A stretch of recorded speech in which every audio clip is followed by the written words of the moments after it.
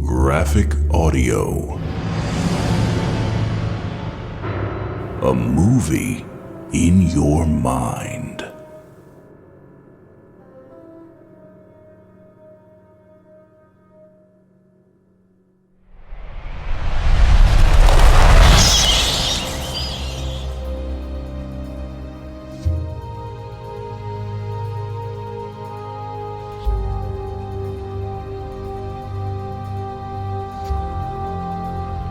Graphic Audio presents DC Comics Batman No Man's Land Part 2 by Greg Rucka. Batman and all names, characters, and elements are trademarks of DC Comics. Copyright 2011. All rights reserved. Narrated by Richard Rowan and Karen Novak.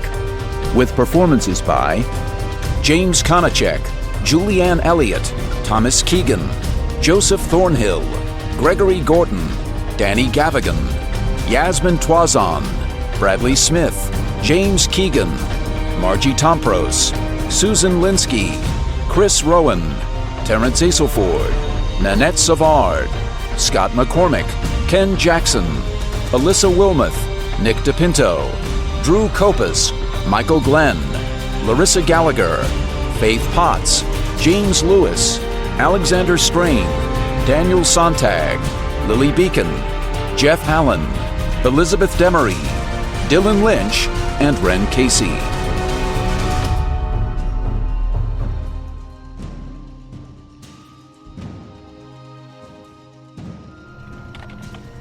Oracle, Personal, entry number 459, NML Day 233, 1231, Zulu.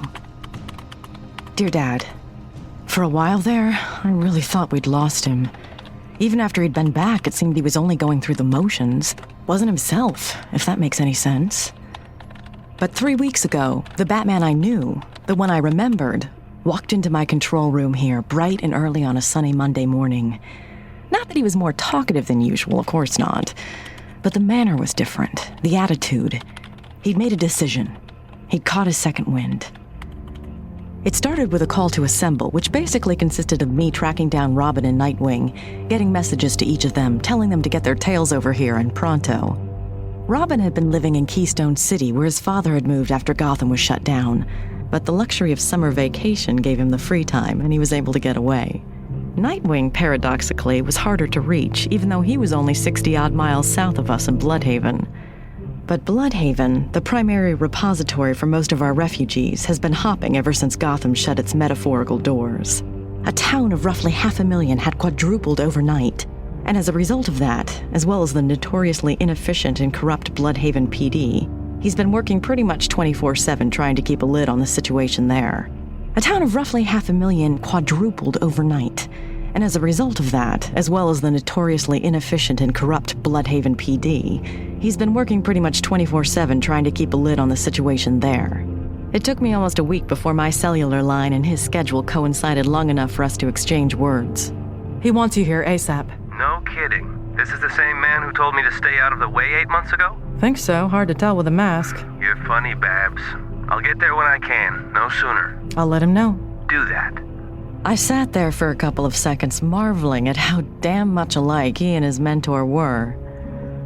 FYI, and I just realized I'm assuming things here, so I apologize. Nightwing is actually Richard Dick Grayson, Bruce Wayne's ward and, for lack of a better term, I guess, inheritor. Dick and Bruce, they have a strange relationship. It's almost like father-son. It's almost like friends.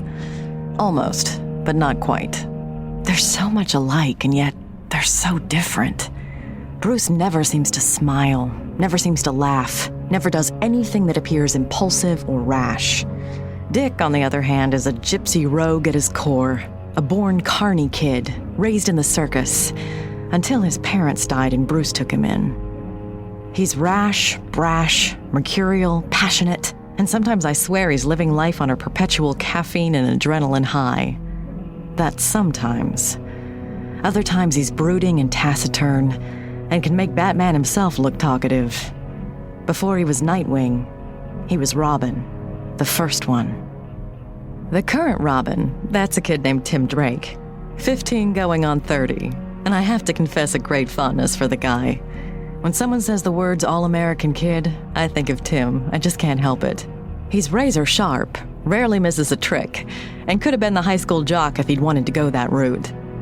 As it stands, he's a computer geek like yours truly. He's also of that same single-minded determination that Bruce and Dick share. Tim wasn't picked to be Robin. He decided he wanted the job all by himself and went after it, and didn't really give Bruce much of a choice. So that was the call to assemble, to bring them here and get the party started. It was going to take each of them about 3 weeks before they could get into the no man's land. This didn't seem to bother Batman at all. He had other things to do, most of which he kept even from me. It was clear he had a master plan, though. What it was, I didn't know. For a couple days, he had me hacking out of the NML, tracking fund transfers in a variety of numbered accounts in the Caymans and Switzerland and Metropolis and Fawcett City and London. I thought maybe they were Wayne Enterprises fronts, but it didn't take long for me to realize that wasn't the case. He wouldn't tell me whose money we were looking at, but there was a hell of a lot of it. And why are we doing this? Land. And that was the end of the discussion. 2 other things of note happened before the gang arrived. The first was more a change in manner and procedure, with Batman taking Cassandra with him on his rounds pretty regularly. She'd get back here before dawn. She was still sleeping on my couch, breathless and sweaty and eyes all aglow, looking delighted with whatever heads they had busted that night. I knew what he was doing with her, of course, and it was unspoken between him and me. This time, he had my approval. The second was that Batgirl contacted me early one evening near the end of August. She came in on his frequency. I don't know how she managed to hijack it, but there she was. Oracle, come in. I switched the voice modulator on. What do you want? Where is he? I need to talk to him. Don't know. It was true. At that moment, I had no idea where Batman was. I need to talk to him. Can't help you. I haven't seen him since that night Two-Face took our territory. Yeah, I heard all about that. I failed. I know that. I need to make amends. I need to talk to him. You know what, kiddo? If you're smart, you'll get out of town while the going's good. He doesn't want to see you. He doesn't need your kind of help. You should take off that costume of yours and put on a different suit of clothes and maybe think about getting out of Dodge. That's what you should do. No. You want me to run? I won't run. You had your chance. It's over. Then I'll wait until I hear that from him. Your choice. I cut the connection. I almost felt bad for her, but not quite. He was prompt, which Mercy Graves appreciated. She hated tardiness, especially in business, and all the more so during covert actions. She planned to stay in Bogota just long enough to accomplish her job, and then she would head back to the States. She had a schedule to keep, after all, one that her employer had established, and one he expected her to maintain. Mercy Graves didn't ever want to disappoint her employer. She saw the man enter. Everyone in the restaurant saw him enter. He was easily 6.5 feet tall, if not taller, and comfortably over 250 pounds, all of it muscle. His suit was light tan, linen, and well-tailored, and he was far more handsome than Mercy had been led to expect from the photographs she'd seen. She watched as he stopped to speak with the maitre d', then turned his head to her table. Mercy moved the briefcase to the floor, from where she'd set it on the empty seat beside her. Señorita Graves? The man offered a mammoth hand. She shook it briefly, appreciating the fact that he didn't treat her like she would break. He didn't try to impress her with the strength of the grip either. He knew what he was capable of, and didn't feel any need to prove it. Senor Bain, thank you for agreeing to meet with me. Is this a safe place to talk? He took the empty seat. I own the restaurant. We will not be interrupted, and no one would dare repeat any conversation they overheard. And please, it's just Bain. Very well. Would you like to eat first, or shall we move straight to business? Bain motioned one of the waiters over. I have a flight back to the States in just over an hour. Senor? Momento. You do not enjoy Colombia? I have several appointments to keep. Bain produced a large cigar, which he allowed the waiter to light for him. He offered it to Mercy. No, thank you. Bane waved the waiter off and settled back in his chair. The smoke was thick and aromatic, and Mercy felt it insinuating itself into her hair and clothes. She tried not to frown. Business was business. You wish to hire me? My employer does, yes. He feels that you are uniquely suited to a task he needs completed. I am flattered. You should be. My employer is a very discriminating man. He gave me very specific instructions with regard to you. Such as? I was to make our offer as compelling as possible. His eyes wandered over her. She knew what he was seeing, and from the file she'd read before arriving in Columbia, had a good idea of what he was thinking as well. His sexual appetite was notorious. And are you part of that offer? I'm afraid not. But I can guarantee your compensation would be worth the disappointment. Very deft. You have my undivided attention now, Senorita Graves. Tell me what I can do for you and your employer. How much do you follow American politics? Not at all. I am a citizen of the world. But you've heard about what has happened to Gotham City. Bane slowly leaned across the table. If you know me, you know my interest in Gotham. The No Man's Land has turned into a political disaster. Easy to put into effect, much harder to undo. The President, the Congress, the Senate, they're debating the issue non-stop. It's only a matter of time now before the declaration is lifted, before Gotham is welcomed once more into the United States of America. I know all this. He leaned back in his chair and looked around the room. At one of the other tables across from them, a lovely brunette was speaking to two other women at her table. The brunette had been casting glances toward them since Bane had arrived. You see her? She wants me. She's DEA. If you're not interested in what I have to say, I won't take up any more of your time. No, don't be like that. Business, right? You haven't told me what your employer wants. It will be difficult. Then it will be more expensive. Please, explain. He wants you to enter the No Man's Land within the next 14 days. He wants you to proceed to the city recorder's office and the Hall of Records. He wants both sites destroyed and all records that may still exist there burnt. Is that clear enough? Admirably so. Good. Is there more? Provided that you can accomplish these first goals, you would be paid an additional retainer to make yourself available to my employer until such time as the No Man's Land is officially ended. Bane straightened in his seat, tapping ash from his cigar onto the empty bread plate in front of him. Mercy tried not to roll her eyes. As cultured and educated as Bane tried to be, his prison-bred manners still leaked out. She knew in his heart he was a convict, a thug, and no matter how many layers of fine fabric he wore, that would remain.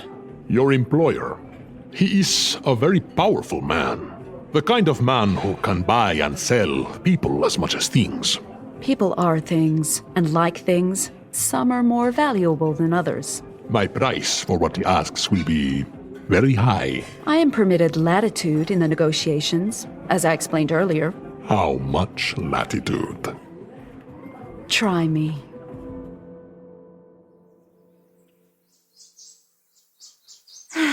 Puddin'? We going out today? The Joker had bashed his companion over the head with the rubber chicken he was holding. He'd put a bar of soap in the chicken, and it made a pretty good club. Harley, do stop groping me, or I'll pick your nose with a power drill. You're just cranky because we never go out. You've been doing the same thing for months now, sweetie. Just sitting here on these steps, rain or shine, looking down at the No Man's Land. We never go out anymore. We never went out to begin with. I wonder where I put my scissors. We could. Harley, if that hand heads any lower, you'll be tying your shoelaces with your teeth. She let go of him reluctantly, then sprang up and did a cartwheel down the steps, ending with a backflip that put her on her feet once more. Ta-da! Getting better, aren't I, Mr. J?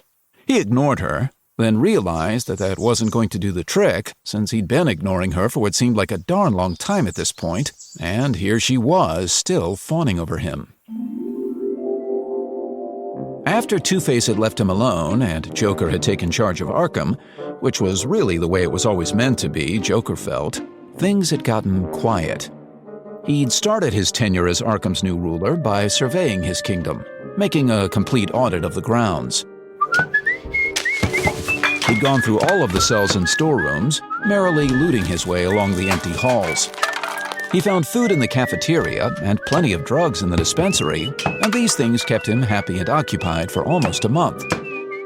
As the winter continued, he took to trapping what animals he could find, then had hours of fun putting them through therapy.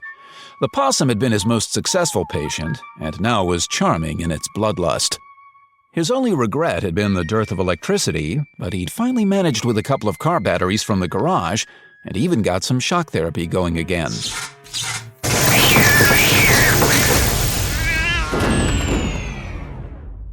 When spring came, he decided it was time to give the whole asylum a good cleaning.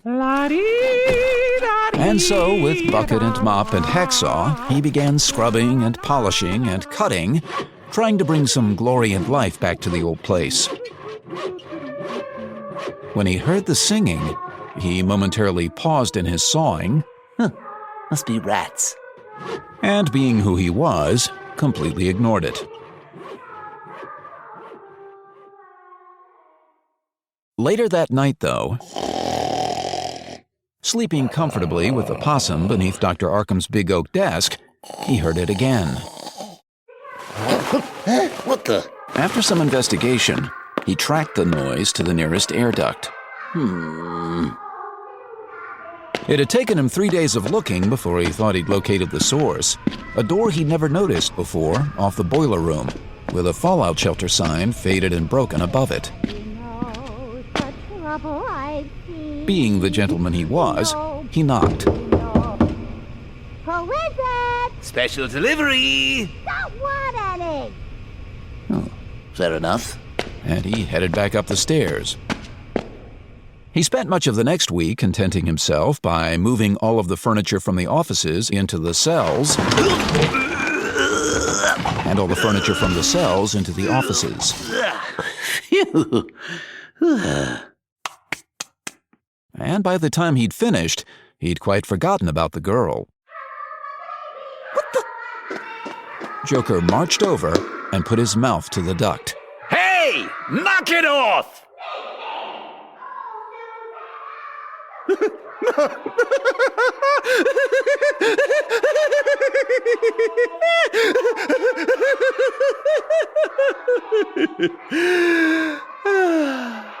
I think I'll chop her head off. He got himself the fire axe from the wall and marched off. When he got to the boiler room, he began whacking away at the door.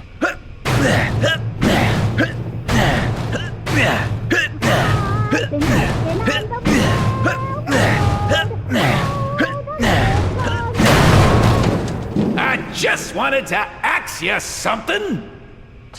Eh? He peered inside, seeing nothing. It was absolutely pitch black in there. Ugh. P.U. And boy, howdy did it stink. Bad, like really bad. Like things had died in there, and maybe someone had been using the space as a bathroom too, for a really, really, really long time.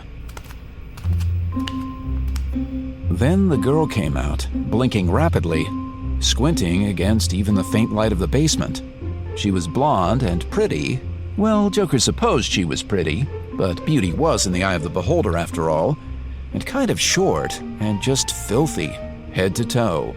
He recognized her from his therapy sessions, though she looked different now that she wasn't crying or wailing about how old Dr. Arkham was going to keep them apart. She had on a doctor's jacket, and on the jacket was a name tag. Dr.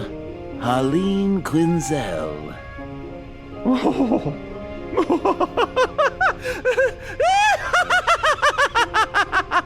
Oh, it's just too perfect.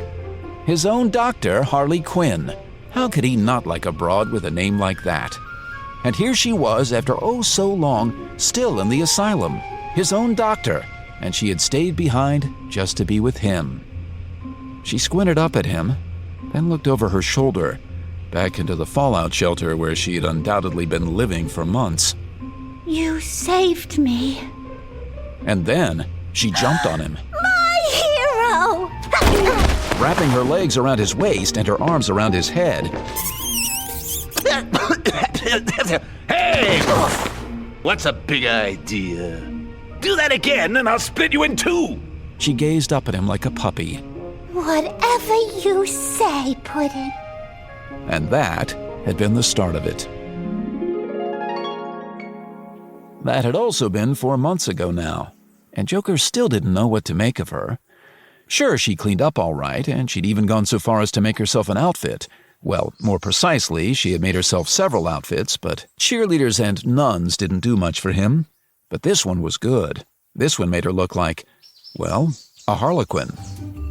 At times he was almost in awe of her. She was so darn peppy and full of energy, and sometimes even funny. But she was also sprung, totally bent, but he wasn't certain that he liked that. When she'd been Dr. Harleen Quinzel, when she'd been trying to cure Joker of his madness, she'd seemed much saner. He'd had to work very hard just to get the edges of her psyche to crack during their sessions, and even when she had sworn her undying love in the weeks after the cataclysm, Joker still hadn't been certain she wasn't trying to play games with him. Now he knew. She was crazy. He would have been delighted with his handiwork if she weren't so damned annoying. Even worse, the more he abused her, the more she kept coming back. At one point, during the hottest day of summer, he'd even set fire to her hair.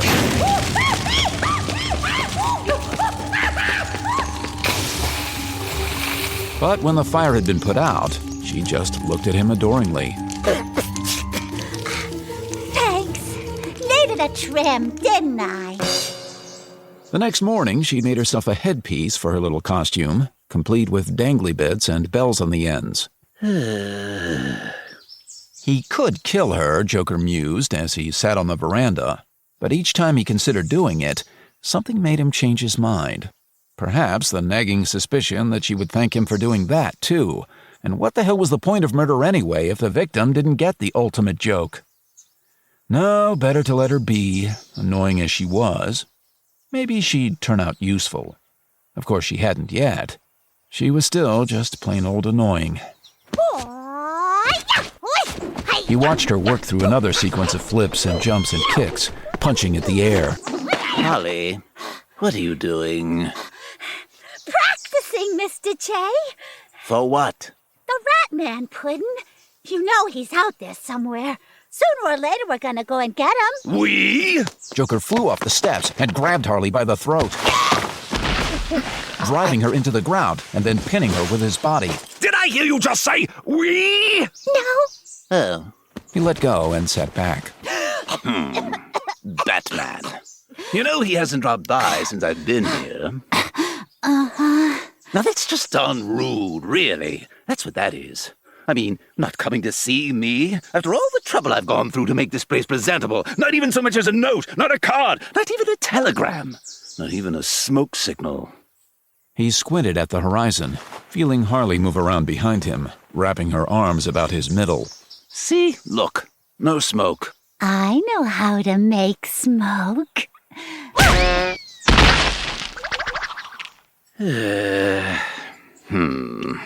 Joker sprang to his feet and began marching purposefully toward the front gates. Halfway there, he stopped, looking back to see Harley still sitting on the ground, staring after him mournfully. Well, what are you waiting for? You're the one who keeps saying I never take you anywhere. Oh, goody! She bounded after him, and together they descended into the no man's land.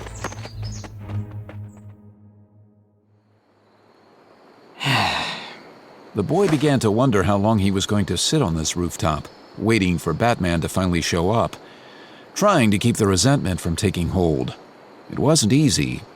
He'd come a long way in response to a single request, an email from Oracle on his computer back in Keystone City, a message saying simply, "Tim, he wants you to meet him Labor Day, warehouse at the corner of Munch and Hama, Sunset." Tim Drake hadn't hesitated, dashing off a response saying that he was on his way. And then he'd lied to his father about taking a road trip to New York with two of his friends, Tony and Mike. Tim's father, delighted to hear that his son had actually succeeded in making friends in their new hometown, had agreed without reservation. It had taken slightly more manipulations to get Tony and Mike to cover for him. A story about the girlfriend he'd left behind when he moved out of Gotham, the girl who now lived in New York, that he just had to see. But the boys understood that. He was covered. Getting through the blockade, that had been harder. Dodging the National Guard patrols on the far shore, then scaling the underside of the Brown Bridge, avoiding the mines until he reached the broken center. He wore his work clothes by then, in full Robin mode, and had used the grapnel to swing across. At the lowest point of the swing, he'd felt his cape brushing the water. He could swear he'd seen the mines floating in the Gotham River below him. Upon landing, he'd nearly fallen from the wet spars, pulling the muscle along his shoulder, trying to keep from taking the tumble. But he had done it. He had done what Batman asked, and he had been on the warehouse roof even before the sun had begun to set. Now it was dark, and there was no sign of the man. He could at least be prompt. Why change a pattern? Robin turned to see Nightwing grinning at him. Dude! How long have you been listening to me mutter? Dude. About 20 seconds tops, I swear. How you been, Tim? Can't complain. Or more fairly, I shouldn't complain. But I've been waiting for this, man. Been hoping he'd call. Me too. What took him so long? Who knows? You know how he is. Tells us to stay out of Gotham, out of his way, vanishes for months. Then he has Oracle call, and he expects us to come running. And we do. And we do. He'll tell us what he wants when he's ready. If he shows up. He'll show. I already have. Glad you both made it. Robin? Yes, sir. Robin wanted to say he was glad to see him too, that he was glad to be there. He wanted to say a lot of things, actually, but Batman's look was dark and focused, and Robin thought it might be better to wait. Head to the clock tower. Wait with Oracle. Nightwing and I will join you shortly. Yes, sir. Nightwing, you're with me. So that's how we're going to do this. Batman turned and was off the roof in one swift move. Catch you later, Tim. Robin watched them disappear into the rubble. Then he turned and, as ordered, made for the clock tower. The Black Maskers had left St. Vincent's intact, and as she had every night since Two-Face had stolen their territory, Batgirl lit candles for the dead at the front of the ruined church. She went to her knees and prayed quickly, silently, for each of the men she had failed. Then she rose again and left, leaving the flickering lights burning behind her. The candles would be gone when she returned the next night, either burnt down to nothing or blown out and taken. But it was too much effort to sit and guard them, and it didn't matter. She was certain that God understood the sentiment, knew the gesture for what it was.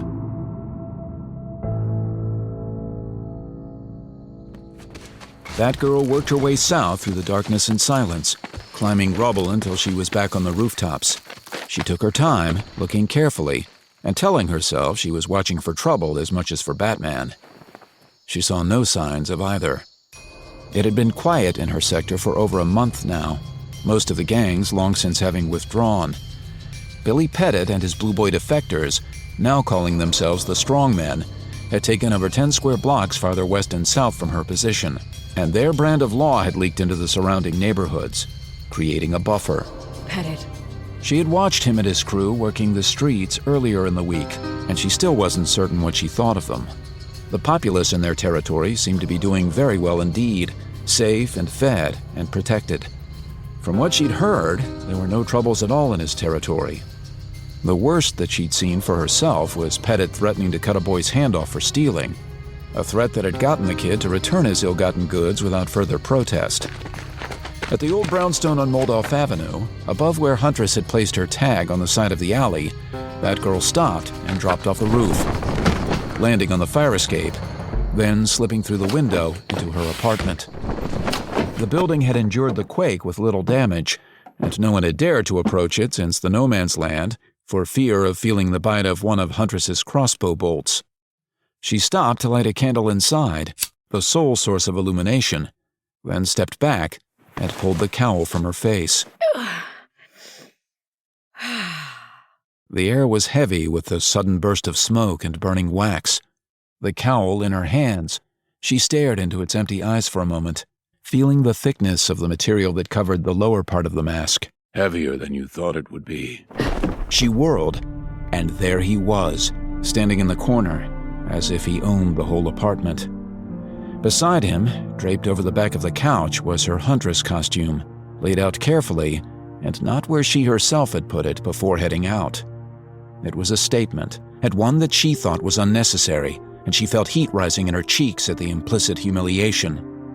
Not only did he know, the exposed costume seemed to shout, he had always known. From the doorway to the kitchen, she heard the other voice, the one she'd spent too much time and energy dreaming of hearing again. Helena? She felt the heat in her ears now, and for a moment she was grateful for the dim light of the candle and the protection it offered. At least they couldn't see her clearly. And then she remembered Batman's cowl and how her own masks never worked quite right.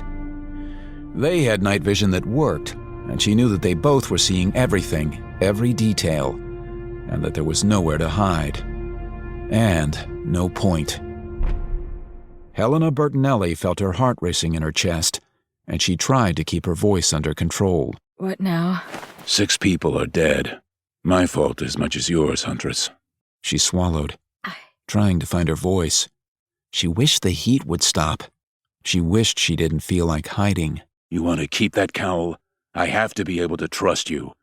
To know that you'll follow orders, that you'll do whatever it takes to get the job done. I tried. Trying isn't enough. You were to stop Black Mask and his cult out of sight of the clock tower.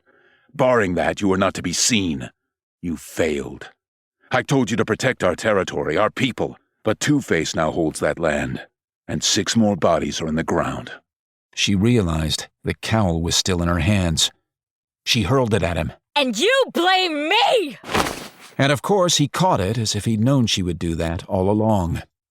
No, I hold you responsible, as I hold myself. You think I don't know what happened? You think I can just forget they're dead? You think I can sleep at night? For 3 months before you got here, I fought for this city. I fought as the Bat because somebody had to. And for 3 months since Two-Face played us all as fools, you've ignored me, avoided me, punished me. You think I don't know it's my fault, Batman? Do you really think I don't know? There were 60, 70 of Two-Face's men there, damn it. What was I supposed to do? More. You lack discipline. You lack control. You're too emotional. If you want to remain with me, with us, you'll have to fall into line. Otherwise, you're out. That's the way it has to be from now on. With us, or alone. Helena glared at him, feeling a new humiliation. With us, he had said. With him and Nightwing and Oracle and the rest. And of course he knew. He knew what had happened in this same apartment over a year ago. And that was why Nightwing was there. So he could see too. So Batman could show his prodigal son the mistake that had been made. How unworthy she was of him. That's the way it has to be. Batman turned away. She moved to follow. Damn it, look at me! Your way. The only way and nothing else will do. I bow to you or I'm nothing, is that it? Huntress, think of... Keep out of this! You may submit to him. She tried to move around Nightwing, and he grabbed her wrist. But I don't take orders, and I certainly don't take them from you. That's the problem. No, not mine. Not anymore. Huntress. Don't touch me. Nightwing backed away. For a long moment, none of them said anything anymore. And Helena realized that her eyes had begun watering, that tears were starting down her cheeks, and the humiliation that had for a moment been buried behind her rage reared up again. She turned away, putting her back to both men, moving to the window. I won't be what you want, Batman. Don't ask me. I can't. Then stay out of it. You'll only get in the way. She felt his cape brushing past her, saw him disappear through the window. Nightwing followed, then stopped halfway out, 1 foot still in her apartment, one already on the fire escape. Helena. Get out. Just go away. Nightwing opened his mouth to say something, but there was nothing to say. Helena Bertinelli stood alone in her apartment, watching the shadows cast by her single candle dancing along the wall and floor. She brushed at her eyes with the back of her hand, felt her heart slowing. Then she remembered the humiliation again, and it all came back, as savage and present as before. Fingers almost shaking, she pulled at the collar of her suit, freeing the cape, finding the snaps that hid the zipper along her shoulder. She yanked, pulling the shell of Batgirl away from her own skin. She saw the Huntress costume laid out on the couch, where Batman had placed it. She stared at the costume, remembering what he had said. Then stay out of it. You'll only get in the way. I can't do that either. And she began to change clothes. Nightwing caught up with Batman a block away, where he found the other man standing motionless atop the ruins of Vincenzo's Fine Foods, staring down at the city. You handled that well. You can't push her like that and expect her to just play along. I know. Then you know she won't stay out of it. She'll go rogue. She won't stop. Yes. Oh, I know that tone. That's the I have a plan tone. I made a mess of it, Dick. I tried pretending things were the same, that only the terrain had changed. I knew what I was working for, Gotham's redemption, but I didn't know how to get there. What's happened in the last couple months, with Gordon, with Two-Face, it woke me up. I don't know what happened with Gordon and Two-Face. It's irrelevant right now. But that's why you finally summoned us? Yes.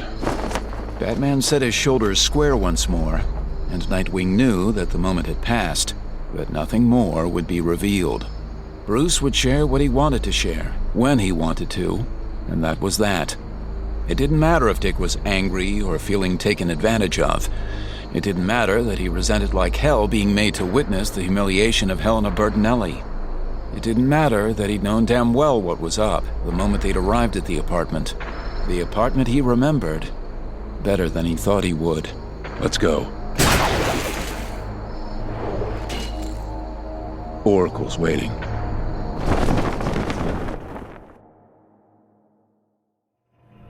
Oracle, personal.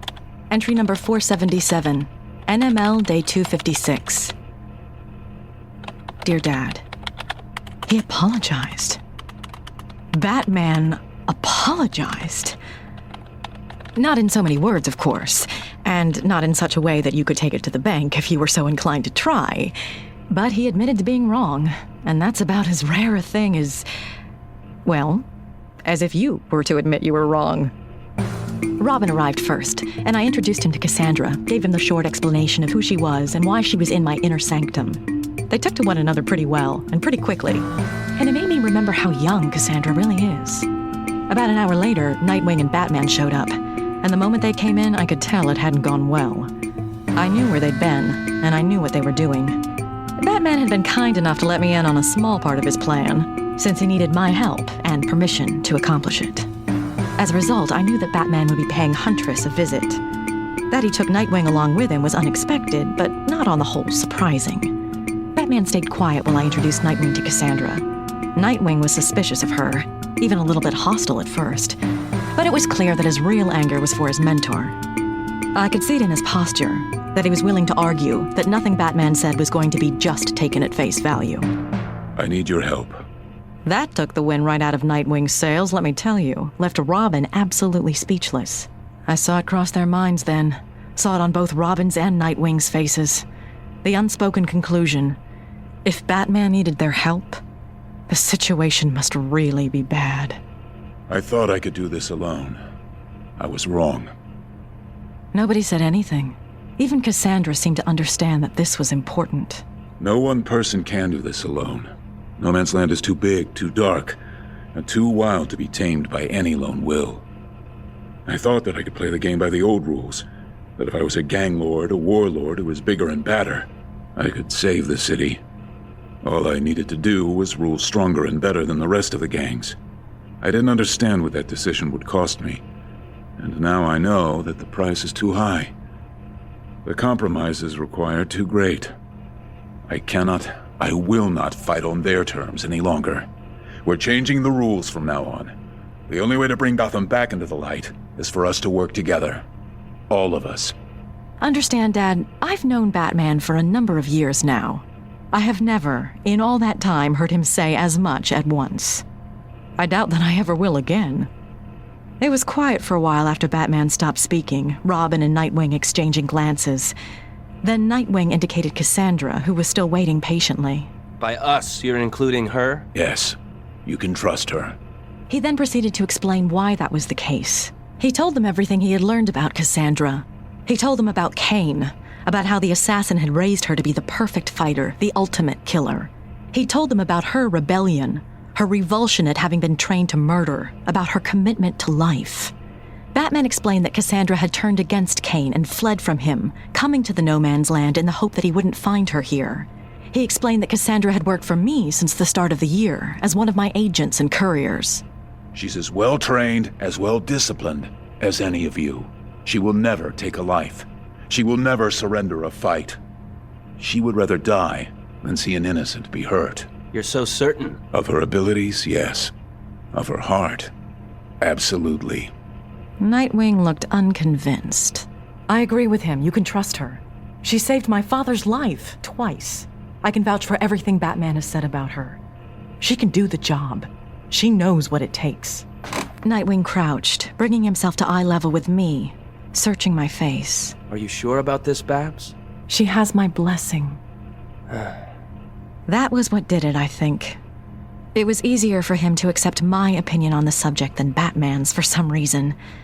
Maybe because he understood where this was going, and he understood where it put me. We were talking about another Batgirl, and he knew me well enough to have guessed my reaction to the last one. Give it to her. I took the bundled costume from where I'd stowed it beneath the console, handing it over to Cassandra. She took it hesitantly, eyebrows raised with a question. Honor it. Mm-hmm. She nodded reverentially, then stepped out of the control room to change. While we were waiting for her to return, Batman explained his current course of action. We bide our time. A plan is in motion. For it to work, the rest of the players need to make themselves known. We won't win Gotham back by simply working our way down the island breaking heads. We need more than that. Influence from the outside. And I'm reliably informed that is coming. No kidding? Bane is in the city. What?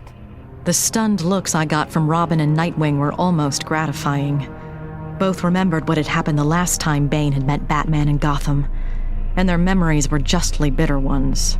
It had taken more than a year for Batman to recover from his injuries, and a lot of heartbreak and anger was still wrapped up in the memory. It wasn't something I wanted to dwell upon either, not wanting to follow the thoughts to the resentment at the end of the line.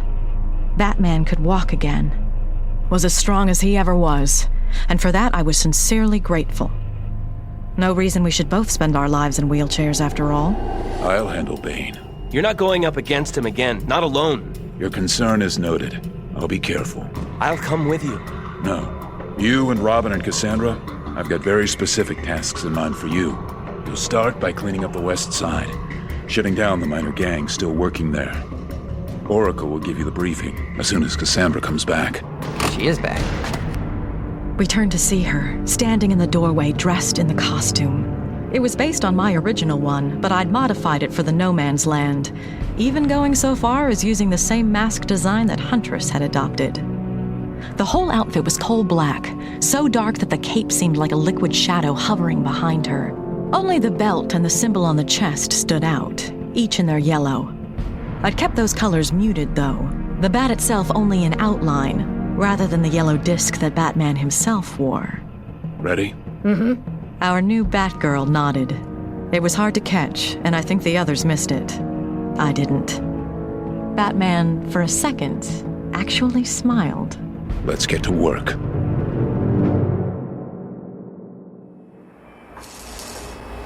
Bueno. Lindo, lindísimo. Miss Graves had been able to supply everything Bane had required, almost effortlessly. And when they had arrived in the No Man's Land, he had been pleased to see a workshop already prepared for him. Bane knew what she thought of him, and he was eager for the opportunity to prove her and her unnamed employer wrong. When he had come to Gotham the first time, he had come with the sole intent of destroying the Batman, his self-manufactured demon, his nemesis. He had come to claim what he felt was his destiny, his legacy, that of being the greatest man, the most powerful man in the world. This time he had no such motivations.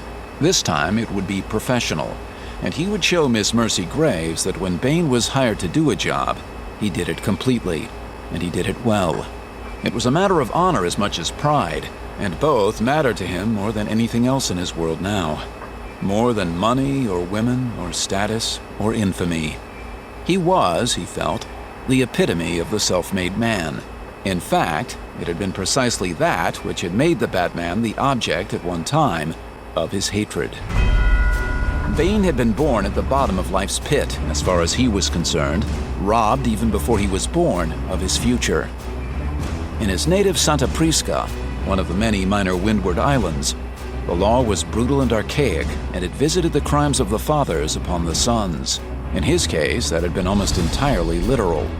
His father had been found guilty of a capital crime, while Bane was still growing in his mother's womb. Listo! Objetivo! Fuego! After the execution of Bane's father, his mother had been sentenced to prison for the offense of being a criminal's wife. And it was into the prison, into custody, that Bane was born. He came into the world to suffer for his father's crimes, sentenced to spend the rest of his life behind bars. The prison life had been brutal, his mother dying when Bane was only 8 years old, beaten to death by the warden who no longer wished to avail himself of her charms. That hatred then passed entirely to him, and Bane was forged by the harshest reality he could imagine for anyone. That he survived was miraculous. That he thrived was unbelievable. Bane taught himself to read, and he read everything he could. Half his time behind bars he lived in his mind, honing it. The remainder he lived in his body, growing stronger. Before he was in his 20s, he ruled the prison's inmates. He had already resolved to escape. The opportunity came with the men in white coats and their illegal experiments, the project they called Venom. Selected for treatment, Bane received controlled dosages of the venom itself, a drug that was part synthetic steroid, part pure adrenaline, and as addictive as anything in creation. It took his enormous strength and amplified it.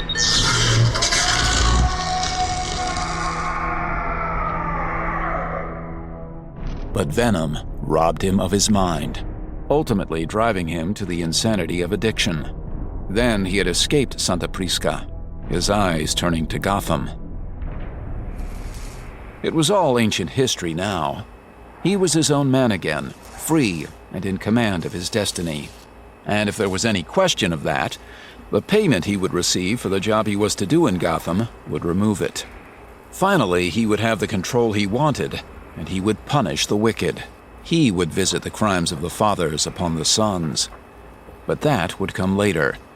For now, he had plastique to mold and detonators to assemble, weapons to load, and body armor to tailor. How's it coming? Almost prepared. Another hour. Then I will be ready. I will begin tonight. Good. She stopped at the table where he had set out his charges, taking one and examining it. Recursive. Very nice. Timer and remote detonator. I thought it would be best to plan a redundancy. Miss Graves had surprised him by insisting on accompanying him into the no man's land, and his protests had fallen on deaf ears. His opinion of women in general had never been very high, and he had thought at first that Graves would be a liability, following along only to make certain that Bane did as he had promised. She had quickly proven him wrong outside of the no man's land, though, when they'd been stopped by a random National Guard checkpoint. May I see some identification, miss? Certainly. Here you are. Oh, Jesus! What happened? She had fired one shot for each of the weekend warriors, all to the head, then exited the car and begun moving the bodies away from the road, almost before Bane had realized what had just transpired. Clearly, a woman to be reckoned with. She had led them into the island via a tunnel from the northern part of Gotham County, and Bane had seen the signs of recent work, had known the tunnel was a new addition, quite possibly prepared for their use alone. It gave him confidence that their employer was sincere in his support. Bane snapped the 9-volt battery into place on the detonator, then used a voltage meter to check the connections. All lights were green. All right. I'll be away most of the night. I have other business to attend to. If you have any trouble, we'll meet back here at dawn. There will be no trouble. There's a woman here to see you, Mr. Cobblepot. They were in his apartment, or as Penguin insisted on calling it, the private chambers, in what had once been the Davenport Towers. A lot of work had been put into making the ruined space livable, and Penguin's rooms in particular were lushly decorated. Thick oriental rugs and antique wooden furniture filled the rooms, all salvaged from around town. There were paintings on the walls, several Garrett himself had carried at Penguin's request from the ruins of the Gotham Museum of Fine Art, crafted by people who had died a long time ago and who apparently were only known by a single name like Rubens or Cézanne or Mondrian. Books were everywhere, all hardcover, and most of them old. Penguin himself was lounging on what Garrett had learned was referred to as a daybed, wearing a fancy silk robe called a smoking jacket and puffing away at the cigarette in its holder. The bandage on Penguin's thigh had been removed weeks ago, and his injury had healed well enough, but Penguin still insisted on elevating the leg whenever he was seated. On the table next to the daybed was a glass of something dark and red, but whenever Garrett called it wine, Penguin sneered. Penguin didn't look up from the book in his hand. And this concerns me exactly how, Garrett, my boy? She told me to show you this. Penguin took the business card absently, still engrossed in his book. He was reading a fairy tale, and it must be a good one because he was totally into it. At least, Garrett assumed it was a fairy tale based on the title. He couldn't imagine a book called The Prince being about anything else. Penguin finished the page he was reading and flicked a glance at the card in his hand. Then did a double take. He hastily put his monocle back in place, looking at Garrett with something like alarm. Is she still outside? Yes, sir, Mr. Cobblepot. Then usher her via the ingress, lad. Hurry, hurry! Bring her in. Penguin rose and adjusted the smoking jacket, quickly cinching the belt tighter around his belly. Mr. Cobblepot will see you now. Of course he will. She was nice to look at. Most of the women in the No Man's Land, like most of the men, were filthy and didn't really care how they dressed. This broad, she was in an open overcoat and a black skirt and wearing a white blouse that Garrett thought might be silk because it clung to her body in a nice way, showing off her shape just a bit, but not like she was trashy. She was tall, too, his height if not a little taller, and she had broad shoulders. It was the legs, though, that he went back to because they were really something. They went all the way up. The woman extended her right hand toward Penguin. Mr. Cobblepot, thank you for seeing me. Ah, Miss Graves, is it? Penguin took her hand, but instead of shaking it, bowed and kissed it. A delight to receive such an august visitor, I assure you. He let her hand go gently, then indicated the love seat opposite the daybed. Please, take a seat. Coffee, port, brandy. I have a modest selection of cigars as well, if you are of a type to enjoy the richer tobaccos. No, thank you. Penguin smiled, moving quickly to the Louis Can's armchair by the love seat, joining her. If I had but known you were coming, I would have prepared a more suitable reception. I do apologize.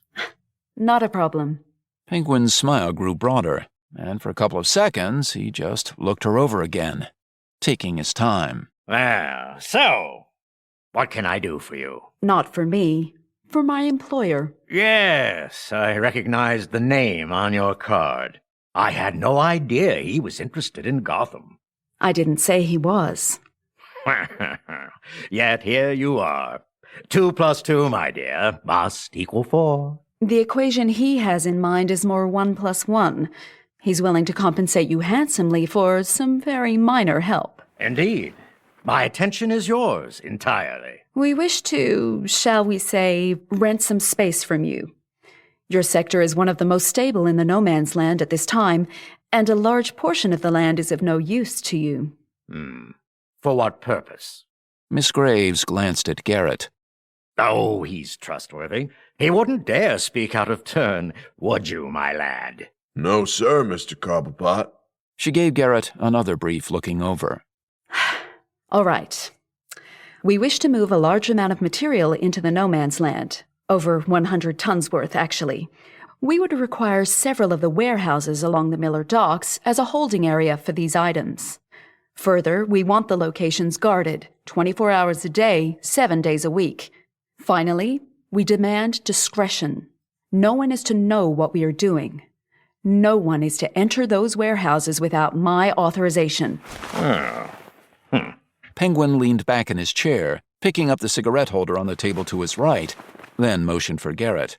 Garrett brought the tortoiseshell box and opened it, and Penguin selected another cigarette, taking his time.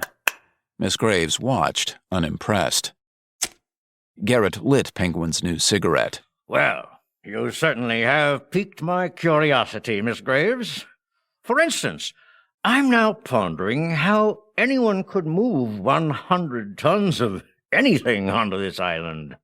That's my problem, not yours. Indeed, yes.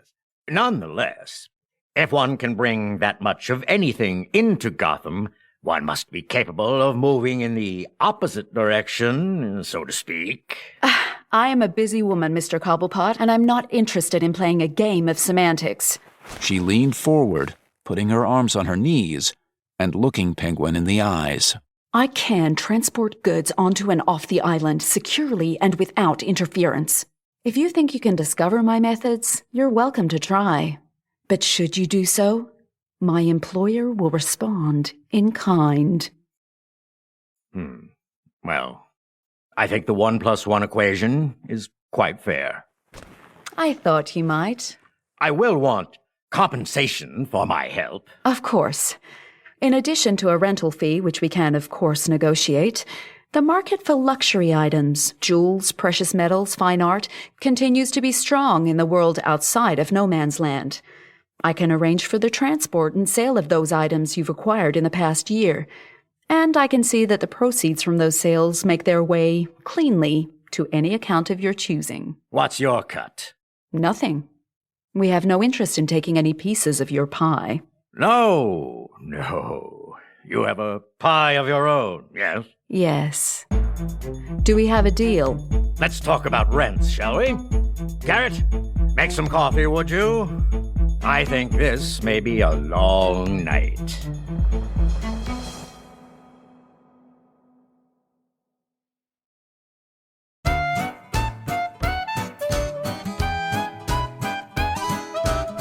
So far, it was going swimmingly, except for one thing. No Batman! None, nada, zilch, zero! He's nowhere to be seen! It's been a month now, and nothing. Joker knew in his bones, especially in his elbows, but also in his scapulae, that the Dark Knight was somewhere in no man's land. He'd seen the signs, for God's sake, the tags on walls in the shape of a bat. He'd heard the talk. Somewhere in the carnage and broken buildings, along the decrepit streets and tortured boulevards, somewhere out there, the Batman was waiting for him. It's really starting to tick me off. But Puddin' Ratman always beats you up. You're missing the point, Harley. It's a running gag. Harley didn't understand. What could he expect from her anyway?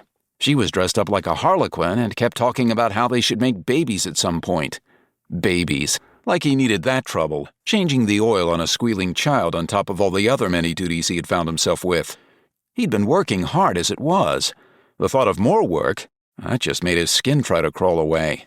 Psychiatrist. Go figure. Other than the Batman, though, he had to admit things were good. Even from atop Arkham, looking at the no man's land, he hadn't realized how bad it was on the ground, how much fun could be had. He and Harley had started out together almost a month before, taking their time on the road down from the asylum, eventually wandering into Burnley, where people ran away when they saw him in a really funny fashion. Sometimes they ran so scared they fell down and rolled and hurt themselves really badly. And then Joker would wander over, taking his time about it, and offer them a hand up. Depending on his mood, he'd be friendly and solicitous, or outright hostile. And sometimes, just for kicks, he'd tell Harley to do a trick. Harley, he had discovered, had tricks. One of her favorites involved a rusty cheese grater and a stapler. It didn't always work, mostly because people didn't tend to sit still for that sort of thing, but it gave Joker a consistent laugh, and he figured in time Harley would have it down to a science. Another thing had happened too, and frankly, it had helped his self-esteem. It had gone down like this. About 2 weeks after leaving Arkham, Joker and Harley had gone up to the old stadium where the Gotham Knights played. Harley, it turned out, was a baseball fan. So they went to see if the Knights in fact had a chance at all of winning the pennant.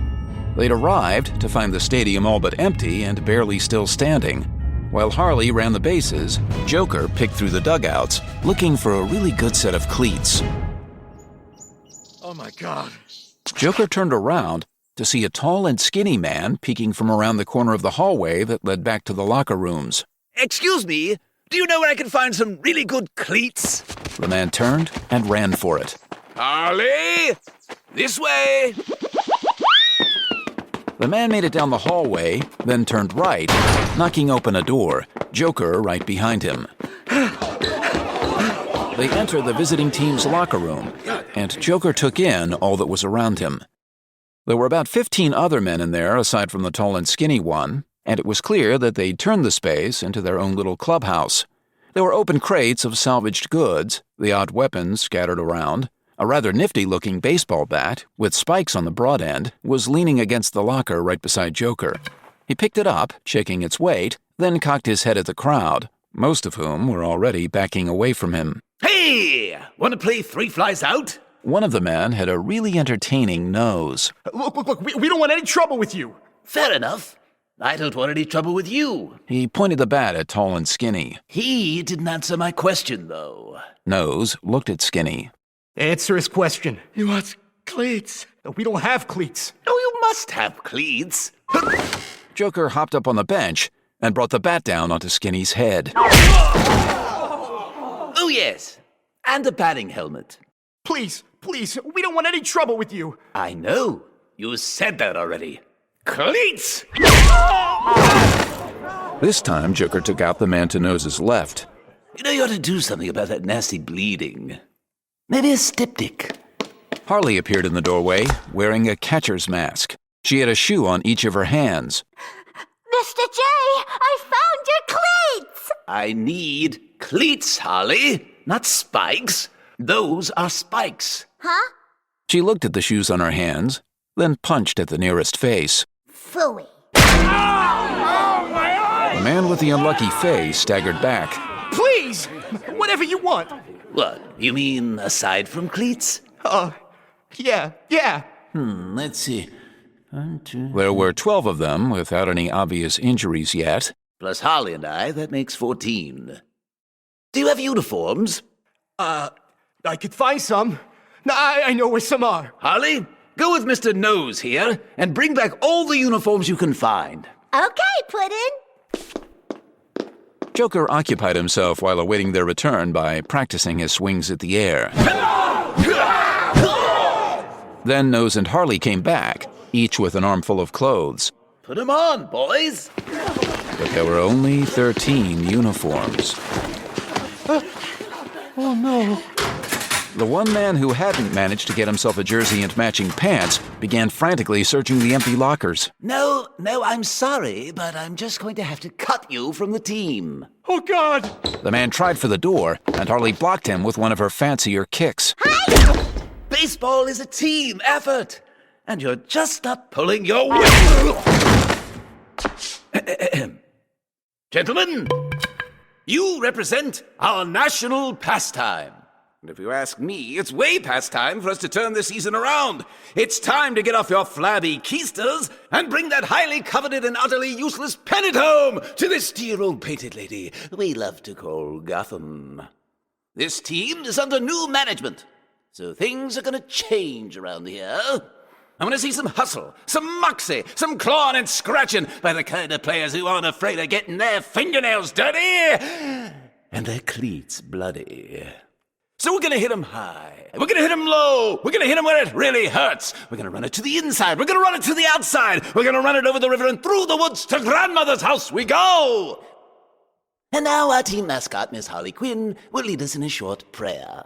Joker is God. The men gaped, stunned. Amen. That's hardly team spirit, boys. Joker hefted the bat again. Amen! That's better. Okay now, let's go on out there and play some ball. That had started his gang. Of course, almost all of the original team got cut, but Harley was great at recruiting new players, and the roster had now nearly tripled. He looked at his team fondly. My boys. Much better now than on that opening day at Knight Stadium. Those players then, they really hadn't had any interest in the game. But these new ones that Harley kept finding, they were his kind of people. They didn't argue, they did what they were told, and all of them had quick wrists and a mean stroke with their bats. With this team, we can get all of Gotham behind us.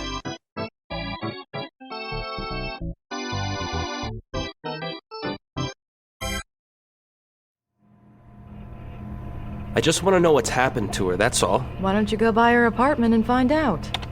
Oracle was focusing on the monitor in front of her. Code streamed by on the screen, numbers flying quickly past as her eyes tried to track the incoming information. You know where it is, after all. I went by. She wasn't there. Oracle's eyes stopped their back and forth for a moment, then resumed. Oh, well. You know where she is, don't you? Maybe. I'd appreciate it if you told me. Don't you have work to do? Doesn't Batman have you investigating something? Yeah, the warehouses on the Miller docks, already checked them out. They've been cleared. Penguin's got men guarding the locations. Nothing's inside. Must be expecting a delivery. Oracle turned from the screen, looking up at Nightwing. How many warehouses? 6. Babs, look. Tell me where Huntress is and I'll get out of your hair. Why do you want to know? Because I'm worried about her. Oh? Yeah, oh. What's that supposed to mean, oh? Oh what? Just, oh. It's not what you think. You don't know what I think, Dick. Actually, you're broadcasting it pretty loud. You don't like her. You don't like that I like her. So you admit it? Admit it? Admit that I like her? Of course I like her, Babs. I think she's basically a decent person who's trying to do the best she can. She's a murderer. And quite possibly insane. That's harsh. Oracle spun her chair around to face him. No, it's a fact. She's a killer. She has a vendetta thing going on. Maybe you're not up on the facts, Dick, but I am, because that's my job here. Helena Bertinelli isn't wearing a costume because she wants to do what's right for the people of Gotham. She isn't wearing that getup of hers because she's out for justice. She wants revenge, plain and simple. Did she kill anyone while she was Batgirl? Well, if she's as nuts as you say, why didn't she? She kept it under control, that's why. Uh-huh. And that makes her insane how, exactly? You want to know where she is, Dick? I'll tell you. I got a report from Vanessa this morning, and another of my eyes, Alex. He confirmed it. She's on the Upper West Side. She's in with Pettit and his strongmen, the Martial Law Brigade. Apparently she's playing on their team now. Nightwing frowned darkly. Damn it. Not so rosy now, is it? He shook his head slightly, almost not listening. There was a plan. He knew there was a plan, and that Batman had put it in motion. But when he'd asked Bruce, he'd received only silence in response, the traditional answer that Nightwing remembered since childhood. Sometimes it honestly felt as if nothing had changed between him and Batman. Nothing at all. Dick. He blinked and saw that Oracle was watching him with some concern. I am hard on her. But you've got to understand, I think it's warranted. It is warranted. That's not what concerns me. Then what? Batman. And that was the only answer necessary. Patience was the key, and Bane knew that.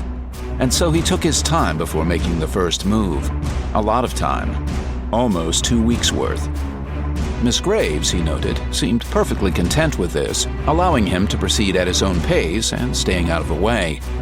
She had something going on with the Penguin, he had gathered that much, and he suspected he knew what that was. But it didn't concern him, and thus he devoted no energy to confirming his suspicions. Most of the initial work was surveillance. The target location was in the center of Two-Face's southern territory near City Hall. And though the Hall of Records itself was not heavily guarded, there were many men in the area, and several were armed. And he knew they would respond in kind to his actions once he began. For that reason, among others, he planned carefully, caching weapons at strategic locations, mapping his routes, and calculating his best angle of attack. Only when he was certain he had accounted for all of the variables did he begin. He had a costume, his traditional outfit for actions such as these, but put it aside in favor of more utilitarian garb. This was, in his mind, a military operation, almost commando work, and he dressed accordingly. He wore his mask nonetheless.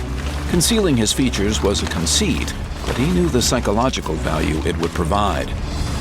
You ready? I am. You will not see me for the next couple of days. This will take some time. Very well. She watched as he armed himself, as he hoisted the mammoth pack onto his back.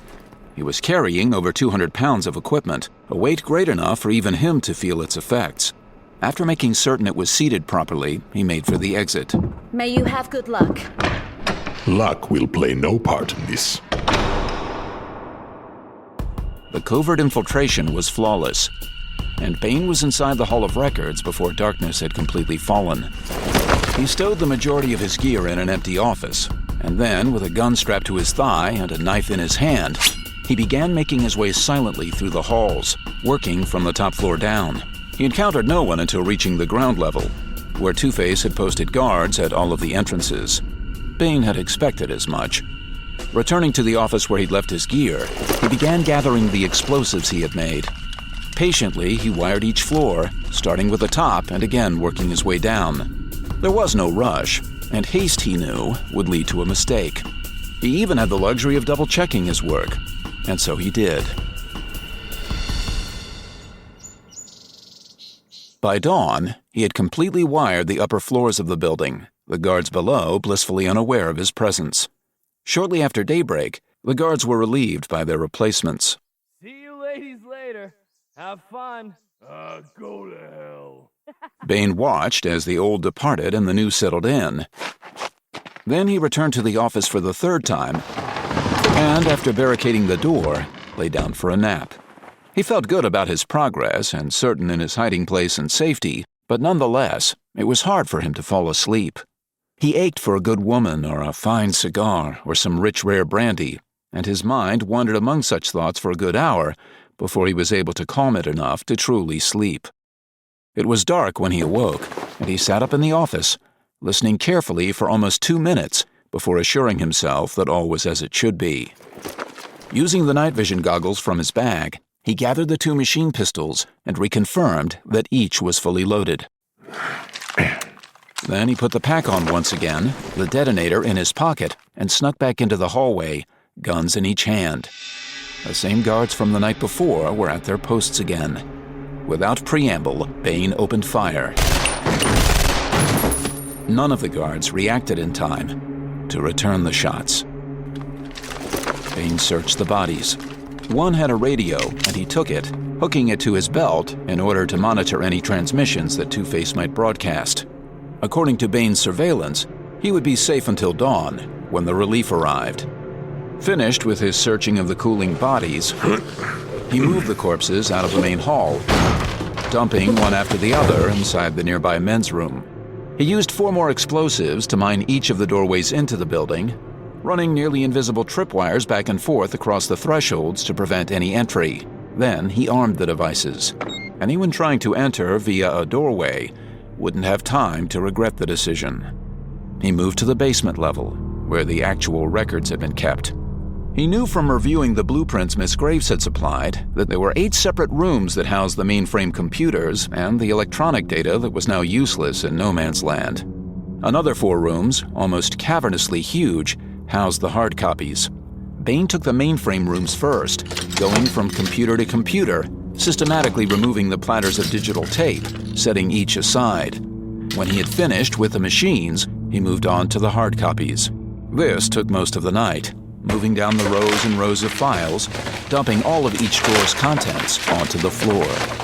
It was tedious and repetitious, and Bain didn't much enjoy the task, but it had to be done, and he knew it had to be done this way.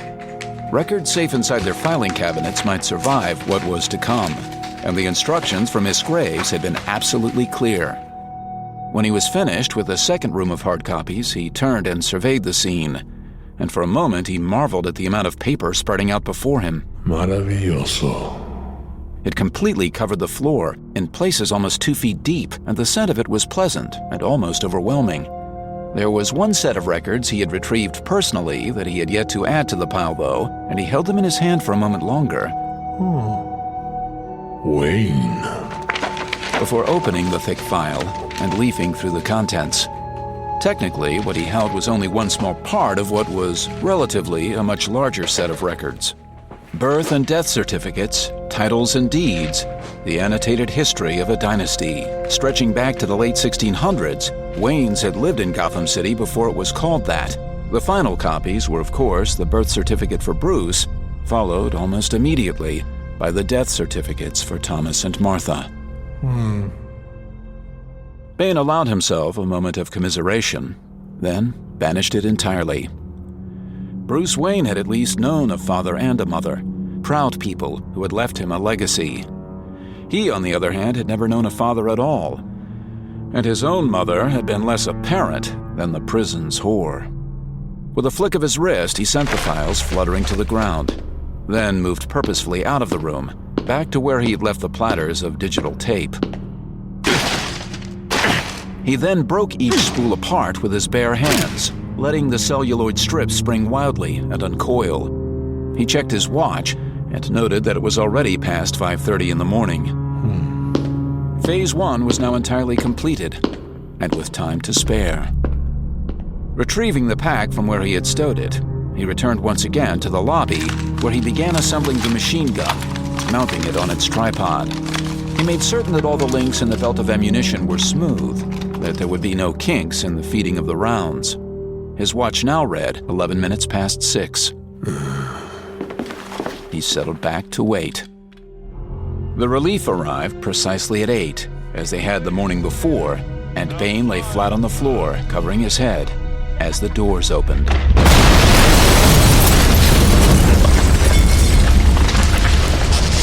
He could feel the concussion of the blast rolling back into the building and over him. The dust cleared, and no one was in the doorway. He saw a piece of a leg just beyond the entrance, presumably a segment of the man who had first tried to enter. The silence stretched on.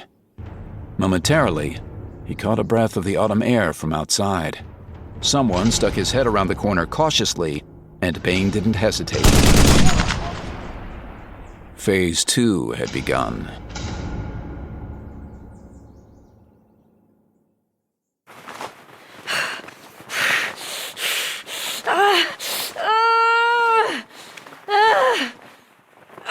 Push. With all due respect, Lieutenant, go to hell! That's good. Just remember to breathe and push. I am pushing! And you're doing great. Breathe. Andy? Keep holding her hand. Okay. Touch me and I'll kill you, Diphilippus! Oh, God! You're doing great, Chris. You're doing fine. You're almost there. I can see the head. Just another couple of... This hurts! Oh, Jesus, God damn it! Ow! Ow! Damn it! How did I let you do this to me? I swear you're gonna pay for this! I swear to God! I love you. Christina's hand was almost white from the strength of her grip around Andy's arm. She was almost sitting up in bed. Her expression changed suddenly, and she fell back. Andy put a hand on her brow, wiping her hair back. It's okay. You did great, baby. You did great.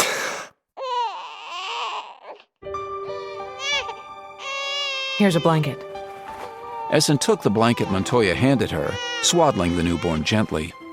She looked up at where Christina and Andy were both staring at her, and she thought it was almost cute, how both of them had the same stunned expression, the same look of absolute wonder in their eyes. It's a boy, a perfect little boy. Congratulations.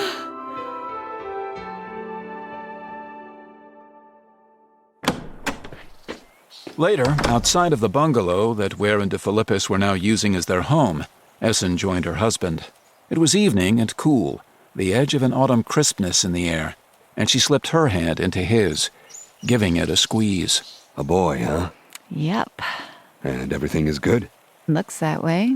All his fingers and toes are there at any rate. In a week or so, we can have someone take them up to Dr. Tompkins. Have a real doctor look at their work. Good idea. So this kid have a name? A mouthful of a name. Justin Michael De Philippis Weir. I'm impressed. Yeah. Just imagine yelling that from your front porch. Not what I meant. From all the shouting going on in there, I wasn't sure if it was a birth or an interrogation. Well, rubber hoses can be used in both situations, so it's understandable. They began walking toward their home. You know, I think that's the 4th kid I've delivered in my career as a cop. 4. Wow. I never have. No? No. Almost all the cops I know, they've delivered at least one child, or been present for at least one delivery in the field. Not me. I keep missing out. Children. Gordon stopped, moving his hand to her shoulder and looking in her eyes. We agreed when we got married. You regretting that decision? Nope. I've got you, and that makes me happy. You're happy? Right now? Yes. I'm walking home with my husband, the commissioner of the police for the city of Gotham. We're safe. We've got a roof over our head. We're surviving. You told me a while back that you were afraid with Pettit gone we'd crumble. Well, it's been months, and here we still are. Yeah, I'm happy, and I'm proud. They stayed in the clinch, lips together, and she felt her heart beginning to race, and the same sense of wonder that, after so long, he could still excite her like this, still make her feel as young and strong and potent as he had all those years ago, when they'd first met. Hey, you two! Get a room, why don't you? She broke away from her husband long enough to turn and spot Bullock and Montoya a couple of doors down, sitting on the stoop side by side. Come on. We can go back to our place and do that thing people do when they want to make babies. Except without the baby-making part. Whatever you want. Sarah took her husband by the hand and led him the rest of the way home. Then she didn't have to lead him at all. He was careful not to wake Sarah when he rose the next morning just before dawn. Quietly opening the door to the bedroom, he stopped and looked back, seeing her still asleep. He let himself smile, and for the first time in months, didn't feel guilty that he could. Things were bad, sure, but not impossible. Hell, even in no man's land, people were having babies. If that didn't prove that life would triumph no matter what, he didn't know what did. He moved into the kitchen, finding a half-empty can of sterno in which he started a fire to heat some water. Back when they'd taken Penguin's land south of the park, in one of the caches they'd found some vacuum-sealed French roast, already ground, and he used a little of it now to make himself a cup of coffee. He took the cup with him out to the garden, planning to watch the sunrise. He settled on the bench, watching the dawn beginning to bleed over the horizon, when he heard the voice right behind him. Jimmy? The hot coffee scalded the back of his hand. From the corner of Gordon's eye, he saw Two-Face standing just behind him to the left. He had a gun in his hand, not quite pointed at Gordon's side. What do you want? It's your turn to fulfill our bargain. Our deal is off. It has been for months, long over. For you? 2 people make a deal, 2 people end it. Slowly, Gordon turned, facing him, holding the mug with both hands. He glanced at Two-Face's free hand and was vaguely relieved to see that the coin was nowhere in sight. You tried to have me murdered. You hired David Kane to do the job. You think I don't know? Well, that had nothing to do with our bargain. That had to do with Renee. What? It's not important right now. Two-Face was leaning down. You have to help me, Jim. Like I helped you. I've got a lunatic on the loose in my territory. He's holed up in the Hall of Records, killing my men. I've lost half my troops to this animal. You have to help me. For a moment, Gordon marveled at Two-Face's ego, how he could toss out words like animal and lunatic without a moment's pause. Then it struck him that anyone who could send Two-Face running for help had to be bad news indeed. You owe me. I owe you nothing. Damn you, Jim! I need your help. No. I could kill you. You know that. Half of me wants to. Then you'll kill me. You're a cop. You're the law. This man is committing murder in my sector. You have to do something. I stopped being a cop months ago. I stopped being a cop when I shook hands with you. Gordon felt the fatigue clawing at his back, knocking away what dim pleasure still remained of the night before. You'll get nothing from me. Two-Face brought the gun up, and Gordon flung the coffee at his face. Gordon dove out of the way, rolled, and reached for the nearest suitable weapon, coming up with a hand trowel from the potting bench. Two-Face was shaking his head, the hot coffee rising off him with steam. Gordon lunged, bringing the trowel down as if it were a knife, and Two-Face barely backed away from the blow, then brought the pistol down hard, going for Gordon's neck. For a second, Gordon saw nothing but heat, bright and white, and when he got his vision back, Two-Face had the gun pressed to his temple, the coin ready in his other hand. Drop it! Gordon turned his head to see Sarah in the doorway of the garden, an oversized sweatshirt and nothing else on, her service pistol in her hands. Drop it and move away from him or I'll kill you. Two-Face let go of the gun and backed off. Then he turned and went for the wall of the garden. Up and over it in a matter of seconds. Gordon scrabbled for the gun that Two-Face had dropped on the ground. Sarah was at his side then, helping him up. Gordon felt his ear with one hand, the sting where the flesh had been torn. You had him. Why didn't you shoot? I haven't had bullets in over 2 months.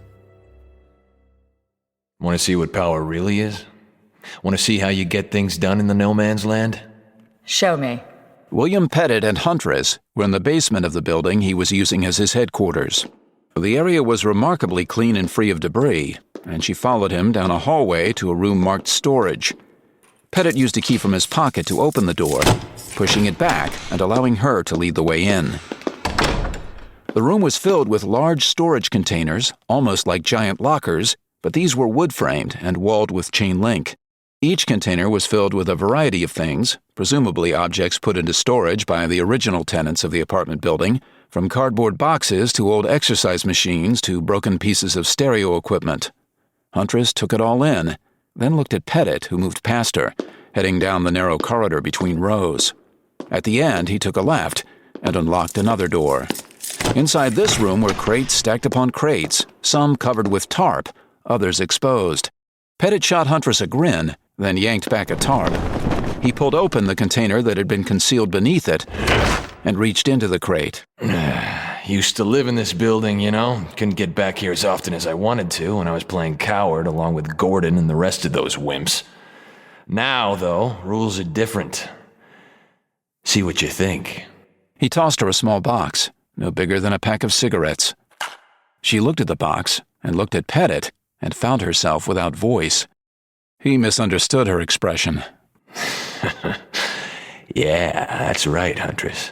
I've got 22, 38, 45. I've got 9 milli. I've got NATO standard. How much? Figure I've got a bullet here for every man, woman, and child in Gotham. He took the box out of her hand, dropping it into the pocket of his coat. This is how we're going to get our point across. Pettit. Huntress, we've already had this conversation. We had this conversation when you first showed up here. This is war, remember? And we're soldiers. Bill, there's a... I told you not to interrupt me. Foley nodded, glancing at Huntress in apology, then turned his gaze back to Pettit. Something's going on in Two-Face's sector. He's pulled all of his men out of the northern section, and there's word of a major firefight going on there. It's been going on for over a day now, something like that. Two-Face against who? I don't know. Doesn't matter. Hugh, get the boys together and get them armed. Anyone who's taking down Two-Face is doing us a favor. We'll head over there and take a look around. Right. Pettit gestured at the contents of the crate. Want one? I don't use a gun. Right. You change your mind, you let me know. as the last sunlight vanished from the sky, Batman alighted on one of the cracked gargoyles adorning City Hall. With a squeeze of his glove, he switched on the starlight lenses in the cowl, scanning the area below that led to the Hall of Records. Two-Face's men had pulled back. For the most part, it seemed to Batman, the battle had ended. He swung to the next building, landing easily on the flat roof, then crossed to the access door. There was no question that Bane had trapped the entrance. Batman was certain that he had in fact trapped all of the entrances. Batman picked the lock quickly, then attached his line to the door, and retreated around the side of the accessway. Any bomb would be directed by the nature of the architecture, and his observation thus far had confirmed that Bane was using a low-yield explosive, possibly less than an ounce of plastique for each device. Batman brought up his cape as a shield, preparing to use it as a bomb blanket as he had so many times in the past, and yanked on the line in his hand. The door snapped open, but nothing followed. No alarm or detonation. Dropping the line, Batman edged his way around the side of the accessway, peering with one eye into the darkness. Still nothing. He switched the cowl lenses to infrared, and finding no heat signature, switched the night vision goggles on again. Still nothing. No, I don't believe you for an instant, Bane.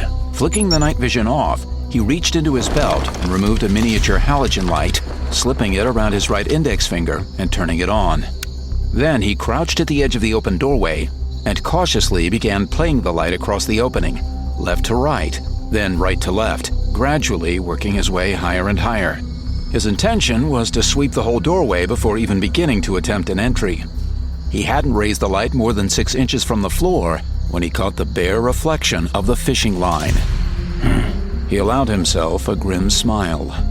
Using the light, he traced the network of lines with his eyes, following the crisscrossing pattern until he was certain he'd found the leading end. From the first aid kit on his belt, he removed a small pair of clothing shears and then calmly cut the line. The tripwires collapsed like a spiderweb set on fire. Using night vision again, he checked the stairwell and now, convinced it was clear, made his way into the building. There was another similar booby trap at the bottom of the stairs. Once again, he methodically traced the lines and cut the lead. Then he was inside, standing in the long hallway in the dark. He rotated from night vision to infrared once more, scanning carefully, and then, again using the light, began making his way forward. He walked slowly down the hallway, fingerlight playing methodically along the floor and walls ahead of him as he went. All the same, he nearly missed the tripwire, not registering its existence until his boot had already hit it. And he felt the barest pressure against his step. He froze mid-step, his leg in the air. The line was all but invisible until the light hit it, and then the halogen beam turned it into a thread of silver, running the width of the hallway at ankle level, no more than 3 inches high, it looked like. You've primed a bomb. Very well done. Now let's see you get out of it. Foot still in the air, he swung the light along both sides of the hallway, looking for the detonator, trying to hold himself steady. Odds were that any more pressure on the wire would trigger the bomb. Any less would probably do the same. It took him 7 seconds to locate the device, a matte black box that had been inserted into one of the air vents in the baseboard. The grating over the vent had been replaced so that only the line was exposed, the device itself protected from any tampering. He felt perspiration beginning to slide down his back. His right calf was beginning to ache. There was no way to access the detonator without changing the pressure on the line. Wonderful. He began a mental inventory of the pouches on his belt, looking for something to substitute for his foot, at least temporarily. Rebreather? Too big, too bulky. Laser torch? Too small. Smoke pellets? Much too small. Miniature camera? Almost, not quite. Skeleton keys? No. Tear gas pellets? Too small. Power source for suit? Too big, too difficult to access. Digital recorder? Too bulky. Jump line? Useless. Plastique? Too little. Can of yellow spray paint. Spray paint? Lid on can of spray paint. That might work. Carefully, he removed the spray paint from his belt, separating the cap from the canister. Then, controlling his breathing, feeling the ache climbing in his leg and feeling his pulse beating at his temples, He began lowering himself with his left leg, bending forward slightly. He needed both hands for this, and the light on his finger danced along the hallway as he moved, alternately illuminating and hiding the tripwire. He felt his center of gravity shifting, his balance beginning to ebb. How much pressure was on the wire? Not much. Couldn't be much. Less than a pound, easily. Less than half that. Weight of the can versus the pressure of the wire. He set the cap on the ground, flat, then slid it forward until its edge rested against the tripwire. The sweat was starting to leak from beneath the cowl. He could feel it sliding along his jaw, then down his neck. The canister next, placed behind the cap to hold it still. It had to be perfect. There was no margin for error. Batman committed. He moved his foot back away from the line. The tripwire didn't move. That was when Batman realized he'd been holding his breath for over a minute now. Not finished yet. Bomb's still primed. He went to the vent, looking in at the detonator. It was a simple, functional circuit with explosive device, and he saw where the blasting cap was wired into the plastique. The unit was powered with a 9-volt battery. Using the laser torch from his belt, he set the beam as narrow as possible, then fired, burning out the circuit. Then he tugged the wire free from the unit, and there was no explosion, and he was still breathing and fine, and he got back to his feet, vowing that he would be more careful. It took him another 7 minutes to clear the hall on that floor, finding 2 more devices, which he deactivated as he went. Bane definitely knew he was coming. On the second floor, he found 4 more, and deactivated those. He entered the lobby cautiously, finger light off, again rotating from night vision to infrared. He found fading heat signatures, the residual glow from the piles and piles of spent brass. He determined that over 1,000 rounds had been expended in the lobby, most of them .50 caliber. The machine gun itself was unattended on its tripod just beyond the reception desk, still shining with heat. Batman stopped in the middle of the lobby, listening hard. Batman! I know you are here, my friend! Bane? But Bane was nowhere to be seen, hidden somewhere in shadow. I am flattered. You remember me. You do yourself a disservice. How could I forget you? How indeed. But here you are. Ready for more of the same? I see no need to repeat history, Bane. Right now, you and I are about even. Tied, you mean? And in a draw, there are no winners. And no losers. Batman began moving again, this time lightly, watching his step. Soundlessly, he reached the stairwell leading down to the basement archives. We are not men who accept our defeats. In fact, we defy them. When Bane spoke, Batman knew he was heading in the right direction. He began making his way down the stairs, finger light still off. As he neared the bottom, he saw the faint glow of electric light spilling on the floor. You and I, we are of the same world. We have made ourselves as much as we have been made. You know this is true. Batman stepped into the hallway, and there Bane was, waiting for him. You may not believe me, but it is good to see you again.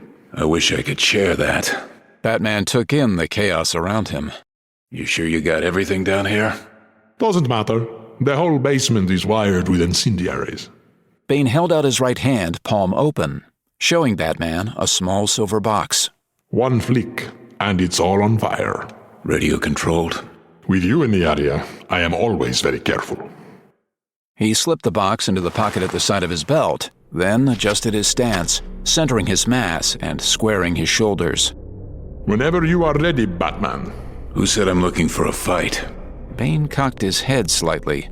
Why else are you here? What's he giving you for all of this hard work, Bane? It's not simply money, is it? No, not simply money.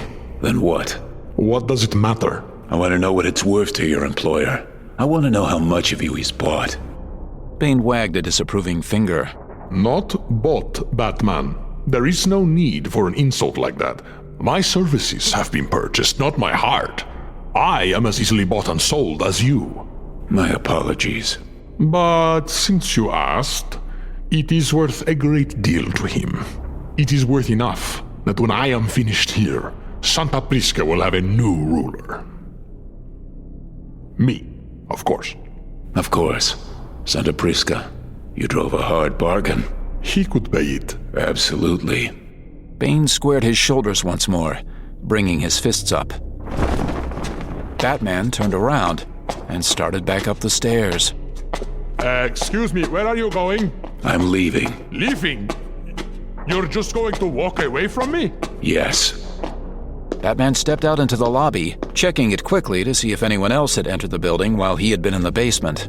He could hear Bane's boots on the steps coming up after him. You're playing games with me, yes? No. Sorry to disappoint you. You've lost your nerve, that's it, isn't it? You are afraid you cannot defeat me a second time. Batman headed for the front doors, noting that they had been blown clean off their hinges.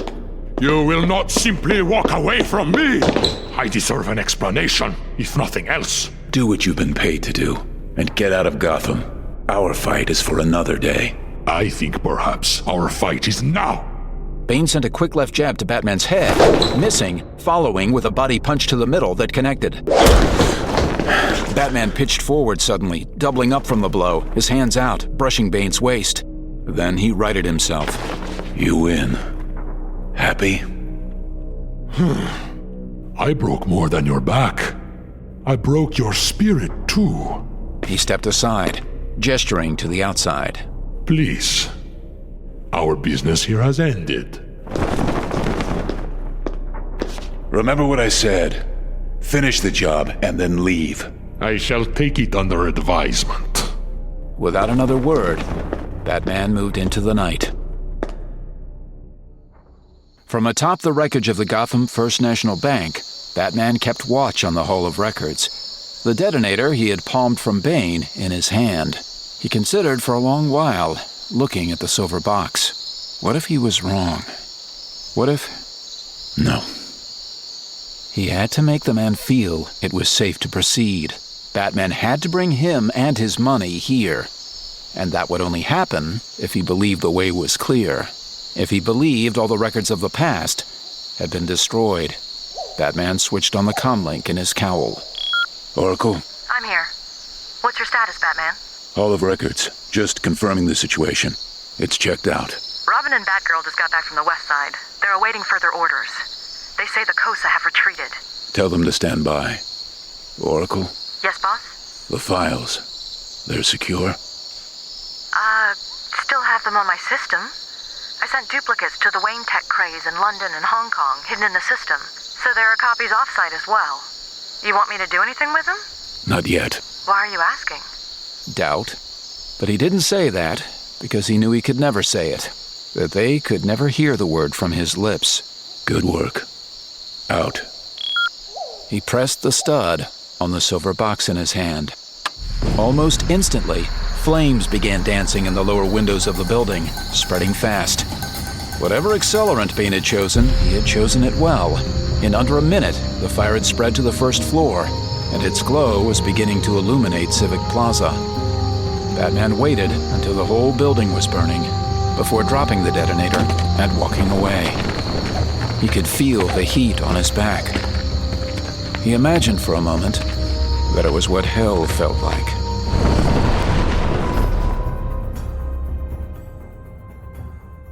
Oracle, personal, entry number 552, NML day 294, 1410 Zulu. Dear Dad, it's quiet again, and I finally found some peace in which to write. Autumn is ending. Maybe it's that. The new chill in the air, the bite of the coming cold off the Gotham River and the Atlantic Ocean. Maybe that's what is keeping us silent. Or maybe, in the wake of Bane's one-man war against Two-Face, the whole of No Man's Land is nervous again. There was a lot of blood spilled at City Hall. A lot of Two-Face's men died. And in the course of 3 days, the NML's mightiest warlord fell from his perch, crashing into near anonymity. My eyes haven't seen hide nor hair of Dent since the Hall of Records went up in smoke, and neither Nightwing nor Robin has mentioned seeing him either. Batman himself has remained silent on the subject. All he would confirm was that Bane escaped the blaze. He added nothing more. Pettit and his strong men took losses too, trying to corral the fleeing members of Two-Face's crew. It led to more fighting, and people fell on both sides. My agent Charlie saw some of it, said that Huntress was in the thick of it with Pettit's boys. But that may just be Nightwing's influence rubbing off on me more than anything else. Doesn't matter, she's still with them. And the strongmen, as of now, are still the safest cordon in the city, next to you down in Tri-Corner. I've had this feeling, though, Dad, like things are on the verge of changing, that we might be nearing the end of the tunnel. It's not that I can see the light yet, I can't. More that I just know the light is there, a little farther ahead, attainable. Problem is that, until I see the light, I'm still in the dark. This is what I know now, and it's mostly gleaned through my own analysis. Conversations with Nightwing, Robin, and kinda Batgirl, then supplemented by reports from the Eyes. First off, almost all of the minor players have been removed from the board, either through their own actions, or, in the last 2 months, by direct movement against them by either Pettit's strongmen or our guys. Nightwing, Robin, and Batgirl have pretty much been working their way through the city, sector by sector, treating symptoms as they encounter them. Of the named players, only Penguin seems to have any power base left, and he's been remarkably quiet. His sector has remained firmly under his control since Two-Face's double-cross so long ago. Apparently, he has no interest in increasing his holdings. Penguin's never been much for the kind of power games the No Man's Land encourages. He'd much rather, you'll forgive me for this, line his own nest. Two-Face, in the wake of Bane, has a handful of men left to command, far too few to actually hold the land he'd claimed. He's lost all of his northern chunk, which has already been reclaimed by Batman and the rest of our little squad. Further, he can no longer hold on to all of his southern sector, as I'm sure you've discovered.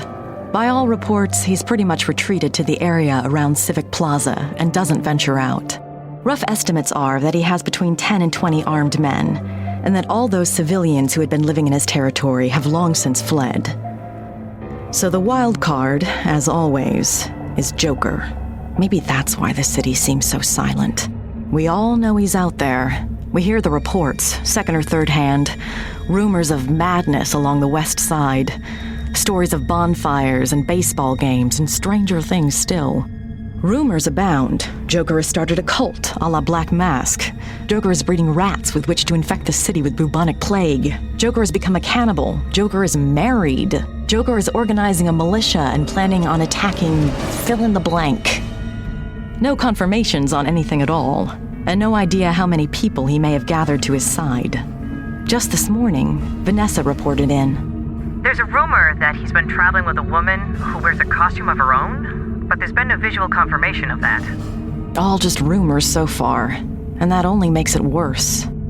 Nightwing has spent much of the last week searching for him, with Robin and Batgirl helping. They found some locations where it's possible Joker had stayed, at least for a while.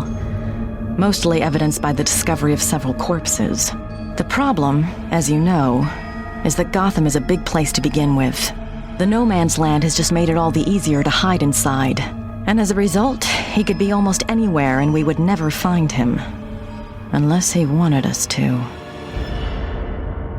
That seems to be what Batman is counting on. He was here a couple nights ago, and Nightwing brought up the situation. Joker, what are we doing about him? Nothing. Ignore him for now. Ignore Joker? He'll come looking for me. Right now, there are other priorities. But no. If you encounter him, notify me and continue monitoring the situation. Gather what intel you can, numbers, capabilities, and so on. But otherwise, do not engage him unless the life of an innocent is at risk. Leave him alone. He'll come to me. And that was the end of that discussion. As for the plan, well, I wish I could be certain I understood it. But here again, Batman has been tight-lipped. The destruction of the Hall of Records was not the blow it seemed to be at the time. I know that much. The reason I know that much is because way back when Mr. Wayne went to Washington, and we could all read the writing on the wall, he contacted me and said that I had to make duplicates of all the titles and deeds. Yeah, that's right. All of them. For Gotham and the surrounding area. Preferably scans, but duplicates however possible. Is that all? Don't worry about birth and death certificates. Those are duplicated elsewhere as a matter of course. Just make certain you get every deed, every title. I had thought he was just trying to cover his own interests. After all, Wayne Enterprises itself was built primarily on real estate money, diversifying from there. But he was adamant. All of it. Took some doing. Took a lot of doing, actually. Took all of the eyes I had at the time, working 24 hours a day for over a month. But in the end, I had computer copies of everything Batman had asked for, digitally encoded, locked away on my system and encrypted like you wouldn't believe. I'd pretty much forgotten about them until Batman called that night when the Hall of Records went up in smoke. I have a project for you. It's going to take a lot of your time and energy, but it has to be done. And done flawlessly. I cannot stress this enough. Have I ever let you down? Each of the files needs to be imprinted, in effect, forged. You need to turn them into unauthorized electronic duplicates, into notarized computer copies. We're talking about over 1 million records. That's right. Whose notarization? The government's. These need to be their copies. Doesn't the Library of Congress or someone already have these copies? They've been destroyed. By? Later. Can you do it? It'll take time. How long? A month, at the very least. I'll need to write an optical character recognition routine that can identify the text in each scan. And then I'll have to create an entirely separate program, one with a semi-intelligent logarithm, to identify variations in the actual documents. And then I'll have to code a new routine entirely to replicate the digital fingerprint that the government uses for such documents. If I do all that, we'll be able to modify them as we see fit, but any modification beyond the official notarization and the code for the scans, I'll have to go in and do that manually. The last won't be necessary. We're not changing the records. We're preserving them. Keep me informed of your progress. I'll need Tim's help. Fine. Just make it happen. And soon. Why the rush? He left without answering. I contacted Tim and he and I set to work. We'd been at it for about a week, serious code rating, hacking at its finest, when Batman returned and dropped another piece of the puzzle in our laps. I need a sat phone link to Lucius Fox. Lucius? Tim swung around from where he'd been working, giving Batman a curious look, then bouncing it over to me. I didn't even bother to shrug. Batman wanted a satellite phone call to the CEO of Wayne Enterprises? That was relatively easy to accomplish, and a break from the drudgery of the last week. I pulled up my tracking information, set my telemetry, then punched up the number Batman gave me. Gonna be a minute before the connection comes online. Can't track the satellite to maintain the connection. We have to take the window as it comes. How much time? You'll have 7 minutes, tops. Then the signal will start to break up. That'll do. That's a DC number, isn't it? Lucius is in DC? Put him on speaker when he answers. And give me some background. Côte d'Azur. And give me Kitty and Lee's. I grinned.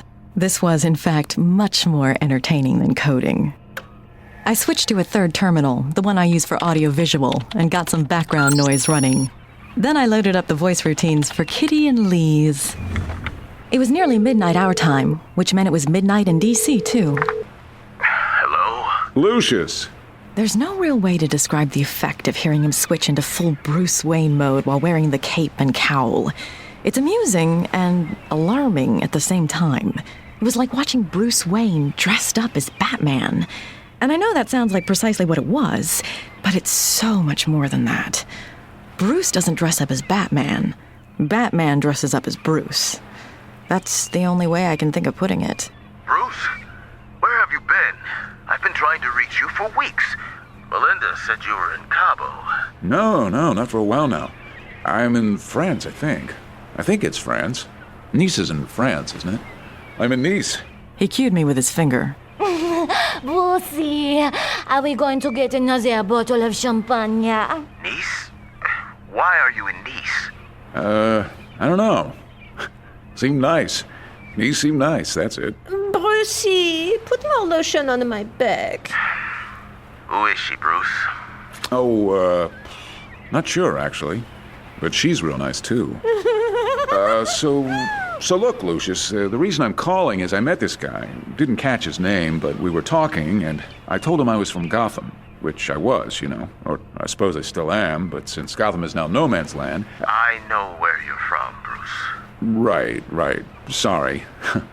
But he said, this guy, he said that he'd owned land in Gotham, and that he just sold it.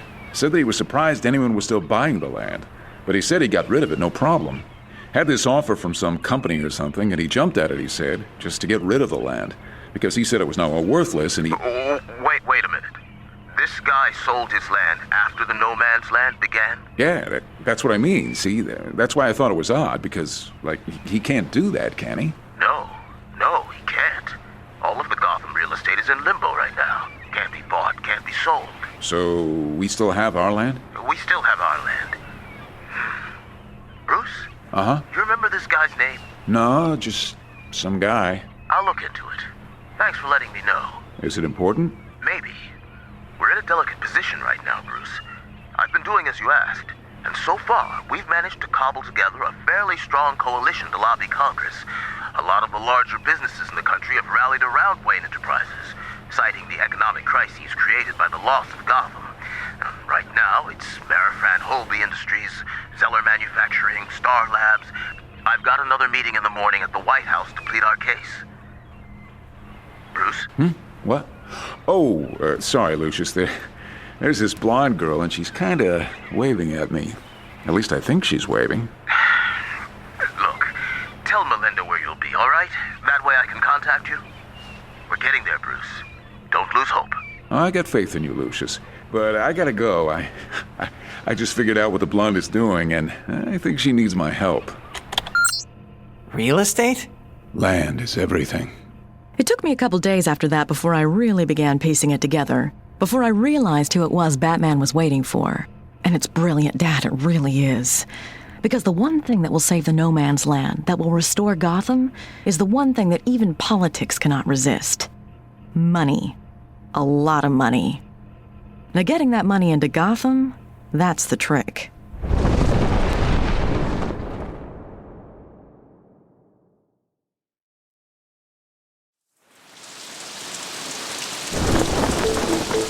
Huntress stood on the roof of the apartment building that the strongmen used as their base of operations, looking down over the sector, feeling the rain dripping off her cape and hair.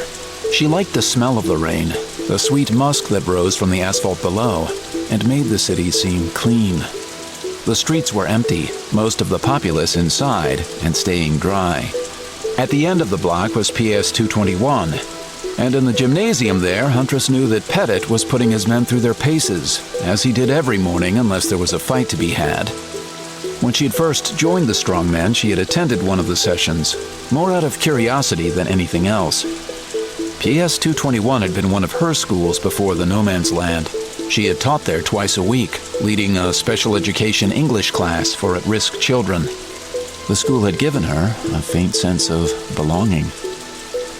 That had evaporated when she had seen what Pettit had done to the gymnasium. Inside, he'd created a drill instructor's dream, an obstacle course through which he drove his men for hours. Then he'd split them into pairs to work on their hand-to-hand skills, and then an hour for weapons maintenance. It gave a whole new meaning to the term vocational school.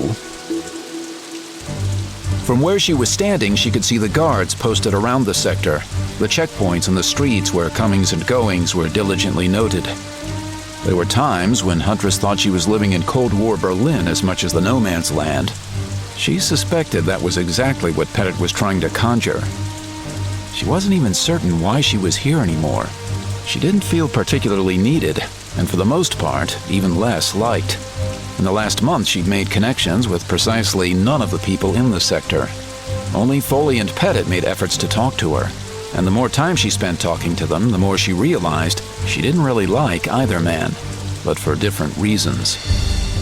Foley wasn't an entirely bad sort, simply ill-equipped for the loss of civilization that had happened in Gotham. He was a social creature, good with people, and his main function among the strongmen seemed to be that he was the conduit between Pettit's force and the general populace, bringing the concerns and requests of the one to the other.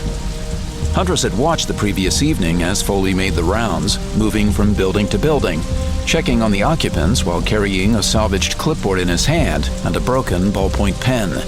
He'd made a list of needs and concerns and presented them to Pettit. She respected him for that. The man knew what he was good at, and he was using it to try to help.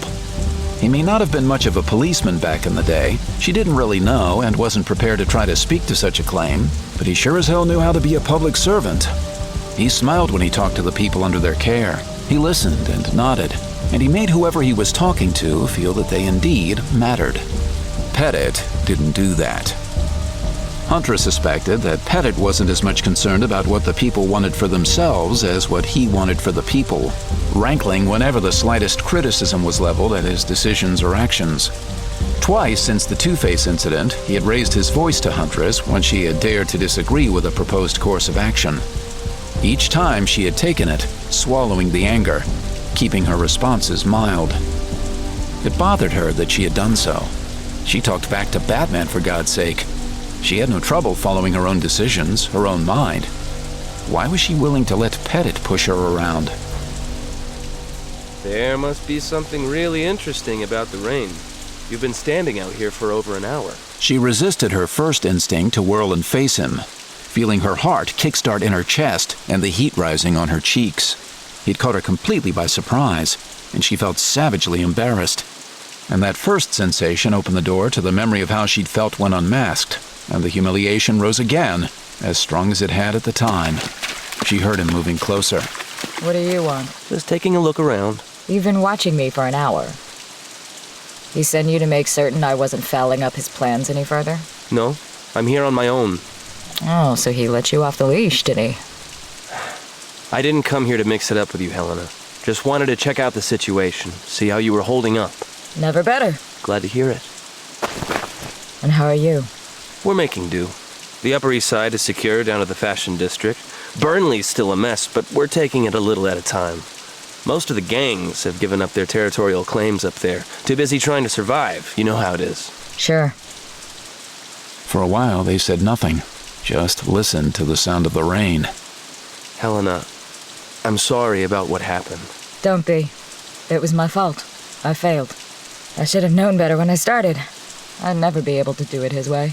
You've been doing it his way for months now. You didn't need the bat for it. Is that why you're here? You wanted to apologize for your boss freezing me out? You could have... No, I couldn't have, and you know it. She turned to look at him. Nice of you to stop by, but there was no need, okay? What's done is done. He studied her, and even behind the lenses of his mask, she could feel the look, and it made her tense, made her heart start pounding in her chest once more. You're not alone. That's all I wanted to say. She watched him go, his graceful leap sure-footed in spite of the rain. And then he was out of sight. She felt the rain drip down her neck as she watched the street. What do you know about it? Cassandra had been checking the MASH sector as a matter of course, adding it to her rounds as Batgirl on her own accord. She'd been working alone for most of the last couple of weeks, though sometimes Nightwing would join her in the late hours of the night, and they would patrol silently through those territories that now sported clean new bat tags. Each night, if she was close enough, Cassandra would end with a stop by Dr. Tompkins's tent, silently looking in on Leslie. Oracle had explained the purpose of the mask that Cassandra now wore, that it was there to protect those she worked with as much as herself.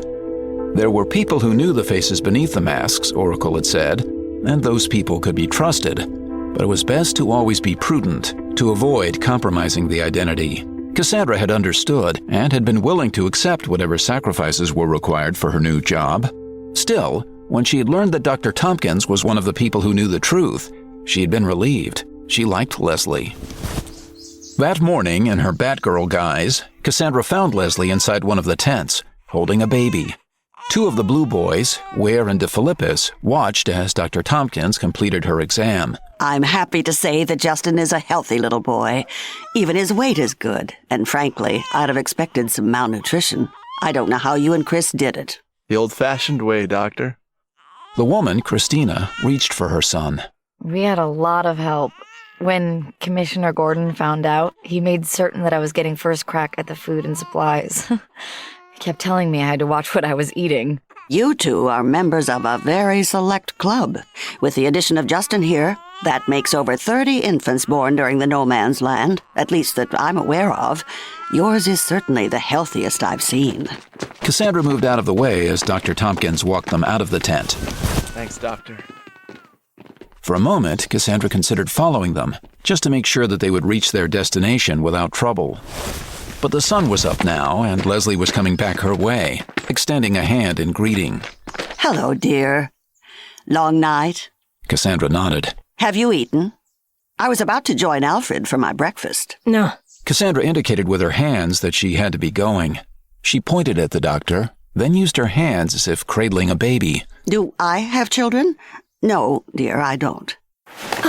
Leslie gave her a hug before she left. Be careful, young lady. Cassandra was about a block out of the camp when she saw the group of men coming around the corner. The one in the lead looked kind of like a clown, and she was marveling at that when she realized he was also carrying an axe. Walking beside him was a woman, small and dressed in a costume all her own, different from the leader or the men who followed. She wore red and black and white, and her face was painted to look like a theater mask. The men following, they all had clubs and axes as well.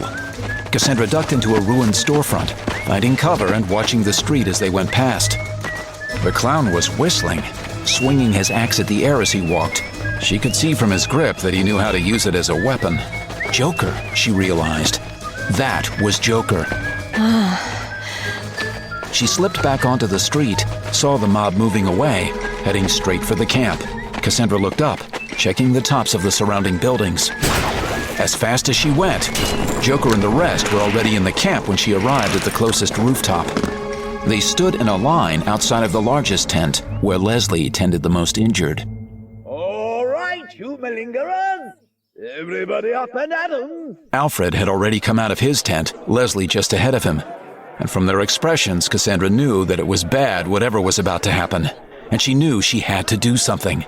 She had all sorts of things inside the belt that Oracle had given her, tools for a situation like this. And without stopping, she reached for the compartment at the left, dropping 6 of the tiny pellets held there into her palm. She launched herself off the rooftop, flinging the pellets out and down at the line. And the rising sun made her shadow stretch on the ground beneath her, crossing Joker's men. The pellets hit the ground, bursting with a sudden flash. And as Cassandra landed, she saw the line of men falling back slightly, stunned by the noise and light. She rose, already in her turn, reaching for the nearest man, disarming him without stopping, then turning to face the rest. The girl with the painted face was tumbling at her, already almost upon her, and Cassandra was surprised by the speed with which she had responded. Cassandra blocked both of the girl's kicks, then gave one of her own. Cassandra was all the more surprised when the girl dodged it. Harley, that's quite enough. Harley stuck her tongue out at Cassandra and moved back to where the clown was standing. The rest of Joker's men were recovering from the flash and smoke, but none of them were moving to attack. Cassandra waited, wondering why they had stopped. Joker moved forward, axe across his shoulder. Right, well, hey. You know, you look the same, but different. It's been a long time. How you been? Cassandra didn't move. Oh, okay, so now you're coy. Well, that's just fine. Listen, Batbabe, no offense, but you're not exactly the response I was looking for, you know? Cassandra tried to think of the best way to get the axe out of his hands. Second stringers. Well, if that's how he feels, we're just gonna forfeit the game, toots. Get it? Got it? Good. Joker turned around, motioning to his men. He's feeling the B-team, boys. And I'm not gonna play that game. Come on, let's hit the road. Oh, rats. Dumbfounded, Cassandra watched as Joker and the others walked calmly away. She didn't understand. She didn't know what to do. Huh? She looked at Alfred and Leslie, and both wore expressions much like her own. She would try to ask Oracle or Batman about it later. Two-Face dropped over the wall into the garden. Gordon heard him, but it was already too late. Two-Face was on him before the commissioner could speak, catching him by the hair. Gordon felt his glasses break in the middle, and then he was unconscious. Two-Face rolled the commissioner over and put the handcuffs around his wrists. Then he took the badge from Gordon's shirt and used it to weight the note he'd written. He left the note and the broken eyeglasses on the potting shelf, then hoisted the unconscious cop over his shoulder in a fireman's carry and moved back to the edge of the garden, crushing the dying tomato plants as he did. He heaved Gordon onto the wall then followed up after him, dropping into the dark alley on the other side. He pulled the commissioner back down, then threw him over his shoulder once more. At the end of the alley, he took the radio from his pocket and switched it on. Tally, man. Yeah, boss? Now. Gotcha. Two-Face turned the radio off again, then dropped it to the ground. He wasn't going to need it again.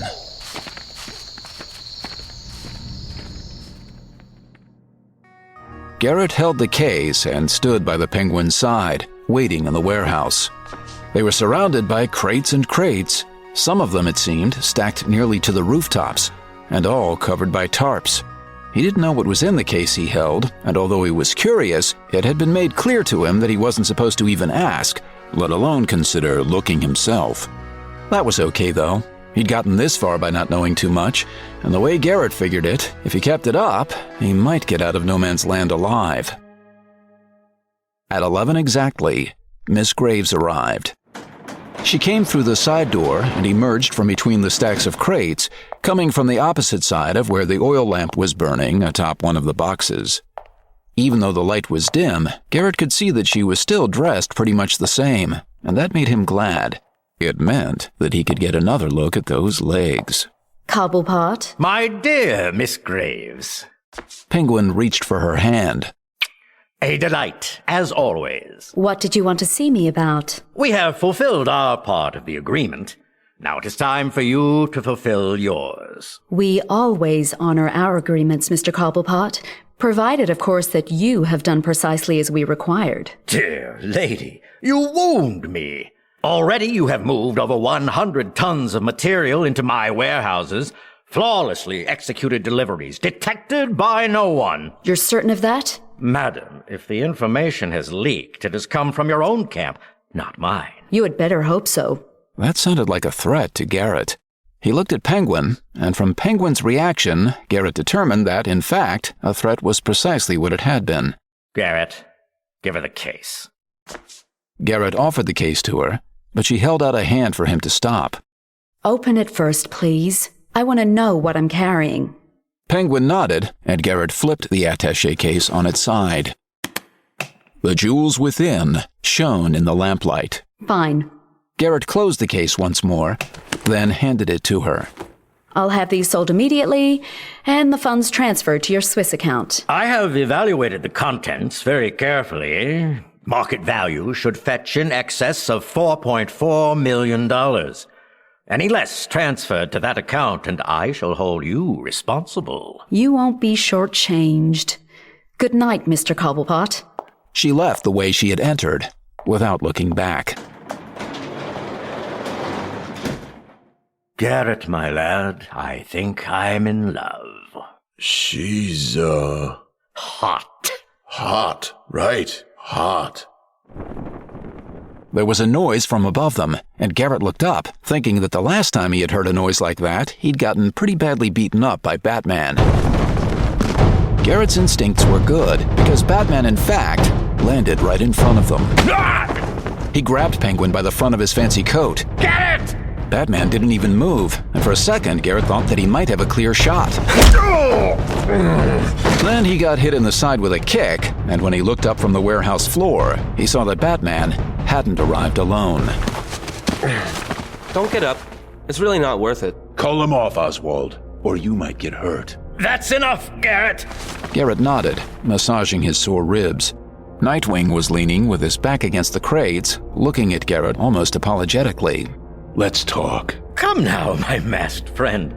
I really do not think we have anything that needs discussing. With his free hand, Batman grabbed the nearest tarp and yanked it down.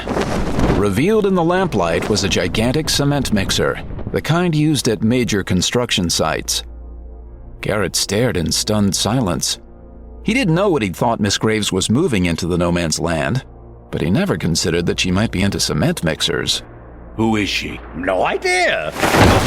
Penguin's back hit the side of a crate, hard. I'll ask once more, Oswald. Batman, please. I think you'd agree that my business is my own. This really doesn't concern... The case Garrett gave her. I know what was inside it, Oswald. I know she's your pipeline out. Batman adjusted his grip, lifting Penguin off the crate and holding him a good 3 feet off the ground. Now I want to know what she's bringing in and why. I want to know who she is. And I'm losing my patience. She's never given her name as more than Miss Mercy Graves. For the last 30 days or so, I've been assisting her in moving large quantities of various materials into these warehouses. As you can see, construction supplies mostly, easily 100 tons so far, and there is more on the way. She and her employer are planning on some large-scale urban renewal, I believe, and... Batman, transmission from Oracle. It can wait. Two-Face is attacking Tri-Corner. The Blue Boys are losing. Garrett looked quickly to see if Penguin was all right, then turned to try to find Nightwing and Batman again. But they were already gone. Oh. Garrett, my boy, I do believe we've just been upstaged.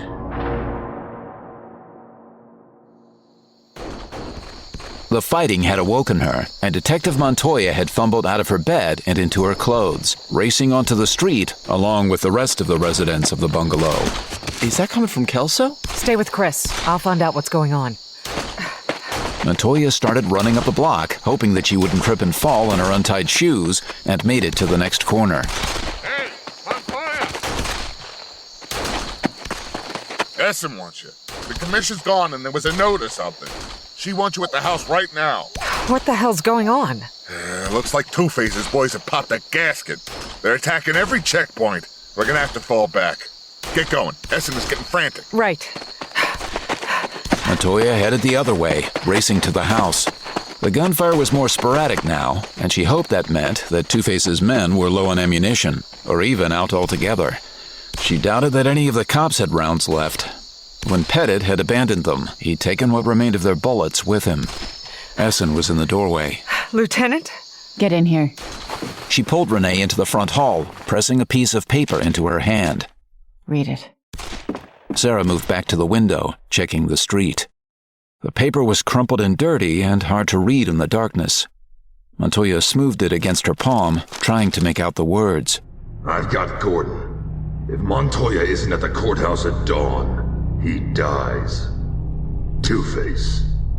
What the hell? I don't know, and I don't care, and I don't know what else we can do.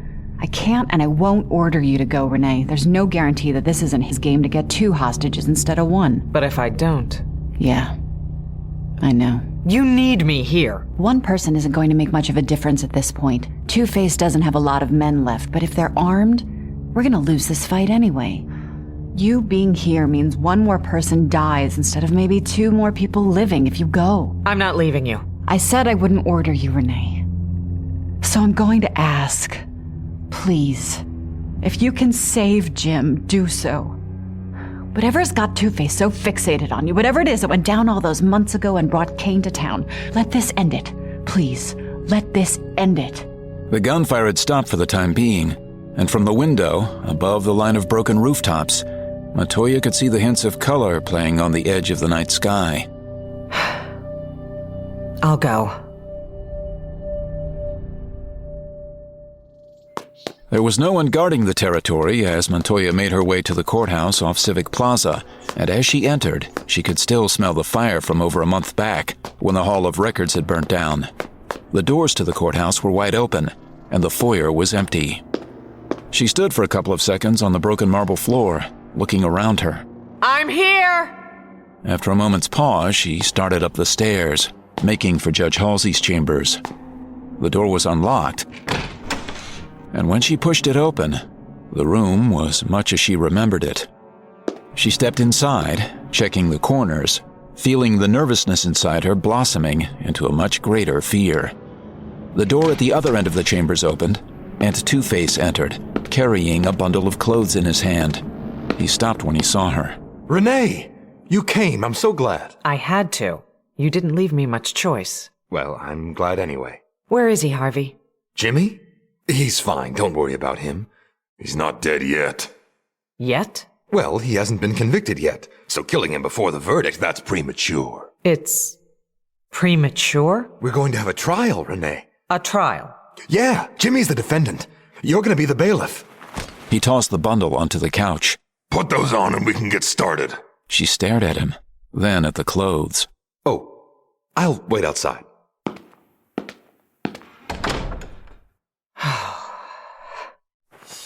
She spread out the bundle and confirmed that in fact she was looking at a bailiff's uniform. She glanced back at the closed door, hesitating. The idea of undressing in the chambers suddenly far more frightening than anything else had been before it. But there really was no other option, and she recognized that. Even as she stood there, staring at the clothes, she knew that Blue Boys were fighting and dying in Tricorner. The only chance she could see was to play along with Two-Face, to try to get him to call off the offensive. Maybe she could save the Commissioner. Maybe she could save Essen and Bullock and DeFilippis and Ware and so many people. And if this was the only way, so be it. She undressed quickly, feeling horribly exposed, then pulled on the uniform.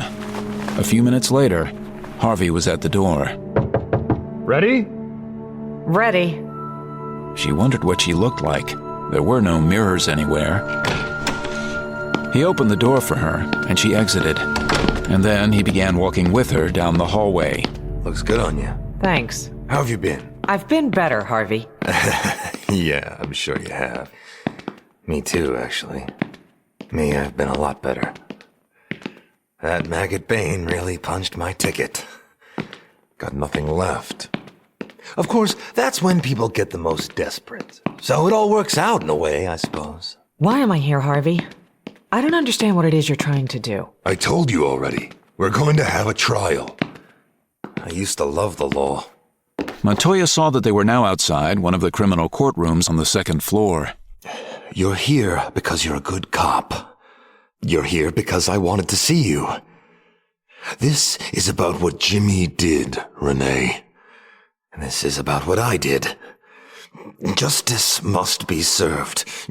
Revenge must be had. He put both hands to his head briefly, as if fighting a sudden and savage migraine.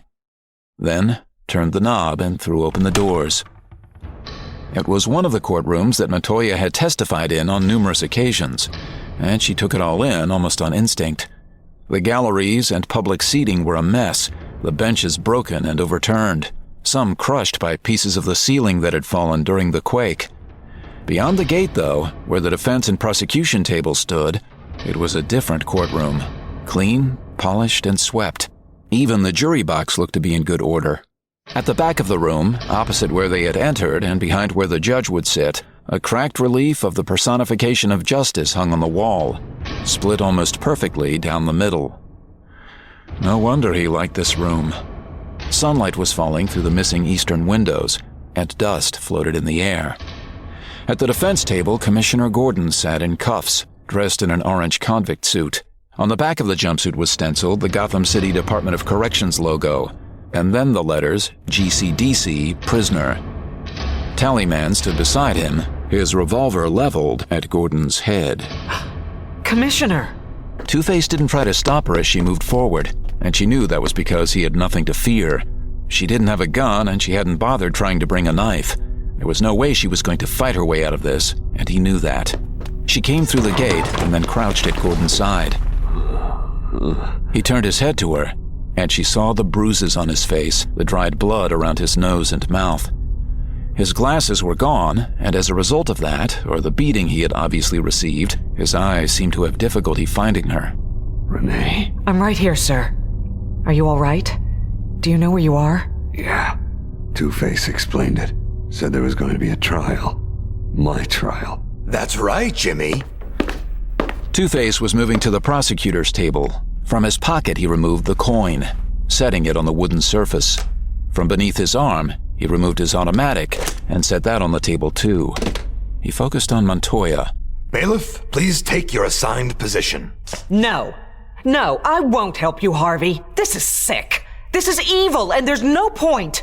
You've already found him guilty. This is just a sham. Bailiff! His right hand went to the butt of the pistol, fingers wrapping around it, still keeping it on the table. Take your assigned position, or I will hold you in contempt. No, I don't want to play your games. This is not a game, Detective Montoya. This is a matter of justice. You've already reached a verdict. This is a show trial, nothing more. This is an impartial proceeding. You don't believe that? No, I don't. He grabbed the coin off the table, showing it to her, his eyes flaming. Then he brought the gun up, pointing it at the floor. I'll prove it to you. Tallyman. Yeah? You kill anyone today? Couple of cops. How many? 3, I think. Well, maybe only 2. Fine. Two-Face looked pointedly at Montoya, then back to Tallyman. You're charged with 2 counts of murder in the first degree. How do you plead? Two-Face pointed the gun at Tallyman. How do you plead, Tallyman? Not guilty! What are you doing, man? This isn't— Shut up! He showed his open palm to Montoya. Which is it? She felt her mouth go dry. She didn't want to say anything, knew there was nothing to say. Apparently, Tallyman did too. Oh, crap! He tried to bring up his gun. Bad heads. Guilty. Montoya looked down at Tallyman, then at where his gun had skidded beyond the gate, resting in the shadow under one of the benches. There was no way to reach it without getting herself and the commissioner killed. Bailiff, please take your assigned position. Just do it, Renee. She shook her head once more, but moved all the same, crossing to the witness stand and standing between it and the jury box. Two-Face smiled. Gordon didn't move. Good. All rise. Court is now in session. The only person actually seated, Gordon struggled to his feet. In the matter of the People versus James W. Gordon, the charges are breach of contract, negligent homicide, multiple counts, and dereliction of duty. A plea of not guilty having been entered by the defendant, I have set a trial date for now. The defendant will note, if found guilty, the sentence will be death. Death to him, to his family, and to all those under his protection. As there is no jury sitting for this trial, no opening statement is required. The prosecution then calls its first witness, Gotham City Police Detective 3rd Class, Renee Montoya. He motioned with the gun for her to take the stand, and casting another glance at Gordon, she did. State your name for the record. You know my name, Harvey. For the record, please. Renee Montoya, GCPD Detective 3rd Class. What the hell are you trying to prove, Harvey? Order in the court! Damn it, no! You're gonna kill us both! This is going to be a fair trial. Right, fair. You'll kill me, you'll kill her, you'll kill my wife, my people. You broke the law, Jimmy! Your law. Guilt must be punished. And what about innocence? Two-Face and Gordon both looked at her. If he's found innocent, then what happens, Harvey? He's free to go, of course. His wife, his family, his sector, all free. Not good enough. What about me? Renee. You let me go, and you turn yourself in. You surrender yourself to our custody. That's fair. I'm on trial too. You know exactly what you've done. Two-Face looked at the coin, then back to Montoya. He nodded. So be it. May we proceed? Gordon reluctantly took his seat once more. Two-Face approached the witness stand, the gun in one hand, coin in the other. Detective Montoya, how do you know James Gordon? He's Commissioner of Police. He's my boss. And how long have you known him? A little under 4 years. Is he a good boss? The best. So you like working for him? I do. Two-Face turned back to the defense table. You can object anytime you like, Jimmy. Will it do any good? It might. Detective Montoya, please describe your relationship with James Gordon. For crying out... Answer the question! He's my boss. Boss? He's also my friend. I don't know what... Friend? Objection! Two-Face grinned, still looking at Renee, and she could see it in his eyes. He was having the time of his life. Good call, Jimmy. Overruled. Of course. Let's continue. When you came to talk to me, to request my assistance, was it your choice to do so? No. You were following orders. I could have declined. You disapproved of his sending you to talk to me? Yes. Why? She hated herself for saying it, knowing that it would give Two-Face exactly what he was looking for, but it came out anyway. We're cops. You're a criminal. Working with you is morally and ethically wrong. Two-Face nodded sagely. It is, in fact, illegal. Did you want to talk to me? Detective? Answer the question, please. No. Why not? You scare me. What? He was facing the box full of imaginary jurors, and he swung his head around to look at her. And she didn't know what to make of his expression, or the look in his eyes. You scare me. Finally, he turned back to the jury box, waving in her direction with the gun in his hand. No further questions. You can step down, Detective Montoya. The people thank you for your testimony. He returned to his table and took his seat, putting his head in his hands. Montoya left the witness stand, and for a moment didn't know what she should do. She could see where Tallyman's gun still lay on the floor, hidden beneath the benches. Gordon was squinting at her. She moved toward the defense table. Two-Face didn't look up. Where are you going, bailiff? I'm not certain where you want me. Resume your assigned position. Then he straightened in his chair again and adjusted his tie. The people call James W. Gordon. Gordon took the stand. You were responsible for the people of this city. You set events in motion, Commissioner. Gordon didn't move, glaring at the figure in front of him, trying to focus. His head throbbed, his bones hurt, and every moment he stopped to actually think about what was happening beyond the courtroom, his insides seemed to knot up. He thought about Sarah. You abused your office, your power, your command. You broke your agreement with Two-Face. You refused to aid Two-Face when he called upon you, when he begged for your help while under attack by Bane. How many men died because you refused to honor your agreement? Can you even answer that question, Commissioner? Gordon shook his head, and it struck him then that there was a method to the madness, a truth to it beyond perhaps even what Two-Face imagined. Maybe he deserved to be on trial. He had caused men to be murdered.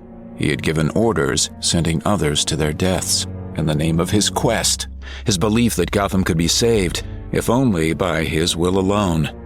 Even now, all those men, all those women, even the children, and he thought of Chris and Andy and Justin, were in peril, maybe dying, maybe already dead. All because of his decisions, his choices, his actions. Pettit was right. He was too soft for the no man's land. He still had a conscience. He looked at Two-Face glaring back at him, and all James Gordon could think at that moment was that indeed an accounting was required. And if his was to be now, then perhaps that was as it should be. You're guilty as sin, Gordon. And you know it. Gordon watched him return to the prosecution table, smiling smugly. I rest my case. He raised the coin in his hand, looking over it at Gordon and Montoya. I don't think we're gonna need this to determine the verdict, eh? Gordon saw the gun coming up, blurry without his glasses. And he was sorry that he hadn't said farewell to Sarah and Barbara, and that he really had left a hell of a lot unsaid and undone in his life. The court finds the defendant. No! You can't do this! You can't do it like this, Harvey! What about his defense? He's entitled to a defense, damn it! No defense. No one to speak for him, Renee. He can speak in his own defense! Can't do that. He's not a lawyer. Might have to declare a mistrial. Then I'll do it! Same problem, Renee. You told me you love the law, Harvey. How can you pervert it this way? In this courtroom, in Judge Halsey's chambers, how can you do this? Don't you see? The look he gave Montoya was sorrowful, and Gordon saw that Dent honestly couldn't see another option. No one can speak for him, Renee. Don't you understand? Harvey can. What? I want Harvey Dent to defend me. Dent? For the defense? You have to, Harvey. You're the only one who can. Two-Face looked from Gordon to Montoya and back again, the conflict raging in his expression. He stepped back, eyes frantically searching the courtroom, and then he remembered the coin in his hand, and without another word, gave it a toss. It was the longest coin toss of Gordon's life. It seemed that the silver half-dollar danced through the air forever. Then Dent's hand closed around the coin once more, and he was reading the result, and there was no expression on his face, none at all. You may step down, Commissioner. He was still staring at the coin in his hand.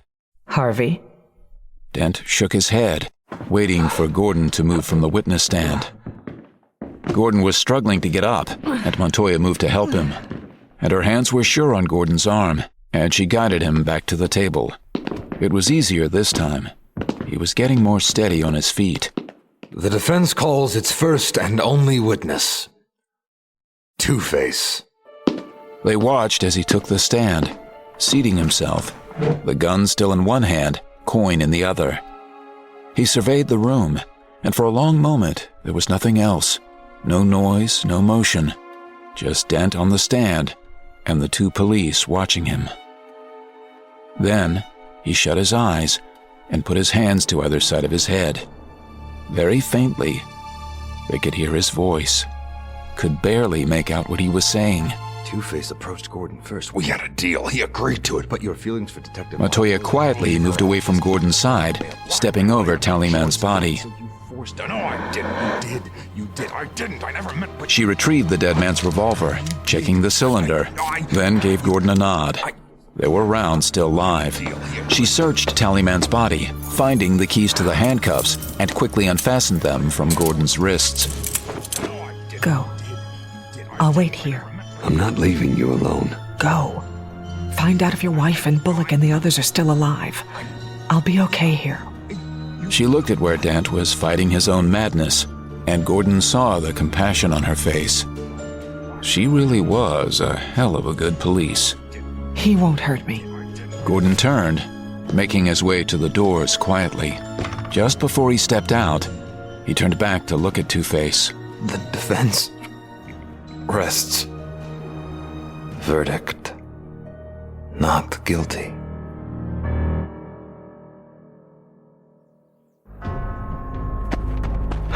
Half blind, half numb, and almost out of his mind with the lurking fear that it was too late to do anything, James Gordon ran for his home. On Schnitzer Avenue, he caught the edge of a pothole, and his right ankle went out from beneath him. He shredded the left forearm on the jumpsuit, felt the burn and sting of the abrasion. Still, he got up and kept moving. The smell of smoke was strong as he hit the bridge, and he barreled past the Kelso blockade, certain that the only reason he wasn't seeing the bodies of his people was that his glasses were gone. Coming down Bonifay, he saw 3 buildings in flames, the fires in their dying stages. One of the buildings, he knew, had held 20 of their population, all gathered together under the same stable frame. In the winter, the building had been insulated and kept them warm. There were no guards outside of his home, not a cop to be seen anywhere on the street, and Gordon stumbled through the open doorway. Sarah! Sarah! He turned toward the sound. There was the blur of a shape approaching, and then he saw that it was her. Sarah! And he fell into her arms. Oh, Jim, I was so worried. I thought I'd lost you for good. No. Never. Never lose me. Never. He broke out of the hug long enough to look at her face, now close enough to see her clearly. Two-Face. He lost it. Just lost it completely. I know. But Renee, is she all right? She's fine. She's still with him. I'm sure by now she's put him under arrest. Probably has him locked up in the holding cells. We'll need to send people over there to help her before more of his men get back. If we still have people. How many did we lose, Sarah? She started smiling and pulled him out toward the garden. None. We won. My eyes aren't any good. Don't tell me my hearing is gone too. Your hearing is fine, Jim. We didn't lose anyone. She slid the door back, guiding him through the opening. We had some help. Gordon came down the steps, then stopped. What? The garden was full of people, and without his glasses, it was difficult to distinguish the faces. Bullock was there, and DeFilippis and Ware and others, the two boys who'd shown up so many months ago, Paolo and Nicky, the Casamento family, who had been in Tricorner for 3 generations, and who sure as hell weren't planning on leaving just because the government had told them to do so. But those weren't the shapes, the blurred faces that stopped him. It was Batman, and Robin, and Nightwing, and a woman dressed as Batgirl. Sarah was behind him. They came as soon as they heard. Batman moved forward. Jim, we'll talk. Night was falling before everyone had left, by which time Gordon had changed his clothes, cleaned his wounds, and found his last spare pair of eyeglasses. Word had come back from Bullock that Montoya had Two-Face in custody, and that City Hall could now be added to their list of territories.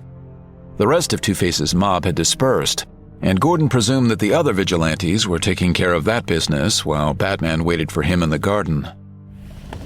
Sore and stiff, the commissioner went back outside, and when he saw that Batman was still there, the anger he'd been carrying, the anger he'd thought he'd finally lost, came back. Someone had lit a fire in a barrel, setting it in the middle of the patio, and the flames made Batman look alternately more demonic and more human, depending on their cast. He had turned when the door opened, but Batman's expression stayed as impassive and unknowable as ever, and that only gave the anger in Gordon's gut another push. He sat on the bench, easing his sore body down, trying to keep the weight away from his right ankle. The pain in his body had diffused, moved to claim whole territories, as if it too had learned the law of the no man's land. Batman didn't move, watching him. The flames danced in the barrel, occasional sparks fluttering skyward into the clear early winter night. Your garden. You've done a fine job with it. Gordon saw that he was cupping a chrysanthemum gently in the palm of one gloved hand. We had some trouble in the summer. An infestation in the vegetable bed. Had to tear everything out to keep it from spreading. Saved some of the crop, though. That's good. We got some nice carrots out of it. Tomatoes, too. Gordon removed his glasses, rubbing the bridge of his nose. In a way, it was like trying to talk to his first wife when they both knew the marriage was ending, and neither of them had been willing to concede that divorce might be an answer.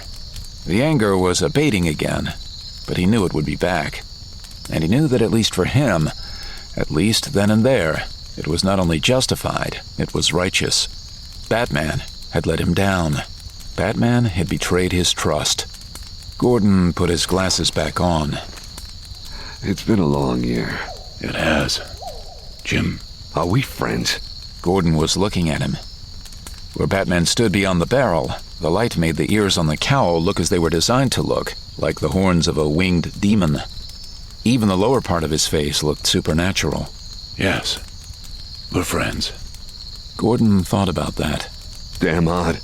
I don't have many friends. I don't have many people I trust. But I trusted you. Batman didn't move. Nothing on his face changed, but the firelight. I trusted you. Gordon got to his feet. The chill had caught him, and the fire was warm, and he moved closer to it for the heat. You saved my life and protected my people. I'm grateful for that. Don't think that I'm not. He thought he saw Batman nod, just barely. But that's not enough. You say you're my friend, but I don't think you really have friends. Again, there was no answer. Gordon could feel the gaze on him, though. Knew that he had his attention, that Batman was listening, and would continue to listen. He looked down at the fire, used it to warm his hands. He'd scraped his palm when he'd fallen, and the heat felt surprisingly good. You know, when the NML was announced, Sarah and I tried to leave. A moment of weakness, of fear. I wanted to run away, find a job in some other town where I could do what I do best, where my wife and perhaps my daughter too could be a little safer. I tried to abandon the sinking ship. Everywhere I applied, I was turned down.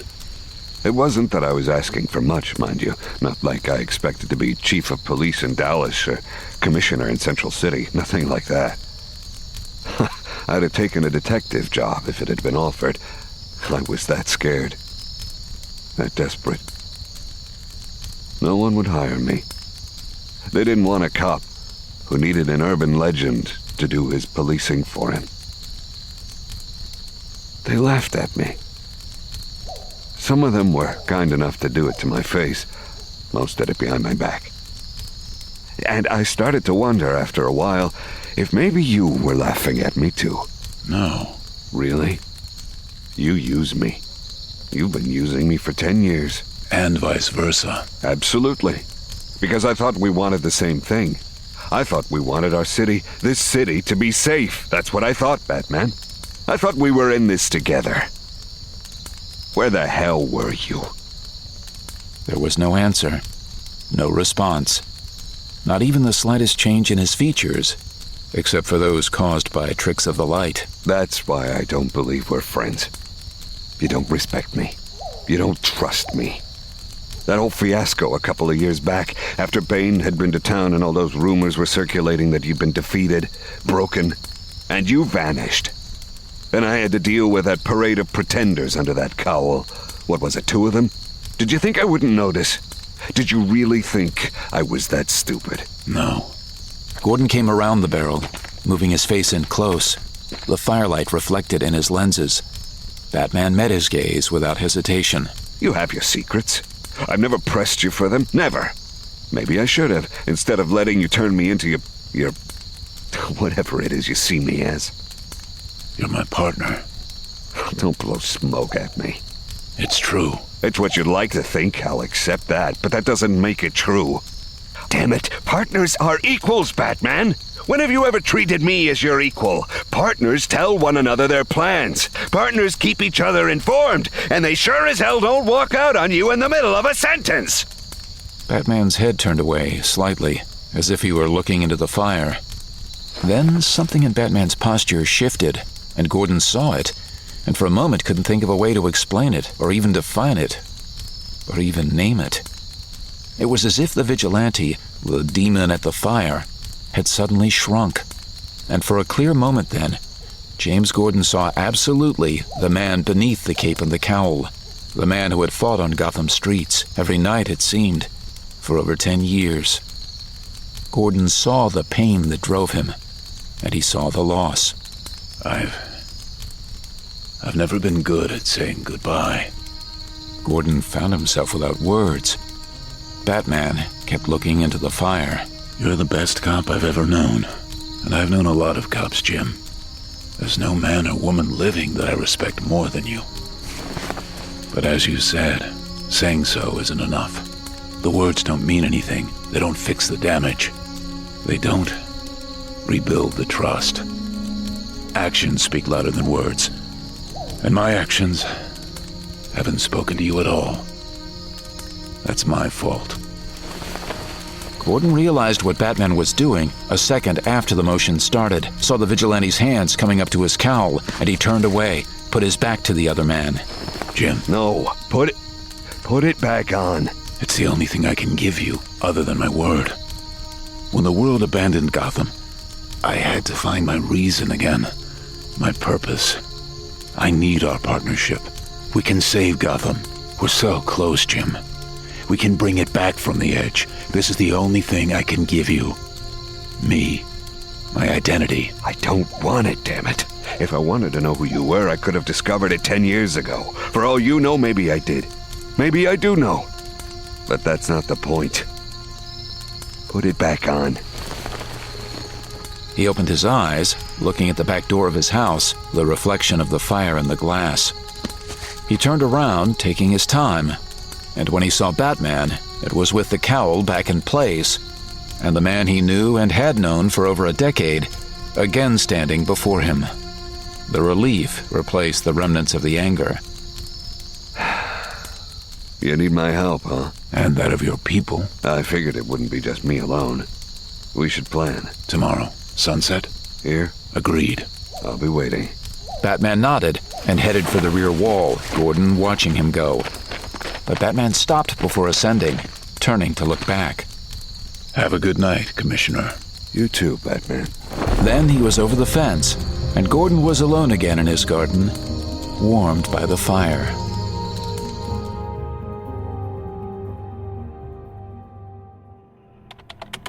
Oracle, personal, entry number 631, NML day 310, 1953 Zulu. Dear Dad, it started with a phone call. Lucius Fox trying to reach Bruce Wayne and dialing the number for Bruce's personal assistant, Melinda. The call originated in D.C., and Fox thought he was calling Melinda in Kingston, Jamaica, and the signal bounced back into the States through another 3 routers before it even reached the clock tower. For a moment, we both just sat there before it registered. Oh my God. That's the phone. I whipped the chair around, checking the incoming signal, then booted my program from Melinda's voice. Melinda Beaumont. Melinda, Lucius, is Bruce there? You know better than to ask that, Mr. Fox.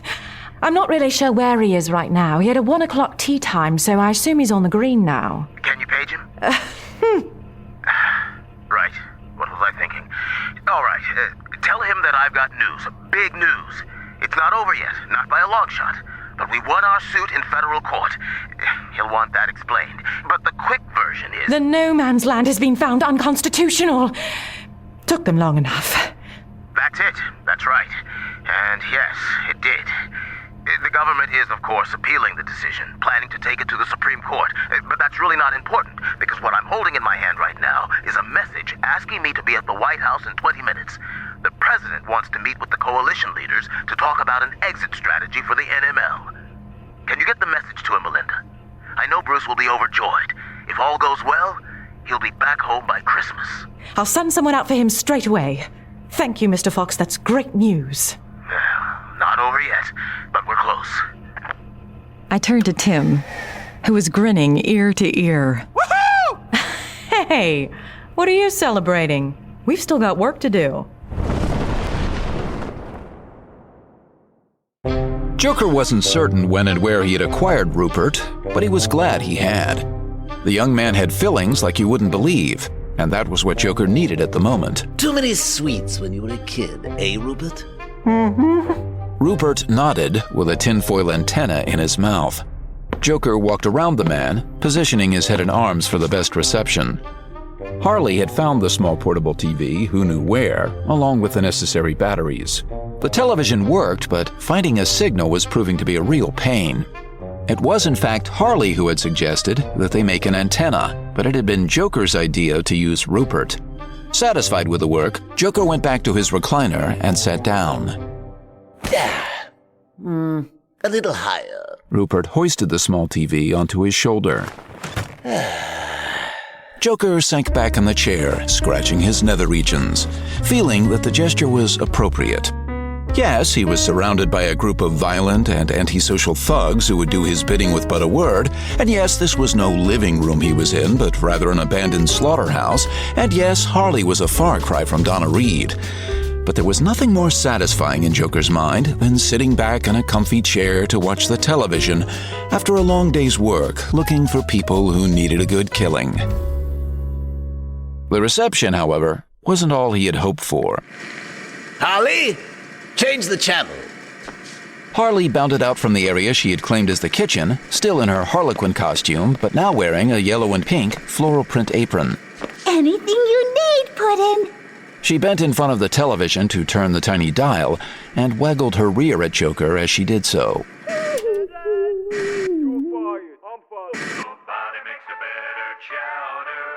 Tonight on a shift in the government's no man's land policy. Oh, stop there. On the news. Seen by detractors far and wide as a dramatic failing of American domestic policy, the decision to create a federal no man's land around the remains of Gotham City over 10 months ago has been called everything from misguided to downright unconstitutional. In the wake of the ruling by the 7th Circuit Court of Appeals, a new groundswell of support has arisen, with leaders of both houses of Congress suddenly inundated with calls, emails, and letters demanding swift... Joker motioned Harley forward again to stand by Rupert and adjust the can of his head.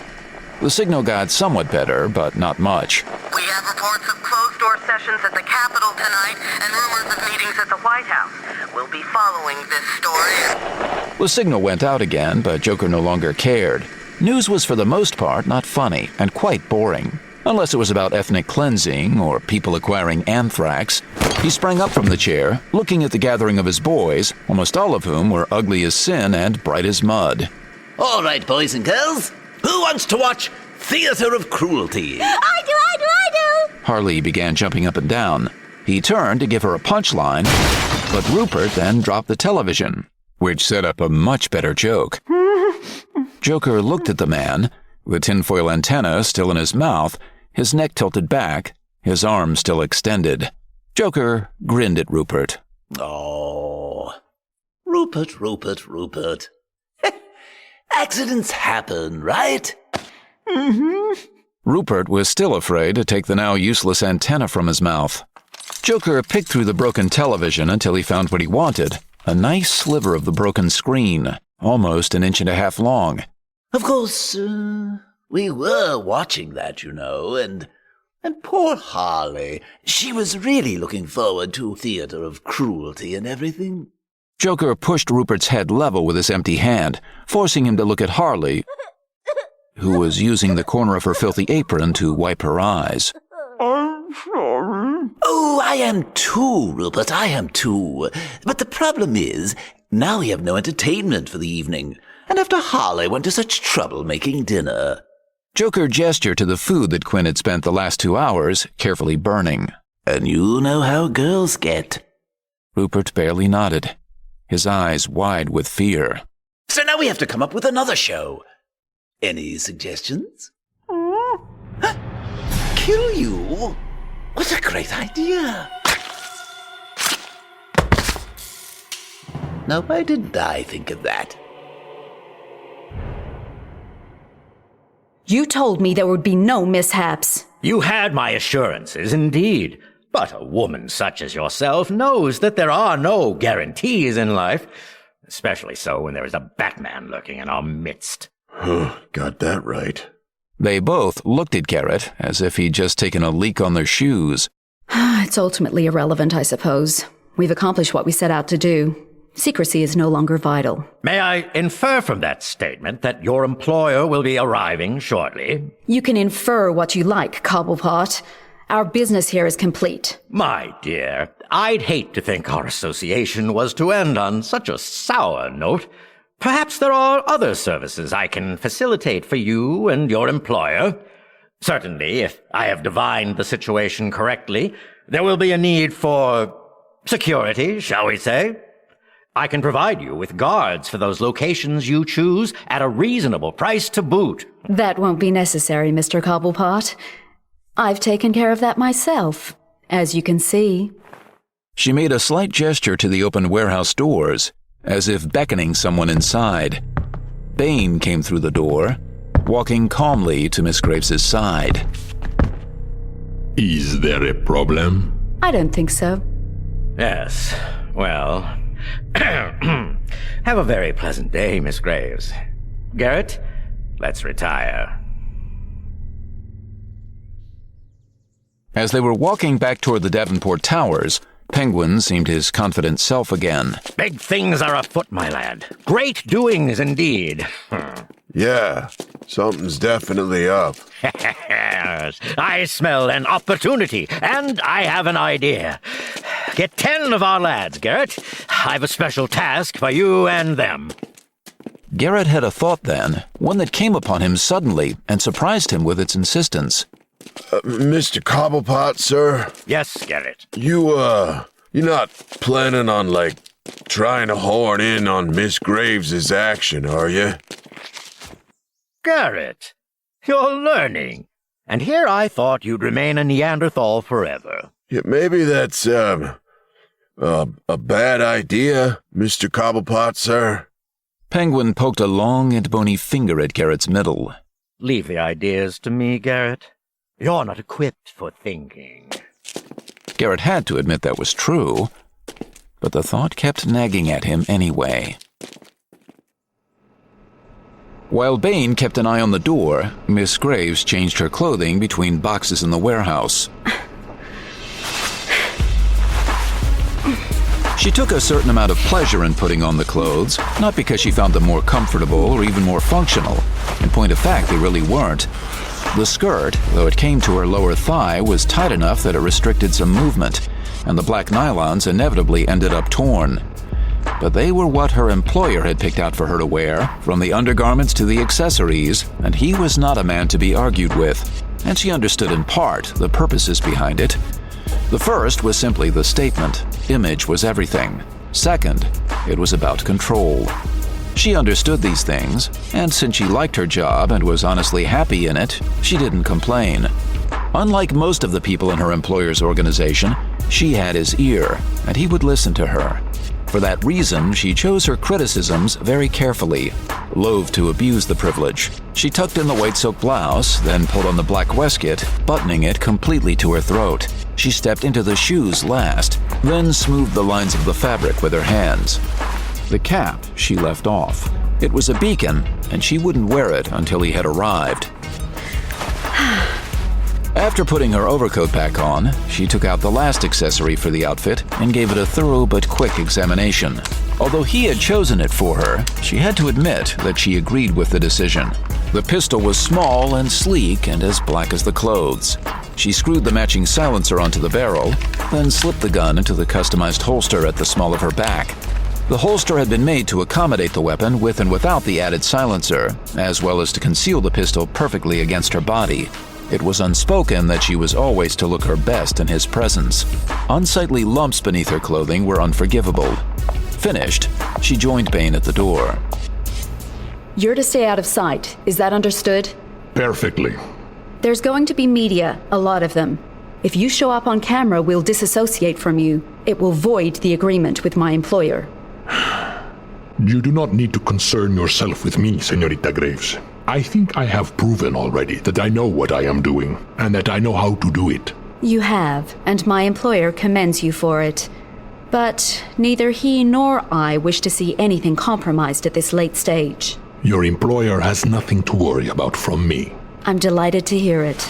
She adjusted her coat once more, tucking the hat beneath one arm. I'll contact you when you're needed. I look forward to it. From his perch 50 yards from the warehouse, Nightwing watched the woman leave. Oracle, she's on the move. Gotcha. Batman says to follow her, but to be discreet. Am I ever anything but? You're asking the wrong person. He's the guy you have to please, remember? Don't I know it.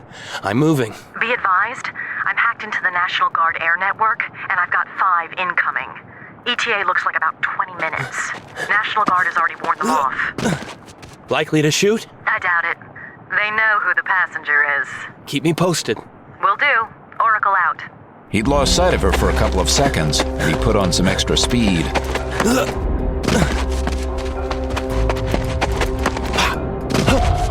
The smell of the ocean was strong, even though he was still 15 blocks away from the water. He saw her again coming off Moldoff, making for Grant Park, and after another block he was certain that was her destination. But then she stopped, and Nightwing thought for a moment that she had seen him shadowing her. But she didn't look back, and though he couldn't see her expression, he sure could read her body language, and she was pissed. He raised his eyes and looked in the direction she'd been facing, saw that in the park ahead of her, there were 10 men or so working in a group. He instantly recognized the short man supervising them. He keyed the comlink again. Oracle, she's headed for Grant Park. Penguin's there. Stand by. He used the opportunity to vault to another rooftop and moved on, and soon he was atop the building closest to the park. He landed on his feet, crouching near the edge, hoping that the rest of the rooftop wouldn't collapse. It wasn't the fall that worried him. He fell as a matter of course, had done so since before he could walk. It was the noise. He didn't want to give himself away. Boss says that Grant Park is the most viable landing site. Most likely will be used as the base camp. As for Penguin, he doubts Cobblepot was invited to the party. Says to stay out of it unless it gets really ugly. Confirmed.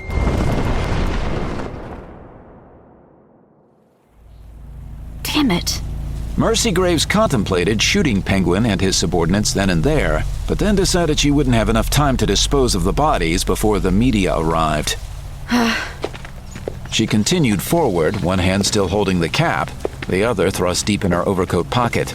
There was a pass-through in the right-hand pocket, designed to allow her to reach under the coat while it remained closed, and this she did, pulling the pistol from its holster, keeping it against her leg, hidden as she approached. Penguin's primary buffoon Garrett saw her first, and she gave him marks for that. He at least knew how to keep his eyes open.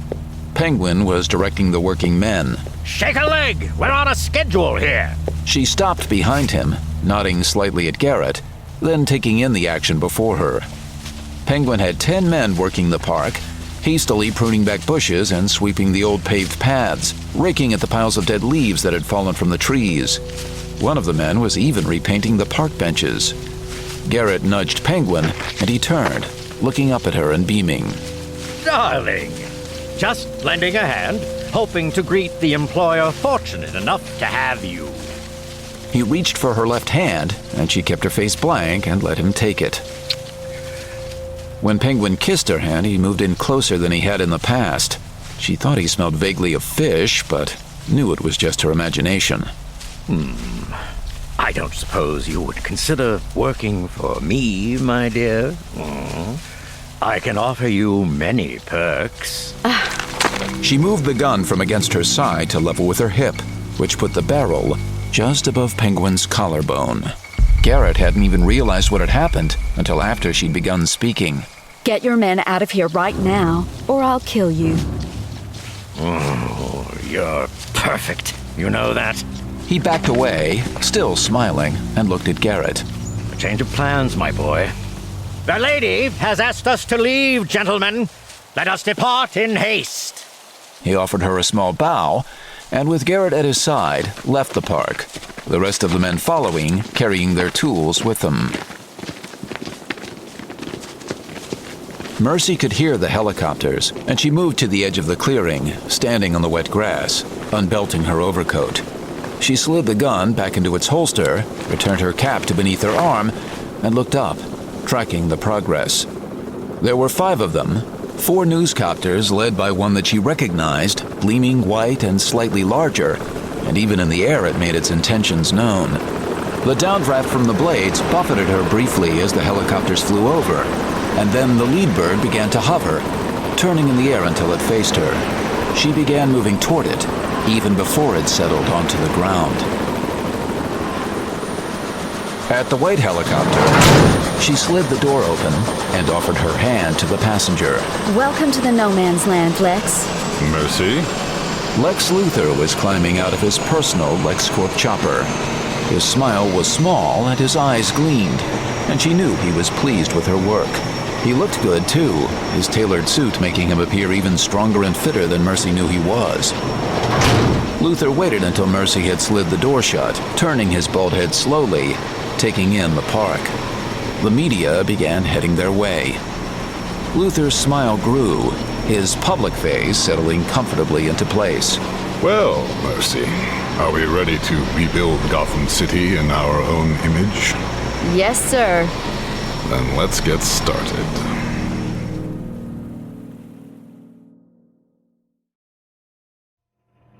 Oracle, personal. Entry number 692. NML day 327. Lex Luthor, the richest man in the world. Founder and CEO of LexCorp. If people have totem animals, then Luthor's is the great white shark. He has that same focused intensity, that same directed purpose. He's power personified. The power of money, of business, and of greed. Living in Metropolis, controlling his empire from the city of tomorrow, he had always found Gotham beneath his notice. But suddenly, he was here, in person. Suddenly, Metropolis's second favorite son was standing in front of the cameras, a champion of Gotham City, a foe of the no man's land.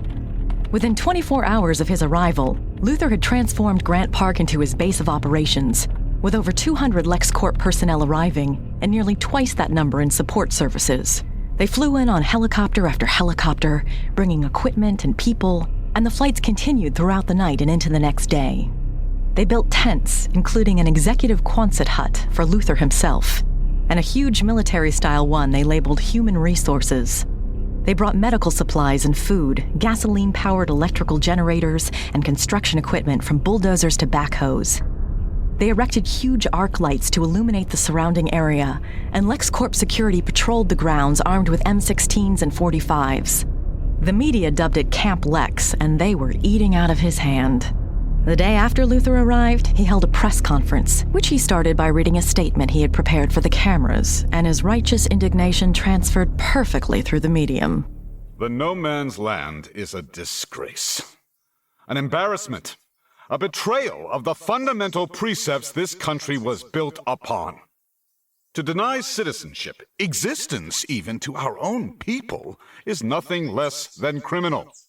For the better part of a year, politicians have squabbled and lawyers have debated. They've squandered time and resources spending more money to justify doing the wrong thing rather than simply making it right. And all the while, the soul of Gotham, its people, suffered. He gave the cameras a good beat with which to zoom in for a close-up on him or to swing around for reaction shots. He was selling it beautifully. I watched on my AV monitor using my news channel hack to pick up the live feed. Even I believed it, and I knew what he was really up to. But Luther was that good. And the fact was, people wanted to believe him. They wanted to believe they were doing the right thing. If he was taking the lead, giving them a chance to feel good about themselves, they were going to jump at it. Well, LexCorp says enough is enough. We have committed ourselves to rebuilding Gotham City. Starting today. Starting now.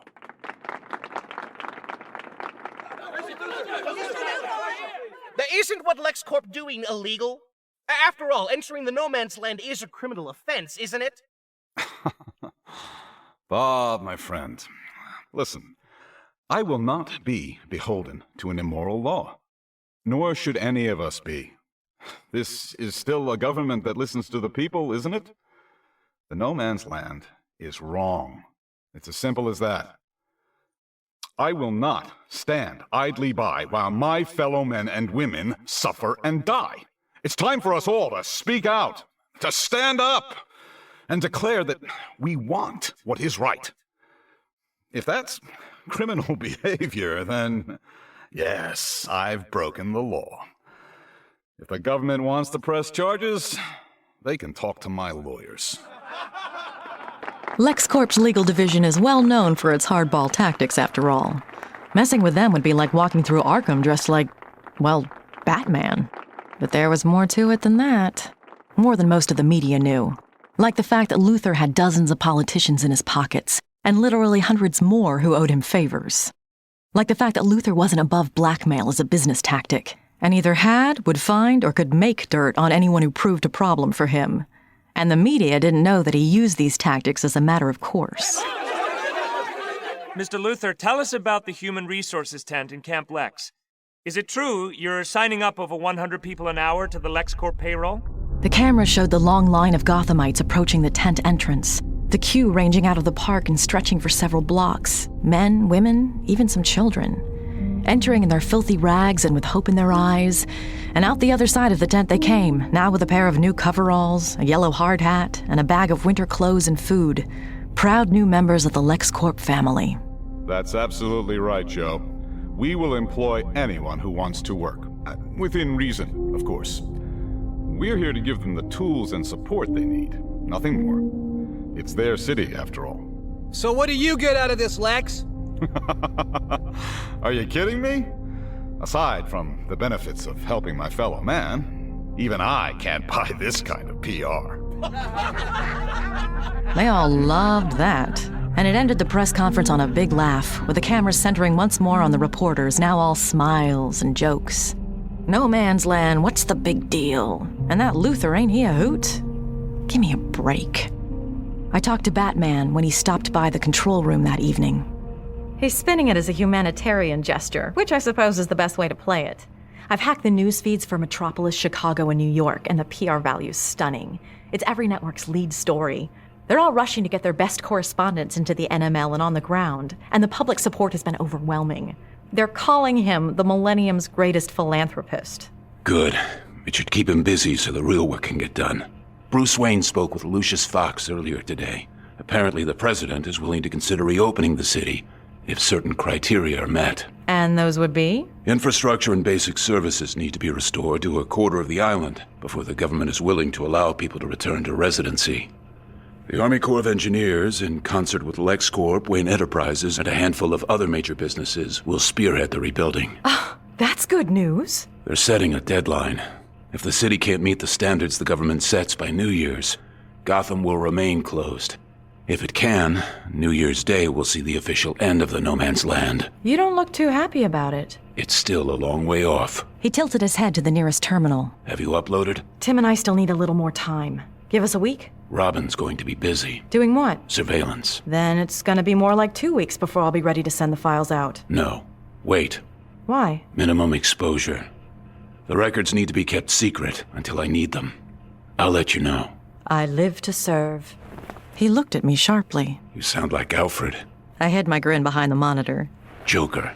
Where is he? I don't know. He's being very quiet. Maybe he's occupied. No. He's waiting for an opportunity. Have your eyes keep a special watch out for him.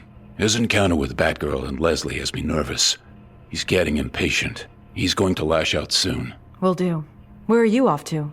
To pay a visit to the great philanthropist.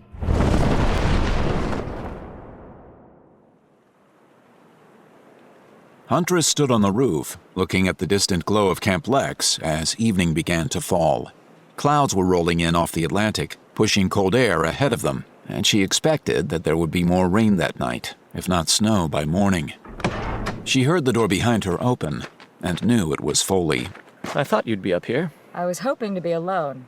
Bill wants to talk to us. About the Luther thing. Tell Commandant Pettit that I'll be down when I'm damn good and ready. I think Bill's losing it. The admission, not the statement, caught her off guard. And for a brief second, she wondered if this wasn't some sort of test on Pettit's part. Send Foley up to talk to Huntress, see what she says, see if she's still with us.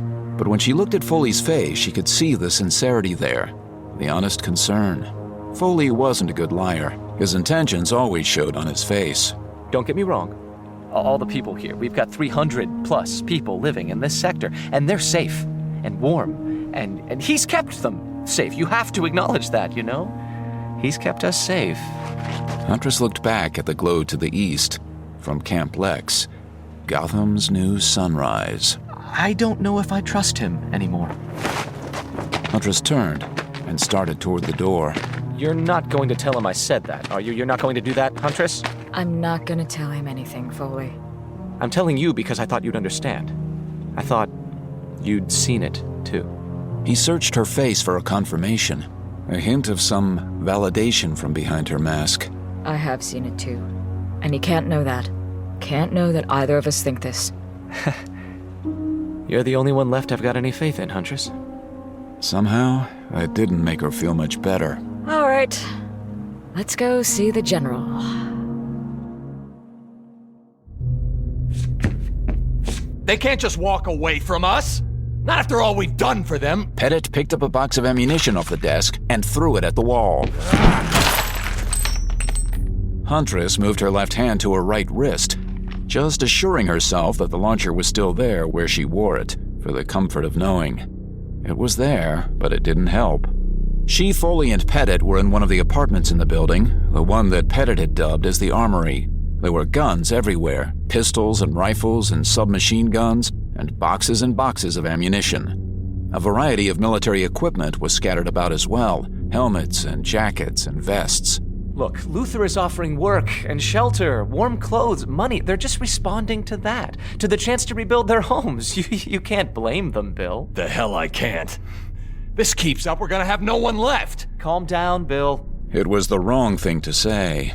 Who the hell do you think you are, telling me to calm down?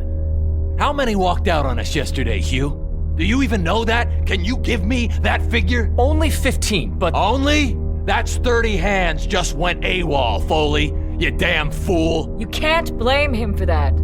They heard about Luther. They went to go take a look. We're talking about our people here. Am I the only person who gets that? That's right. People, not prisoners. You don't get it. We're a unit, Huntress.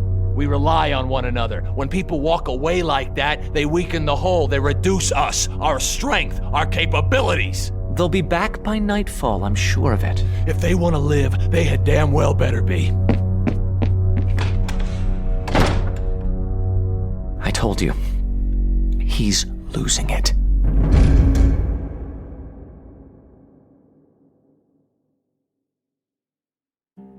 Luther enjoyed his meal alone in his personal hut, dining off bone china laid out upon a linen tablecloth over the oak table he'd had flown in and then assembled that morning.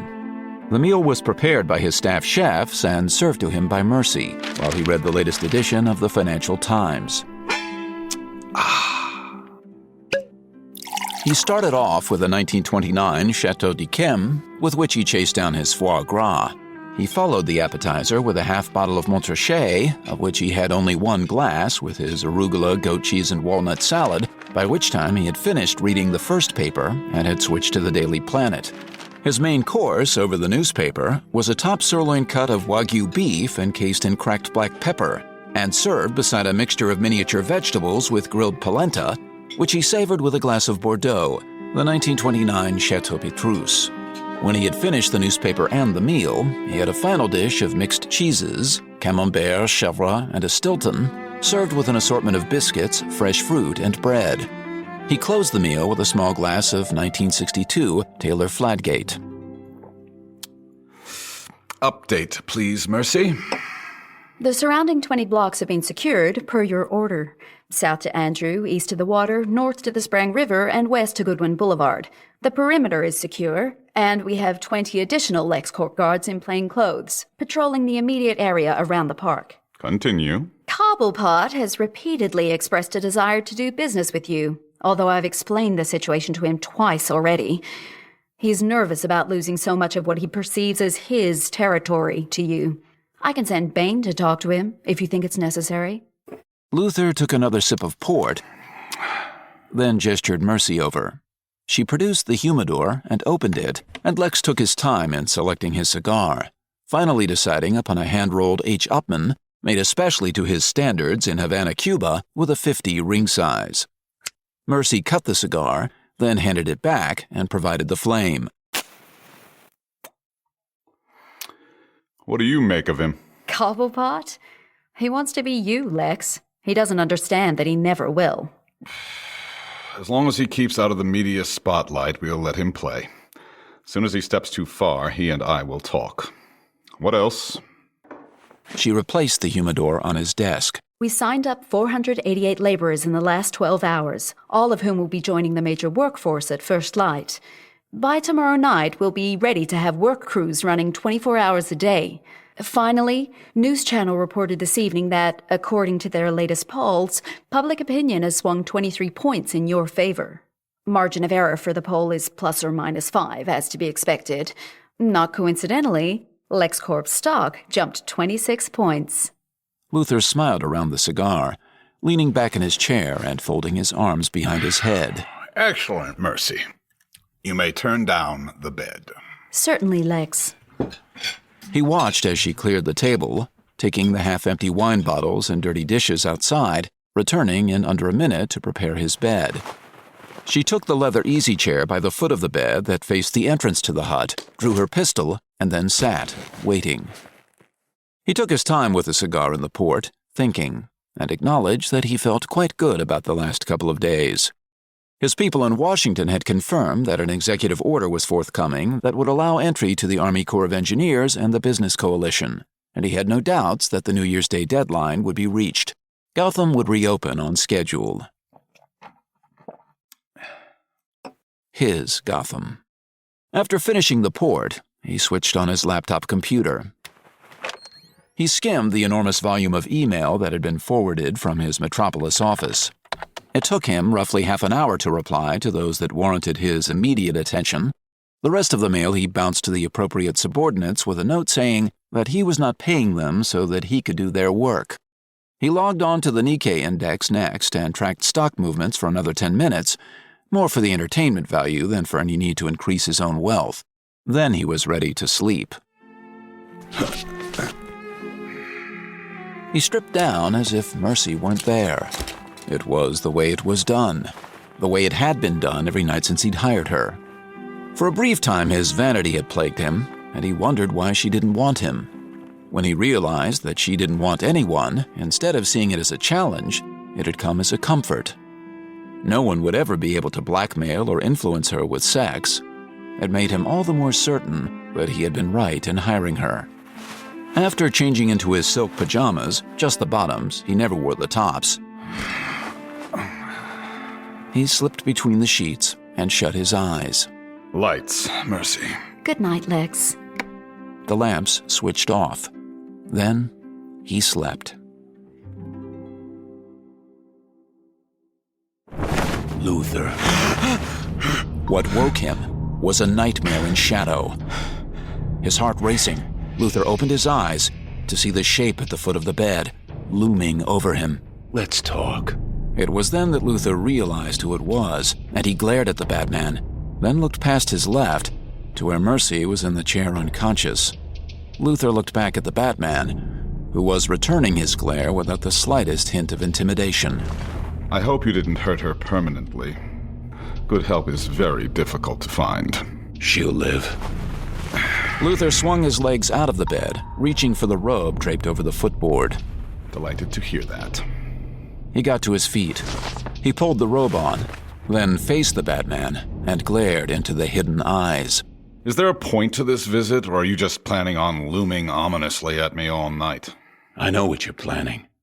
You're not in Metropolis now. This is my city. For now. I'm here on a humanitarian mission, Vigilante.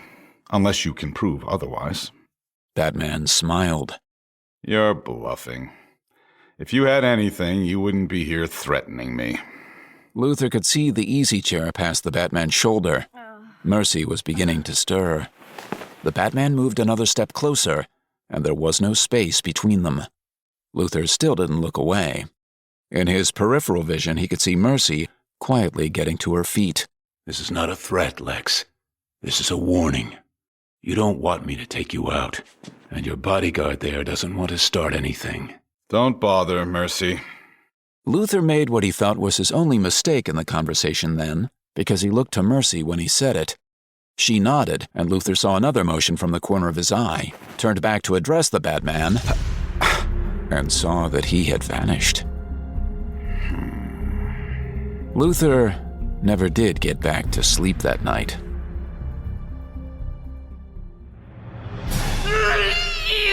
Joker swung the scythe at Batman's head. The blade cut neatly just above the cape, and his follow-through almost hit Harley, but she had ducked. Joker watched as the head bounced on the floor and came to a stop. His boys all looked down at the floor, avoiding his eyes. He looked back at the remains of the costume display, and it wasn't a nice display. It really didn't look a thing like Batman at all, and Joker felt himself coming over all teary-eyed. He threw an arm around the costume dummy's shoulder, turning to where the ear would have been. I just don't know what to do to get your attention. I just don't know. You don't come out to play. You're never around. It's like you're ignoring me. All I ever see are your brats, the second stringers, the wannabes, Ratgirl and the boy Blunder and, that other one that no one knows the name of. Nightwing. Without looking, Joker kicked her in the shins. Ow! Sorry. I'm starting to take it personally. I really am. And I know I shouldn't, because I know that personally you just wouldn't take anything anyway, not even from me. But really, just look at the situation here. What am I supposed to think? The dummy remained strangely silent. You're useless, you know that? Joker turned from the dummy and brandished the scythe at his gathered boys. I ask you, what do I have to do to get some attention in this burg? Now his boys were really interested in the floor. Well, criminy cheapers here, kids. Give me something. The boys were as silent as the decapitated dummy. Joker turned away in disgust, tossing the scythe over his shoulder. Harley was looking at him adoringly, and the last thing he wanted right then was to be adored by her. So he grabbed her by the fluffy white ruff around her neck and used it to see if he could get her face to turn red, even under all that white makeup she insisted on wearing. I don't get no respect, that's the problem. Jeez, listen to me. I sound like that fatso, that comedian. What's his name? Dangerfield? No, you idiot. The other one. The fat one. Bullock. That's it. Bullock. It's just not fair.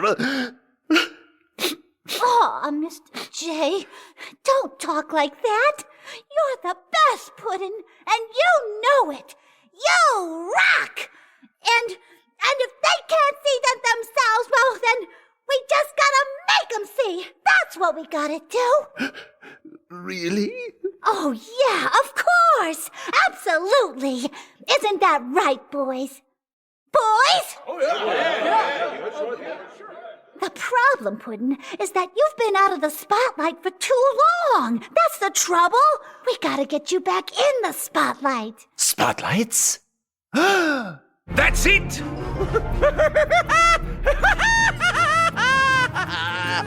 I know where I can find some of those. Oh, yes, indeedy. All right, Mercy. Let's hear it. It happened again last night, Lex. Around 03:30 at the Taylor Street site, where the crews were clearing the ground for a new foundation. That site was guarded. The guards panicked, Lex. By the time I was on site, Joker had left. Continue. Our equipment was destroyed. No fatalities. Mercy Graves watched as her employer rose from the table, crossing to the entrance of the hut, looking out. A light snow was falling, and outside, across the compound, Mercy could see LexCorp employees in the mess tent, gathering for dinner.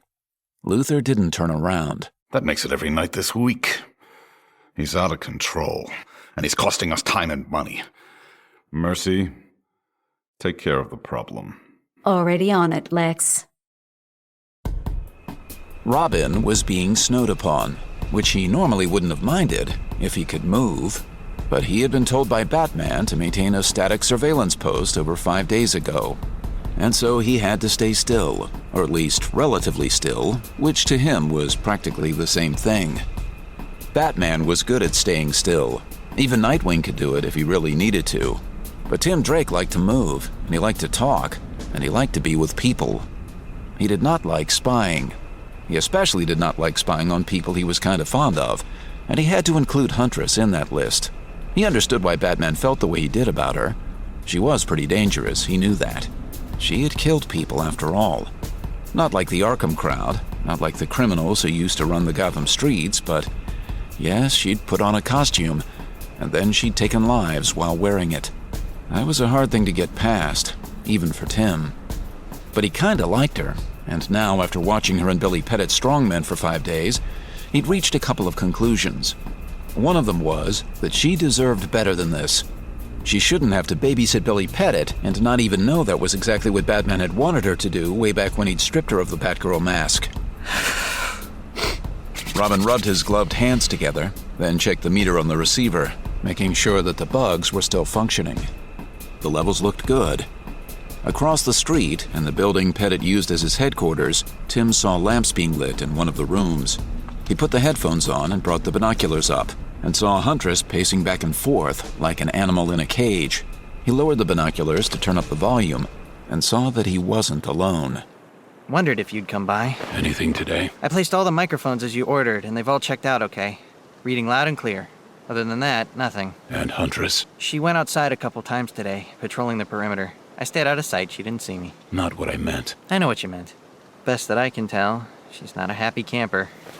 Batman extended his hand for the binoculars, and Robin handed them over. Batman spent almost a minute scanning the building, and Robin saw that in the room where Huntress was, another figure had joined her. The light was bad, and even using night vision, he wouldn't be able to make out the features, not without the optics. But he thought it looked like Pettit. Turn the receiver on. I want to hear them.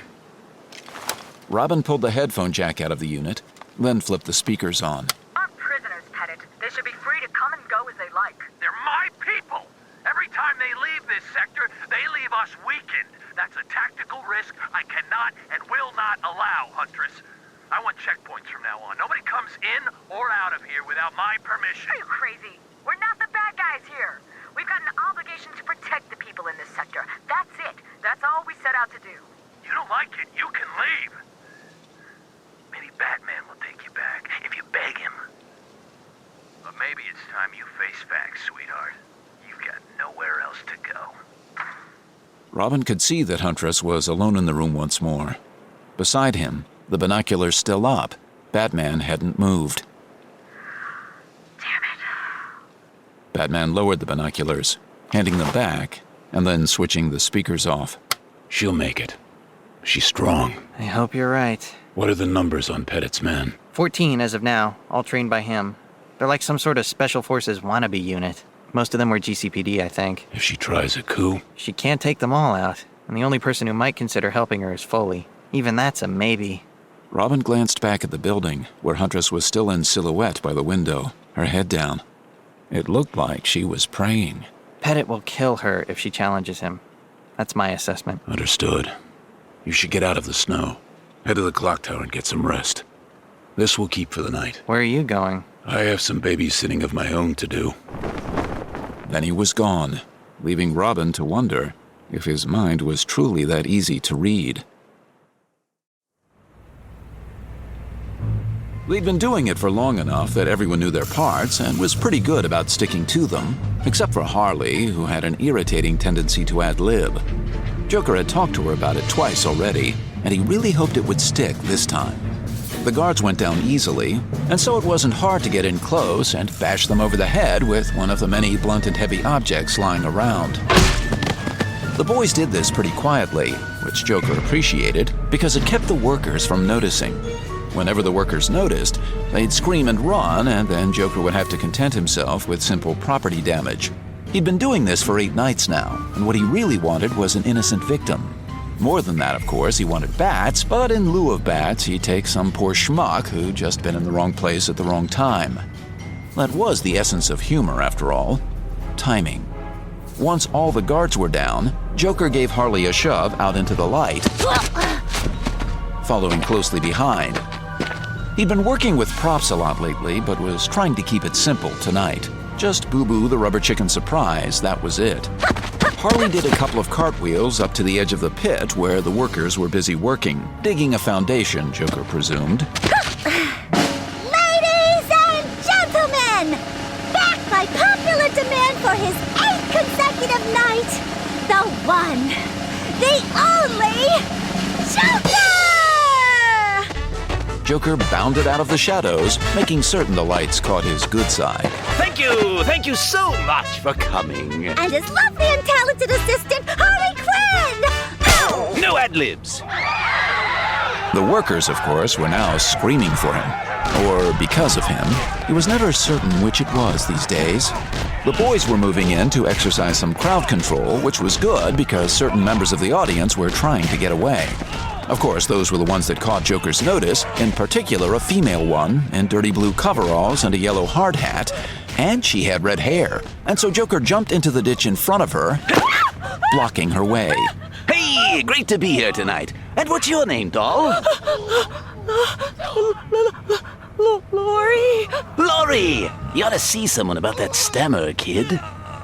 Joker showed Laurie Boo Boo the Rubber Chicken Surprise, and she tried to back farther away, but now, since she was trapped, all she could do was move her head back farther and farther until she was pressed against the freshly cleared earth. It just so happens that I can help you with that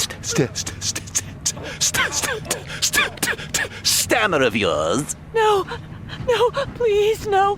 Oh, no trouble at all. He showed her Boo Boo's surprise. Inside the rubber chicken's mouth was a pair of really nasty old scissors.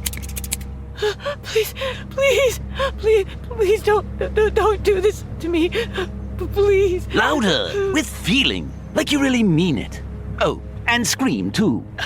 God, please. I'm begging you. Between you and me, Laurie, this has nothing to do with you. You seem like a sweet kid, the kind of girl I'd like to take home and feed to Mother. But you see, I've got to get his attention somehow, and I'm pretty much out of ideas. And then he saw the shadow falling over him. Finally! I was beginning to think that you didn't love me anymore. Hey, you're not Batman. No, I am not. Oh. This is gonna hurt, isn't it? Bane lifted him by the collar, cocking his right fist back. Yes, that it is. And Joker felt the familiar hot sensation of a fist colliding with his face. And the world went all silly for a little bit. And then he was on his back, looking up at the stars. And Bane was coming out of the ditch after him. Joker still had Boo Boo in his hand, and he tried to readjust his grip so he could stab or snip with it, but Bane was already lifting him up again. I don't think you're very funny. Well, you know, comedy is tricky that way. And then he was in the air again, then on the ground, and this time it took longer to get the world sorted out again. Joker was looking up a woman's skirt, at her nasties, her knickers, her underthings, her unmentionables. I see London, I see France. Uh-oh. Bane yanked him back to his feet, turning him to face the woman. She was blonde and big and wearing a lot of black, and she was pointing the gun right at his face. You stand when you speak to a lady. Oh, of course, of course. Where is she? All you need to know is mine is the last face you're ever gonna see. No one messes with Mr. Luthor's business. That's enough of that, Toots! Suddenly, Joker saw that his Harlequin had a great big gun of her own pointed at the mean woman's head. You let him go, or you won't have a face! Ain't she a pip? The woman lowered the gun. Let him go, Bane. Joker dusted himself off, Mustn't forget Boo Boo. retrieved Boo Boo, and headed for the shadows. Come on, Harley. Time to hit the road. Sure thing, Mr. J. Well, it's been fun. Toodaloo. He waved, and then he and Harley disappeared into the darkness. Bane returned to Camp Lex with Mercy, but they parted company at Luthor's hut. He had yet to speak with the man in person, and each time he'd gotten close, Mercy had prevented it, restricting access. Bane understood this, but it was both annoying and insulting. Here he had given Lex Luthor some of his best work, at least to Luthor's knowledge, and still he was being treated like a costumed lunatic, a tool to be discarded. There was a distinct lack of respect there, Bane felt. He went to the trailer that had been supplied for him, away from the main camp and the eyes of the media. He was cold and looking forward to having a brandy and going to sleep, and he was thinking of just those things when he closed the door behind him and switched on the light. Ah, an unexpected surprise. To what do I owe the pleasure? Are you here for a rematch? No. No, I did not think so. You were watching tonight when the clown gave his performance? Yes. Yes, of course. Bane reached past him and took the bottle of brandy on the counter and a glass, then moved to the couch. I would offer you one, but you would decline it, I have no doubt. I appreciate the gesture. Bane felt the alcohol burn his sinuses and mouth. Batman, it seemed to him, looked almost relaxed. That made Bane feel strangely good about himself. Here, at least, was a man who gave him respect. You know, it took me a while to figure out what you were up to, after that whole fiasco at the Hall of Records. You could have just told me to set off the explosives. I was planning on doing so anyway. I needed to get a look for myself. Had to get inside. I understand, trust me. As I said, it took me a little while to figure it out. But now? Now I know. The fact that you're here confirms it. I haven't told Luthor if that's your concern. I didn't think you would have. You do me an honor, Batman. I've come to repeat what I told you that night. Leave while you can. You know what I'm planning. You must know that when I'm finished, Luthor won't be honoring his deals with anyone, least of all you. I had been coming to the same conclusion. I'll be leaving in the next couple of days. Good. Bane raised his glass to Batman. To your good health and good advice, Batman. Oracle, personal. Entry number 723, NML day 336. Dear Dad, the announcement came yesterday. A press conference in the Rose Garden at the White House. The president was there, and Lucius Fox, and a handful of other businessmen. Alex, the eye who has been watching Camp Lex for me since Luther hit town, said that LexCorp put it on speakers all throughout the park, broadcasting the voices into the no man's land, loud as they could. Those who didn't hear the conference in person heard the news soon enough. I watched it on my news channel hack, Robin and Batgirl with me. It started with standard media babble, and then the press secretary made an opening announcement, saying that a decision had been reached with regard to no man's land. Then he handed over the podium to Lucius Fox. There were honestly tears in Lucius's eyes.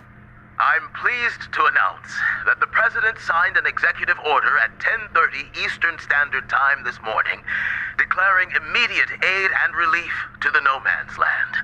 Wayne Enterprises is proud to be one of the many businesses that helped to make this happen. At the present time, access to Gotham City will be limited to deliveries of emergency supplies, equipment, and personnel. The Army Corps of Engineers has been mobilized and will be arriving in Gotham within the next 24 hours. The goal is to return basic infrastructure and services by January 1st, New Year's Day, at which point the President has assured us that the no man's land will be revoked, and that Gotham City will once more welcome her children home. Then Lucius had to stop because he was so choked up, and the LexCorp representative stepped forward, began fielding questions alongside the president himself. But none of us were really paying attention at that point, because we were all hugging one another and celebrating. I can't believe it! Yes! You sounded just like Tim! Tim and I looked where Cassandra pointed, and there he was, in the room. We did it! No, we did some of it. Now we do the rest.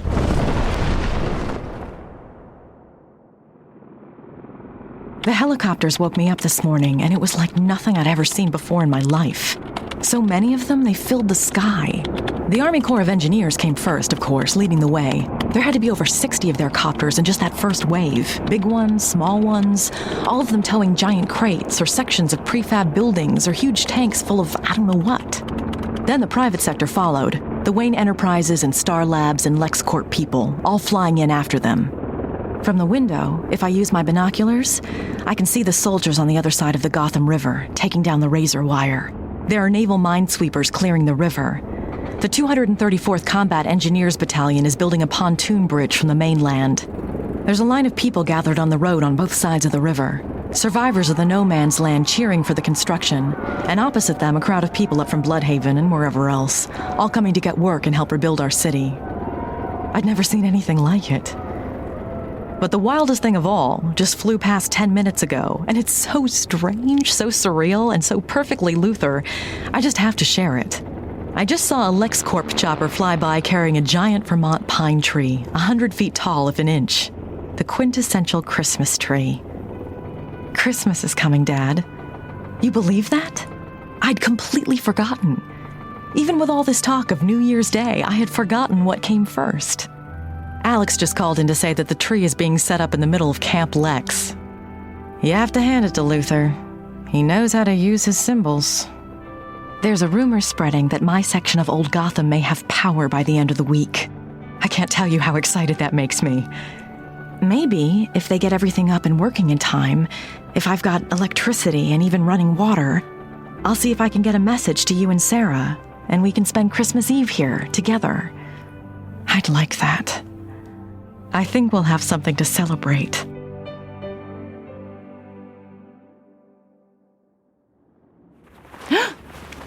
The chill of the bedroom wrapped itself tightly around Sarah Essen's bare skin as she sat up.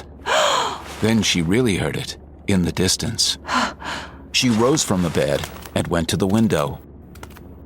The glass of the window was cold and covered with condensation.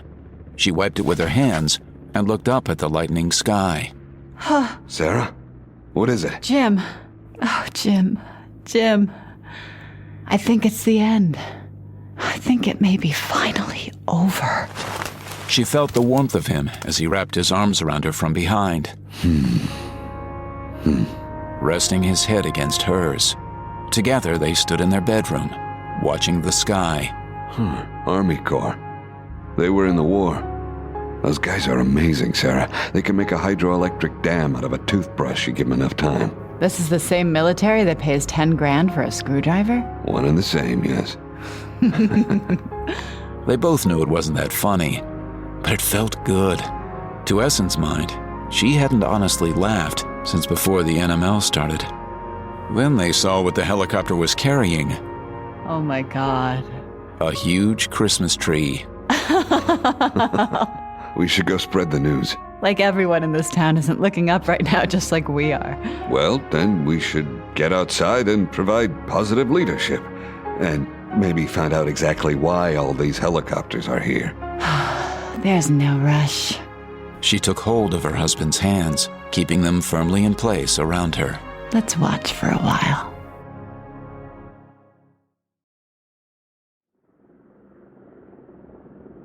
Joker stood and stared out the window of Wicked Wendy's costume emporium, looking at the helicopters flying overhead. They had started arriving before dawn, and he had gone to the window then and stayed there, looking up. And now, 3 hours later, they were still flying overhead. He knew why the helicopters were coming, and it posed a great problem to his mind. The expectations had suddenly and drastically risen, and he honestly didn't know if he was up to the challenge. Reflected in the cracked glass, Joker saw Harley tiptoeing toward him. The boys were nowhere to be seen, probably playing cards or jacks or one of those damnable collectible card games somewhere in the back of the shop. He frowned, and Harley took that to mean he was unhappy, which he was, but not at the helicopters, which he could tell was what she thought. Puddin'? You've been standing here for hours now. Touch me and I'll feel you your arm. Can't you see that I'm thinking? In the reflection, he saw Harley drop her arms, then her chin, as she looked down at her booted feet. I'm real sorry they're gonna end the no man's land without you, Mr. J. What did you say? Joker whirled from the window and pounced on her, riding her to the ground, and in the process upsetting a stand of novelty wigs. They're not ending it without me, Harley. Haven't you been paying any attention at all? Joking! Me! I know. It's an invitation, Harley, a challenge, a dare even. Look at all the trouble they're going to save this rat hole of a city. All the time and energy and money they're pouring into this wreck. They've even told me where, when, and how Gotham is to be saved. He looked at her, waiting for her to get it, but she was turning a little blue around the lips and her eyes were bulging, and it was pretty clear to Joker that she wasn't truly listening. He rolled off her, sitting amidst the discarded wigs and debris. I can't disappoint them, Harley. Really. It's a built-in audience, a once-in-a-lifetime chance. I mean, before, I could really grab this town by its short and curlies, but now, the stage is so much bigger.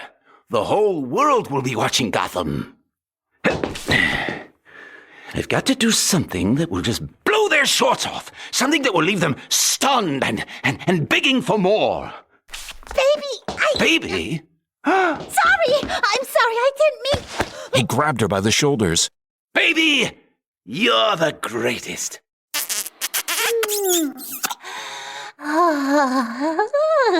We have to get the boys together. We've got a lot of work to do. Oh, this is going to be brilliant. They'll be talking about this one for years. Batman be damned. This is going to be better. This is going to get them all.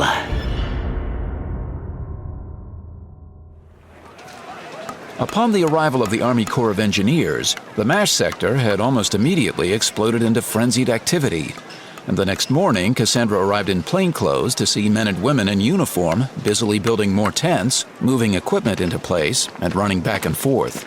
Dr. Tompkins was standing in the middle of the compound, talking to a group of men in uniform, and she saw Cassandra approach. I must say, I'm impressed that you've managed to do as much as you have here, Dr. Tompkins. We thought we'd be arriving to find the situation much worse. It was worse. Much worse. Outside of this sector. There were many people who died simply because they couldn't reach us for aid. We were fortunate, Dr. Zahedi. Malnutrition was actually our biggest concern. But once the garden started producing, And in the park, most people were able to balance their diet. Frankly, I am stunned. Dr. Zahedi glanced around the compound, noting Cassandra and offering her a friendly smile. Your list of critical cases is much lower than I expected. Yes, since the major fighting died down. For the last couple of weeks, in fact. It's been mostly treating infections, the odd cuts and bruises, a couple of deliveries. Deliveries? People had babies in the no man's land? The nights got cold, Dr. Zahedi. Yes, I'm sure they did. All right, then. Well, you tell us what to do. We're here to help. Cassandra saw Alfred and tapped Leslie on the arm to say goodbye, then made her way over. Hello, my dear. How are you today? She smiled and wrapped her arms around him in a hug.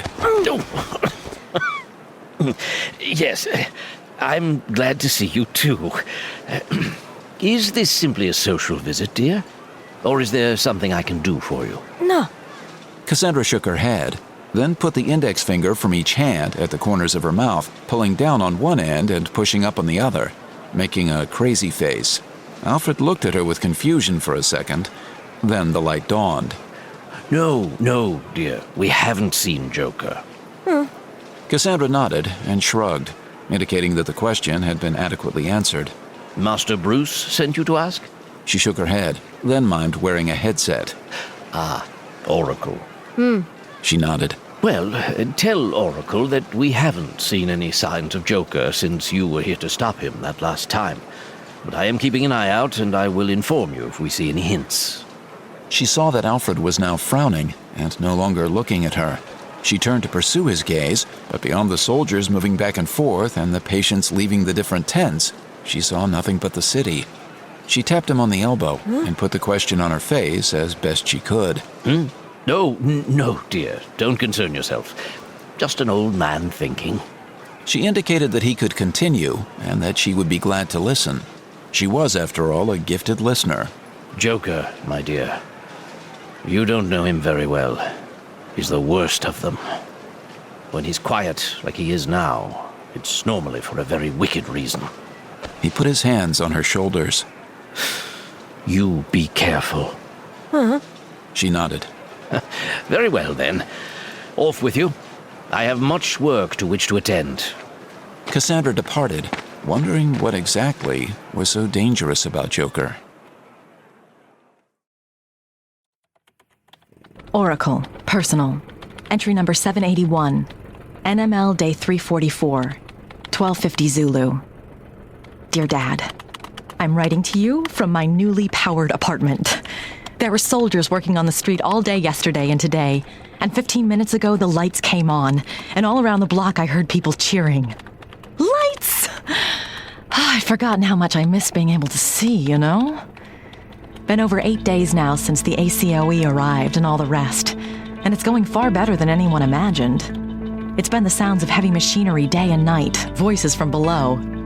A couple of the more derelict buildings on the block have already been knocked down and cleared. I'm stunned by how fast it's moving, but I suppose all it takes is time, money, and manpower. If you have any two of those three, you can get a lot accomplished. If you have all three, you can get a lot accomplished a lot faster. Word is that LexCorp is now trying to run power along the whole of the east side, and the 132nd and the 98th Combat Engineer Divisions arrived in the city yesterday, setting immediately to work on sewage and water treatment. That's over 5,000 Army personnel on the ground in Gotham at this very moment, and that doesn't include the thousands more that have come in from Bloodhaven and other cities to aid in the construction. Some of the media estimates put the total emergency labor force at over 30,000 people, but personally, I think that's a conservative estimate. I know for a fact that Wayne Enterprises itself has hired over 10,000 men and women from all along the coast and ferried them into the city on their own dime. The estimate certainly doesn't include the number of people who actually remained here during the NML, and who now are working on the construction as well. A building inspector came through the day before yesterday, and I had a hell of a time convincing him that he didn't need to check the walls up here. Last thing I want is some federally funded yokel discovering my base of operations. But he was pleasant enough, calling it one of the only buildings he'd seen in the last week that didn't need major repairs to its structure. I acted surprised and delighted by the news, though the delight part was fairly honest. Frankly, I've never had any concerns about the integrity of this structure. One of the many faiths I've placed in Bruce Wayne. Speaking of which, I know Batman's been to see you about the Joker thing, how no one can find him. He's had Nightwing, Robin, and Batgirl combing the city every spare moment they get, but still nothing. I know you've had those people you can spare doing the same thing, but until you're officially police again, you've got your hands full with all your other obligations. There's a piece of me that's sure this can't be good. The Joker is up to something, and up to something big. Since Bane left town, there have been no further attacks on any of the construction sites, and I've heard nothing from any of my eyes about other activities that might be attributable to the clown. Wait and see time. And if you think that makes me nervous and tense, you can just guess the mood Batman is in. The files, incidentally, are all ready and waiting for his word to upload. He's picking his moment, though I'm not certain exactly when that will be. Probably around Christmas. Speaking of, got the note from DeFilippis, and I'm glad to hear that you and Sarah will be joining me for dinner. I sent him back to you with another note. You guys are gonna have to bring the fixins, I'm afraid. All I've got left are MREs and a variety of freeze-dried entrees, none of which seem appropriate for Christmas dinner. Looking forward to it, have to tell you. Penguin had sent the request for the meeting by courier, and his note had been insistent. It had mentioned the media, and had requested that Luther meet him at the warehouse off Colby at noon. I can handle it. No, I'll come along. He should see what he's truly up against. Leaving Camplex without the media noticing took a little doing, but it wasn't impossible, and Mercy covered Luther as they worked back through the park, around where the 100-foot-tall Christmas tree stood, still bare, waiting to be decorated.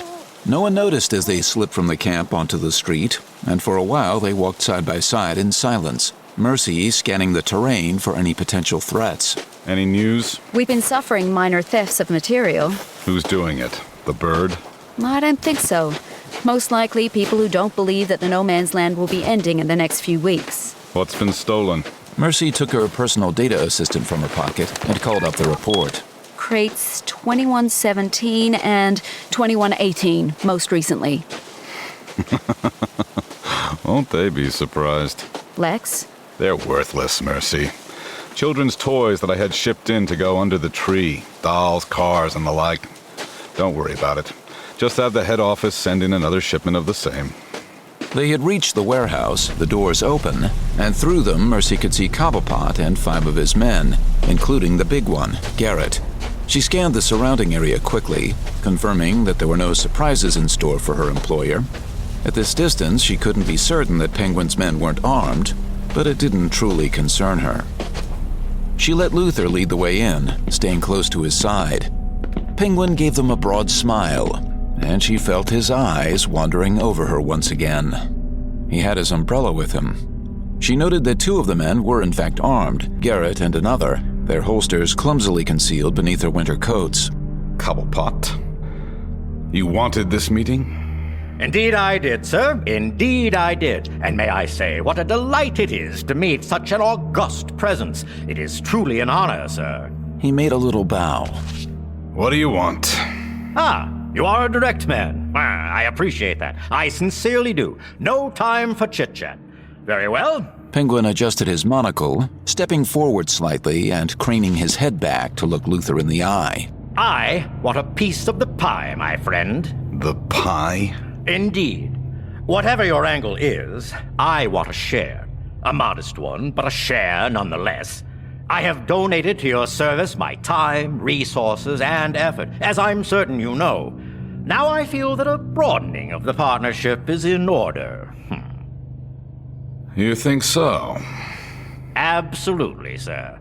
And if I refuse? Then you will leave me no choice but to shatter your philanthropic image by going to the media and explaining to them exactly how you and your associate did business with me, a known felon, during the darkest days of the no man's land. Penguin smiled and spread out his palms, as if his argument were foolproof and justly compelling. I'm afraid you would leave me no alternative, sir. For a couple of seconds, Mercy thought Luther might actually be considering what Penguin had said, still staring down at the man. Mercy, if you please. Happily, Lex. Mercy slammed her fist into the nose of the nearest of Penguin's men, shattering the septum and driving a wedge of bone into the man's brain. She followed with a quick kick between the legs of the next one. The remainder of Penguin's guards only then began to react, but they were woefully slow. Mercy kept moving. She delivered a kick to Garrett's stomach, knocking him down, then moved on to the final two.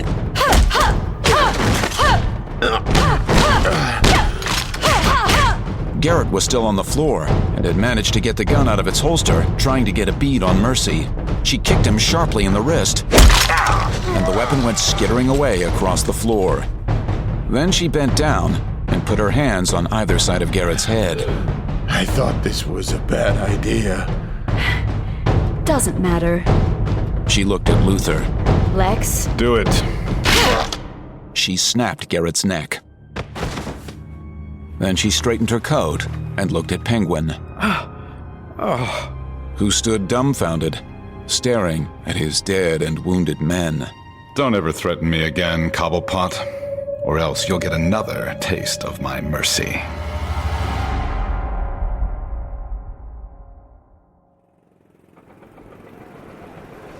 The man from the Department of Justice was waiting for them on the steps of Central.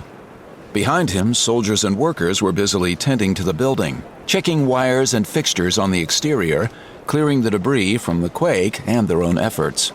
Someone had already repainted the doors in the dark blue of the GCPD. Most of Gordon's remaining officers were there too, waiting on the wide steps that led to the entrance. Montoya and Bullock and DeFilippis, and even Ware, holding her little boy. Welcome home, Jim. Commissioner Gordon. The DOJ man came down the steps, extending his empty hand. In the other, he held a large manila envelope. He shook hands with Gordon, then with Essen, then gestured to the building. Like what you see? It looks beautiful. Hey now, Commish. Beauty's in the eye of the beholder. Hey, are you calling me ugly? Perish the thought, Lieutenant. The man from the DOJ grinned. If we can get down to business. By all means. The DOJ man opened the envelope, removed the sheaf of papers inside, and then handed them over to Gordon. James Gordon, on behalf of the Attorney General of the United States, I hereby present your new charter, reauthorizing you as Commissioner of Police for the City of Gotham. Gordon took the papers, saw the seal of the United States Department of Justice on the charter, and the surge of emotion took his breath for a second.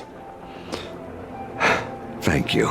As of now, your police force consists of those officers who remained with you during the No Man's Land, but we'll have more volunteers for you after Christmas. Welcome back. Nice to be in control again, huh? You have no idea. Gordon turned to look back at his grinning people and saw that each of them, to a person, was wearing a badge. He felt pride for his people, the same pride he had felt when they'd stood on the roof of this same building almost a year ago, resolved to stick it out, to do what was right. Then he thought of Pettit and Foley. He wondered what they had done with their shields. Let's go in. Take a look around while it's still quiet inside. That's an idea. You know that as soon as word gets out that we're back in business, we'll be swamped. You son of a bitch! Pettit took a swing at Foley and missed, and Huntress had to move quickly to keep the two men separated, pushing her way between them. Hey! Cut it out! No! Pettit was still reaching for Foley. You will attend, you understand? Everyone will attend! It's Christmas, for Pete's sake! I know, that's the point, damn it. Christmas Eve, and we're having a dinner. Is that clear? In the gymnasium, and everyone is going to be there, and we're going to spend it together. Got me? Get off me! Pettit roughly pushed himself away from Huntress. Several of his men on the street were watching nearby, and Huntress couldn't read anything in their expressions, but when she'd moved to stop Pettit, she'd seen some of them tensing, a couple of the hands dropping closer to the sidearms, and it made her stomach all the more nervous. You can't keep them here if they don't want to stay, not on Christmas, Bill! I sure as hell can! What I can't do is allow our numbers to keep being whittled away like this. I can't allow our morale to be constantly eroded by propaganda and false hope. The No Man's Land isn't over. It's not going to be over. Clouds of condensation billowed out of Pettit's mouth, his eyes frantically scanning around him. Yeah. Yeah, that's it. We'll have our Christmas feast in the gym. It'll be good. Everyone will come, everyone. Attendance will be mandatory for the sector. He turned to look at Foley, and Huntress almost relaxed because Pettit finally looked calm. That's what we're going to do, Foley. And if you've got a problem with that... Hey, easy, Bill. Back down, Pettit! Now! Pettit held the gun still for a second longer, and Huntress didn't at all like the look in his eyes. He looked almost satisfied, as if Foley's fear and Huntress's anger were what he had been after all along. Then he holstered the weapon and adjusted that damn cap he always wore. See you there, both of you. She watched him turn, the rest of his strongmen following, as he made for the apartment building. Oh, God. Oh, God. It's too late, isn't it? He's lost it. Huntress nodded barely, watching the last of the strongmen disappear into the building. You could probably make it out of here, you know. No, I'm staying. He's too dangerous now. He's gonna snap. She looked down at her hands, at where the launcher was strapped to her forearm, and the crossbow, folded down, was strapped to her thigh. And when he does, I'll have to stop him.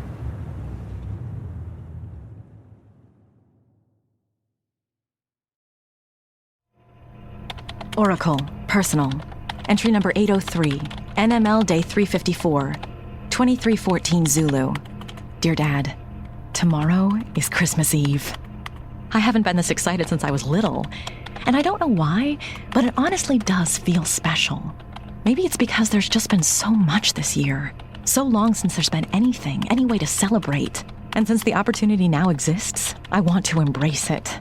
Maybe it's because, since Gotham is in such a sorry state, the spirit of the season is honestly evident. No advertising, no crass commercialization, just an honest wish for peace on earth and goodwill toward men. Or maybe I'm just hoping you got me some really good presents. That's a joke. I am stunned by the progress that's been made in the last couple of weeks, by the amount of construction that has been completed. Gotham is, of course, a far cry from being even a ghost of what it once was. But there's life on the streets again, and hope in the air. And I have no doubt now that we're going to make it. And I'm not the only one who thinks that way. I know Nightwing, Robin, Cassandra, all of them are possessed of the same budding optimism. Even Batman seems almost willing to accept it. I think he would accept it, if it weren't for Joker. Joker. Still missing in action. Still hiding somewhere in the city, planning something. The first time in almost 2 weeks that I saw Batman was this afternoon. He looked haggard, and that's something, as you know. When it shows on him, then you know it's taking a toll. Still nothing? Afraid not. You're sure he's still in the city? Positive. He wouldn't leave. He's planning something. Probably for New Year's. Probably for the 11th hour. He'll try to sabotage the opening, most likely. Makes sense. Luthor's already announced plans for a big blowout at the Babylon Towers. He's already got people making certain the building will be ready come New Year's Eve. Batman stared at the wall behind me for several seconds. Boss? You want to get some rest yourself? No. Alfred's planning a Christmas dinner for tomorrow evening. I'll get to rest then.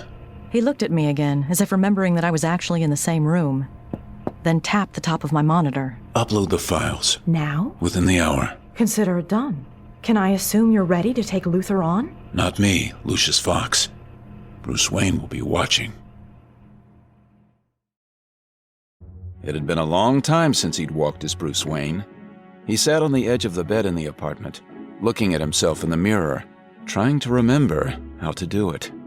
The clothes were right, he saw that. The Armani cut perfectly. The Ferragamo shoes on his feet shined to a rich luster. He tried to put the grin on his face, the vaguely vacuous one that was in its way just as effective as the cowl. Master Bruce, Mr. Fox is here. Be right there. Very good, sir. He got to his feet, watching his reflection move in the mirror. He adjusted his posture, lowering his chin just a bit more, bringing his shoulders in slightly, slouching just a bit. He tried the grin and thought it looked stupid. Bruce Wayne. Bruce Wayne, Bruce Wayne, Bruce Wayne. Bruce.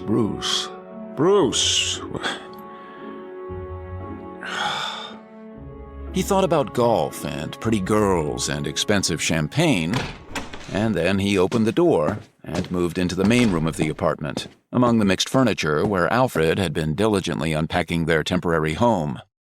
The apartment was the penthouse suite at the Dallas Arms, a Wayne-owned building that had survived not only the quake and Black Mask, but the depths of the no man's land itself. Work had been done on it, of course, getting the windows replaced and the power squared away, and the luxury of it bothered him. It seemed very wrong that he should live in this comfort, while so many still went without power. But that was part of Bruce Wayne, too, and the fact was that he had opened the whole building to residents rent-free, this one and a dozen others. More temporary housing every day. Lucius was waiting in the living room, holding his leather barrister's case, wearing a suit and looking vaguely irritated at having been kept waiting. Bruce thought he looked older, his hair just a little grayer. He looked healthy nonetheless, and Bruce realized that he was truly glad to see him. Lucius! The moment the name was out of his mouth, he knew he'd gotten it right, that he was Bruce Wayne again. He took loping strides forward, offering his hand and clapping Lucius on the shoulder at the same time. It's great to see you, just wonderful. How've you been? How's your wife? How are the kids? Fine, thanks, Bruce. We're all fine. They're staying in New York for the season. Didn't want them moving back to Gotham until everything was official. Oh, of course. Gotta take care of your family. So, what's this all about? He gestured at the couch, then half fell, half flopped into the empty armchair opposite it. Lucius sat, opening the case and removing a sheaf of papers. You remember when you called me from Nice? Nice? In France, Bruce? Oh, right, yeah. That was Sissy, I think. Alfred? Master Bruce? Nice. Was I with Sissy or Missy or... Who was that? Who can remember? Mr. Fox, would you like a cup of tea? Thank you, Alfred. And I'd like some hot chocolate. With sprinkles, and the little marshmallows this time. Very good, sir. Alfred moved into the kitchen. Lucius pushed the papers at Bruce, who took them with some hesitation, as if they might require his thought. You told me someone was buying Gotham real estate, remember? Did I? Bruce, take a look at what I just handed you, would you please? Bruce shrugged and began flipping through the papers. What he saw gave him great satisfaction, and he took pains to keep that from showing on his face, instead showing Lucius only idle interest, then confusion, then boredom. After all, he was looking at nothing but legal documents, what looked to be deeds and titles. Bruce Wayne could hardly be counted on to notice that there were 2 copies of each document, one from the Library of Congress, courtesy of Oracle, of course, and the other a forgery of the same, saying that Lex Luthor or LexCorp, or one of LexCorp's subsidiaries, was in fact the owner of the same land. Well? Bruce furrowed his brow, then looked toward the kitchen. What's taking Alfred so long? Alfred? Yes, Master Bruce? What's taking so long? I'm melting the chocolate as we speak, sir. Good. Bruce? What do you think? I think it's a lot of paper, Lucius. I don't know what you're trying to show me. I'm sorry. I'm missing it, I guess. What you're holding are copies of the official deeds to various properties in Gotham. Oh. So, You're also holding duplicates, claiming that those same properties are now owned by LexCorp in one fashion or another. Bruce looked at him blankly. What that means, Bruce, is that Luthor has been buying up Gotham real estate. Except I did some checking, and it turns out that he never paid anyone any money for the land. Yet he has all of these deeds that say he's the sole owner. Well, where did the other ones come from? The real ones? I heard that all the records were destroyed sometime during the year, that someone burnt them all up. That's right. But I found copies that had been filed with the federal government before No Man's Land began. Somehow, Luthor neglected to look for those. Either he didn't think about it or he didn't find them. Because with what I've got, we can prove he's committing fraud. Alfred returned from the kitchen with a tray, offering Lucius a cup of tea. He gave Bruce his hot chocolate in a mug that said, "I ate the worm in Tijuana." Bruce took the mug in both hands and sipped, and then had to hide his surprise. Alfred had honestly melted chocolate to prepare the drink. So, what now, Lucius? We confront Luthor. We? Don't worry, Bruce. I'll do all the talking. Lucius, Bruce, welcome. Please have a seat. Luther received Bruce and Lucius in his luxury hut, offering them seats in front of a coffee table. His bodyguard Mercy stayed in the room by the door. She was watching them carefully, and Bruce could tell she knew what she was looking for, and so he leered at her legs for a bit. She ignored him, which was exactly the result Bruce wanted. Now then, gentlemen, what's so urgent it couldn't wait until morning? If I may, Bruce? By all means. Bruce was sneaking another gaze at Mercy's legs. We were updating our records this past week in preparation for Wayne Enterprises' return to Gotham, and we came across some incongruities. Incongruities? Luther's brow creased slightly. Of what sort, Lucius? I was hoping you could answer that, actually. Lucius removed the papers from his bag and slid them across the table to Luther. Luther went through the pile with increasing concern. Luther's brow creased again, this time more profoundly. Bruce cracked his knuckles, and Lucius shot him a dirty look. Sorry. Luther took almost 20 minutes going through the whole stack in silence. Finally, he looked up. Incongruities, indeed. I'm not certain what to make of them. If they're accurate, it implies that your interest in rebuilding Gotham is less than philanthropic, to use the media's term. I'd hate to think that were the case, Lex. Luther's face was blank, but Bruce could see the wheels spinning beneath the bald head, the darkness filling the man's gaze. These could all be a fraud. Someone probably planted these in an attempt to make me look bad. Most likely. But I did some checking, trying to make some sense of the matter, you understand? And best as I can tell, none of those titles has actually traded hands. So the options are that either someone is indeed trying to make you look like a villain. Please, go on. Well, I'd hate to even speak it, Lex. It's really incomprehensible to me that the other could be true. That I would have forged these titles? You would? Luther gave Bruce a look that would have made the Batman proud. Of course he wouldn't. Bruce, think, please. Mr. Luthor is the richest man in the world. He doesn't need to steal land when he can buy it. The only plausible explanation here is that someone is trying to slander him. Yes, well. Luther forced a smile into place. I want to thank you for bringing this to my attention, Lucius. I'll have my people look into it immediately. I'd hate for the media to hear even the slightest whisper of this. They won't be hearing anything from us, Lex. Do you mind if I keep hold of these? Might give my people a lead. Oh, go ahead. Lucius got to his feet. I've got copies if you need more. Do you? Several. Just in case. Bruce? Nice place you got here, Lex. Glad you like it. Mercy, please show them out. Thanks for seeing us. Luther didn't respond, but Bruce thought Mercy looked mighty angry as he passed her on the way out. Before she could shut the door, though, he turned and stuck his head back in, looking at her with his most charming grin. You know, I don't have a date yet for New Year's. I'd rather dance alone, barefoot on broken glass. When Bruce returned to Luther's hut later that night, he returned as the Batman. Once again, he roused Luther from his sleep. I told you this was my city. Batman held his hand over Luther's mouth, keeping him pinned to the bed. You press any claim to any property in Gotham, I'll make sure the documents Lucius Fox found go straight to the press. I will make certain your reputation is destroyed. Do you understand? Luther nodded, his eyes shouting hatred. I want you out of my town by New Year's Day. He checked to see that Mercy was still unconscious in her chair, which she was, then left the room like a bad dream.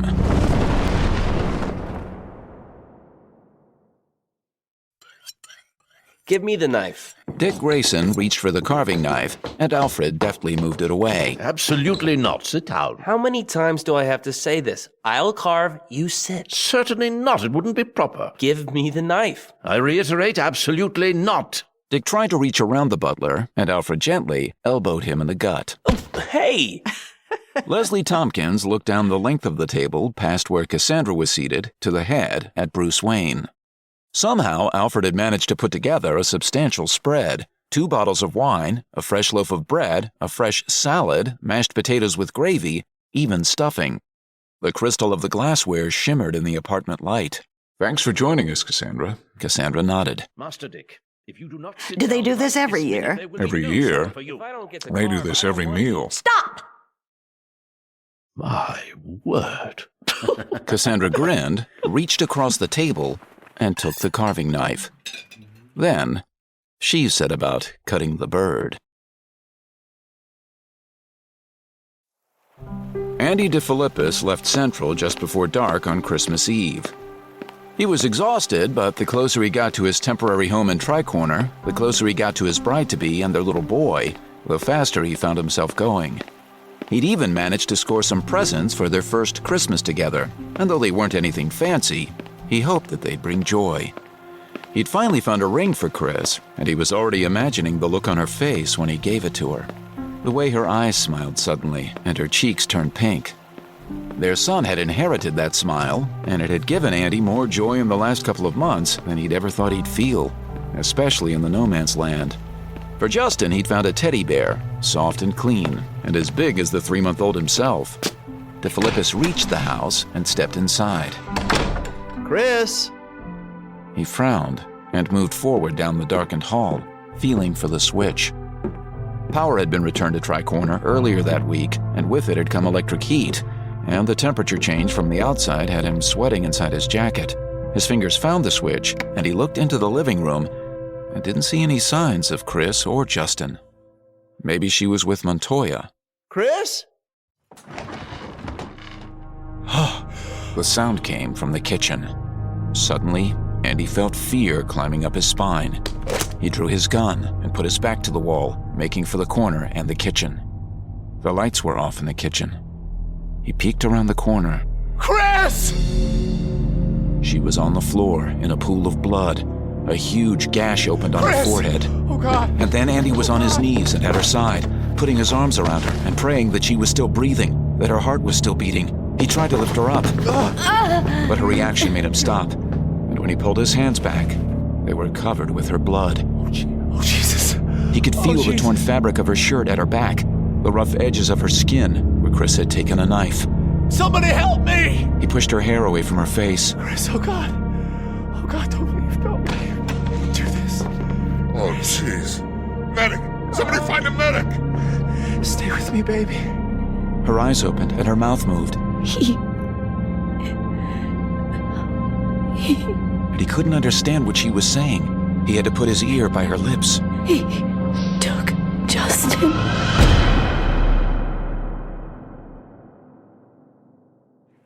This has to be the worst Christmas dinner of my life. And that's saying something.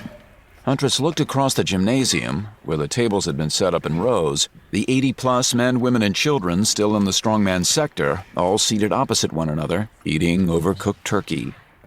If there was joy to be found, Huntress couldn't see proof of it on a single face.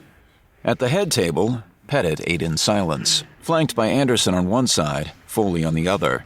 While almost everyone else looked down at their meals, Pettit kept his head up, glaring at the people spread out before him. Of his 14 strongmen, 8 were present at the meal. The remaining 6 were on guard duty outside, each wearing a silly Santa's cap that Pettit had handed them earlier in the evening. God alone knew where he'd found those. At least no one had tried to sing any carols. She looked across the head table, saw that Foley had looked up from his plate just enough to meet her gaze. His expression was sympathetic, and she remembered that he had family somewhere outside of Gotham, and that just made her mood worse. The radio on Anderson's waist came to life. Post 4! Repeat, post 4! I've got a visual! Someone's out there! Everyone in the room stopped eating, every family turning their attention to the head table. Oh my God! It's Joker! Huntress felt her insides freeze. The effect throughout the room was immediate, the horror covering every face. This is post 6! Joker is attacking post 6! Everyone began moving for the exits, and Huntress headed quickly to the closest set of doors, the main doors, her mind racing. If the Joker was out there, she couldn't let these people leave. If he was outside, he'd kill every last one of them. Hey! I didn't say this meal was finished! Nobody leaves until I say they can go! Nobody! Lock the doors! Pettit's men were running to block the exits, their weapons already slung. The crowd was backing away again, massing in the center, couples clutching one another for comfort and safety. Pettit's men began locking the doors, barricading every set except for the main entrance where Huntress stood. Don't panic! Everyone, stay calm! They seemed to be listening to her, until the gunfire from outside had everyone ducking instinctively. Huntress turned to see Foley had made it to her side, Pettit coming right behind. Right now, there was nothing on the radios coming from the men outside. All right. For the night before Christmas and all through the digs, not a creature was stirring, not even the pig. Hey, Billy, you in there? Oink, oink, oink. Pettit's face flushed almost crimson. Anderson, get second squad up here now. Yes, sir. Huntress blocked the door with her body. What the hell are you doing? If you go out there, he'll kill you. Get out of my way, Huntress. It's time someone put that lunatic down once and for all. Damn it, Pettit! Can't you see that's just what Joker wants you to do? He's trying to draw you out. He's challenging my control, making me look like a fool in front of my people. No one does that to me, Princess. No one. Got it? Anderson, we ready? Yes, sir. Anderson adjusted his grip on the M16 in his hands. Pettit nodded and faced the small windows set in the main doors, looking through one of them. Huntress peeked out as well. Joker was standing about 30 feet from the entrance, in the rubble near the end of the block. There was a woman with him, the one Huntress had heard rumors about, Harley Quinn. On the ground in front of them were the bodies of 3 of Pettit's guards in a pool of their own blood. Quinn was wearing one of the Santa hats. You've always been all talk and no walk, piggy. Joker turned around, dropped his pants, and mooned them. God damn it! I'm gonna kill him! I'm gonna do what should have been done to that lunatic years ago. Pettit! What you and Gordon and Batman never had the guts to do. Understand? I'm gonna kill him once and for all. I'm gonna end that maggot's reign of terror. What you waiting for, Billy boy? Losing your nerve? Or is it this poor little Billy is just another wimp cop like Gordon and the rest of the pork factory? Pettit extended his arm. Rifle. Anderson immediately supplied him with one. On my count. Ready? Yes, sir. Think this through, Pettit! It's a trap! It's got to be! You get out of my way right now, woman, or so help me, I'll drop you where you stand. He gave her a shove, clearing the doorway, and she let him go, trying to prioritize, to figure out what course of action she still had open. The whole situation was in a nosedive now, she knew it, and she knew it was a trap. If she tried to keep Pettit inside, she'd end up dead. There was no doubt in her mind that he'd order his men to open fire on her. She looked at the mass of terrified faces gathered in the room. 3, 2, 1. And the door was open, and Pettit and the strongmen were pouring out of the gym and into the night. Huntress followed. It had started snowing. Joker and Harley Quinn had vanished. Pettit dropped into a crouch by the nearest pile of rubble, motioning his men to spread out. Yeah, figures you'd run and hide. Who's the coward now, huh? Anderson. Sir? Bring the squad up and spread out. Find that clown. Yes, sir. Huntress watched while the men moved into the darkness, weapons at the ready. She moved closer to where Pettit was kneeling, hearing someone behind her, and when she looked, she saw that Foley had come out as well. Pettit brought the rifle up, using the rubble as a brace on the barrel. Huntress scanned the surrounding terrain and immediately felt another wave of despair.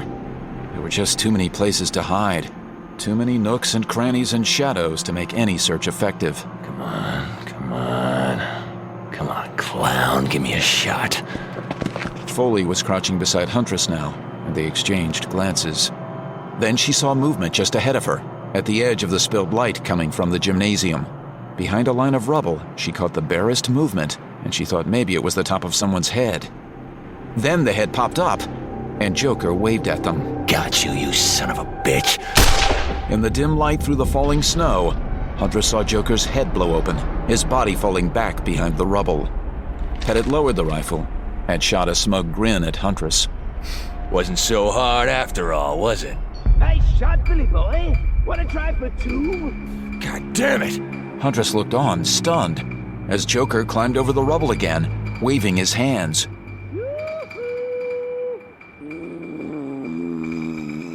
Before she could speak, Pettit fired again. The bullet hit Joker in the chest this time, spinning him. He hit the ground, blood pouring from his mouth. That should do it. No, no, no. I'm over here. Another Joker sprang from behind the rubble, and Huntress realized what was happening. No, don't shoot! Huntress saw Anderson hit the ground, the green wig falling from his ruptured skull. She ran back to Pettit, trying to grab the rifle. You're killing your own men! It's not him! Pettit yanked the rifle free from her grip. Get off me! I'm gonna kill him! I'm gonna kill him! Foley grabbed Huntress by the shoulders. Don't, Huntress! He's gone. He'll kill you. That was Anderson! You're killing your own people! Pettit ignored her. Then he turned his back to the rubble and started to reload. Huntress couldn't breathe, and she looked across the empty ground at the corpses on the blood-stained snow. Thinks he can play games with me. I'll show him how we play games. Thinks he can make a joke of me. Thinks he's a comedian. See how funny he is? Dead. He's not listening anymore. He's not even hearing us. Can you call him? Call Batman? I can't. I don't know how. Get out of here, Hugh. Get to Central. Get Essen or Gordon. Somebody. Get help. Foley nodded and started to move, and Huntress saw the motion from the corner of her eye, from the line where the Jokers had been rising, and she dived into Foley, bringing him to the ground as machine gun fire raked the earth beyond them. Go! Foley got to his feet, began a crouching run in Pettit's direction, Huntress following. Where the hell do you think you're going? He's getting back up! He's what? This is crazy, Bill! We need help! I'm going to try to get to Central. See if you can hold off Joker until I get back. I said nobody leaves without my permission. And before Huntress could move, he had dropped the rifle and drawn his pistol. No! Foley hit the ground like a bag of wet flour, his eyes open in death. And everything else faded away then. Pettit, the gymnasium, Joker, all of it. And she was looking down at Foley, the man who had only wanted to spend the holidays with his family. Pettit had taken up the rifle again. You're as mad as Joker is. As sick and as evil and as strong! And she was on him before thinking to move, knocking the rifle away. You bastard! Barely thinking, she took him by the collar and threw him against the rubble. Foley trusted you! He trusted you to protect him! She punched him in the gut, doubling him over. Then threw him at the gym, his back slamming against the doors. Then she grabbed him again by the throat, knocking the hat from his head. They all did! All your men! All the people here, we all did! She rammed the launcher on her right wrist, under his chin. All it would take would be a twist of her hand, and she'd drive a metal spike into his brain. She'd kill the son of a bitch where he stood. Pettit's eyes wandered, dazed, blood running down his face. You're the worst of us, you know that, Pettit. And I know how to solve at least one problem. You're a dead man, Billy. A small red dot appeared in Pettit's forehead. Couldn't have put it better myself. Huntress spun, and there he was, still holding the gun, wisps of smoke flying away from the barrel. Quinn was beside him, the automatic rifle from one of Pettit's men now slung over her shoulder. And behind them were a group of men, Joker's boys. Huntress dropped Pettit and stepped back until she felt her boots hit the door of the gym. Oh, don't mind us. We're just here to gather some things, then we'll be on our way. Babies in particular. I understand there's something in the neighborhood of 4 of the little cherubs inside, are there not? You're, blocking the door, Toots. Yeah, I know. Oh, you've got to be kidding me. You're not seriously thinking of taking us all on? It's just you versus us now, kiddo. That's one of you versus all of us. And thanks to Billy Boy, there on the ground, I'd like to stress that we are now armed. Huntress didn't move. He threw on arm around Harley and pulled her with him as he backed away. Oh well, it's your funeral. Go ahead, boys. Kill her.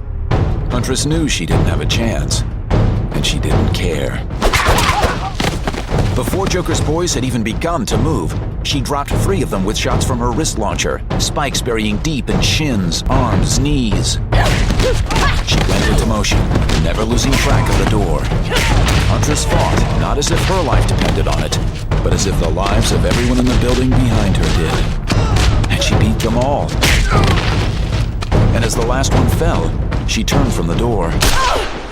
Her leg exploded in a sudden numb heat, and she fell to her knees.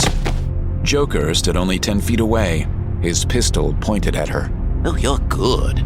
She's good, isn't she, Harley? Very good. Yep. This shot to her chest drove Huntress back, and she felt the blood beginning to bubble up into her throat. For a second, she couldn't remember where she was, and then she saw him again, and he was talking to her. It's funny, you see. I wouldn't keep shooting you like this if I didn't have all these darn bullets. But who knew that Pettit had so many of the little buggers? I'd swear that psycho had a bullet for every man, woman, and child in Gotham. She tried to tell Joker what she thought of him, of Pettit and his bullets. But when she opened her mouth, the only thing that came out was more blood. And since I won't be using the bullets on the kids, you know, I figure these ones, well, they're yours. Huntress forced herself upright, feeling the chill of the metal door against her back. It felt very cold. Here, have another one, cutie. This time she barely felt the impact, but her left side felt funny suddenly. And she was on the ground again, and wondering how she had gotten there.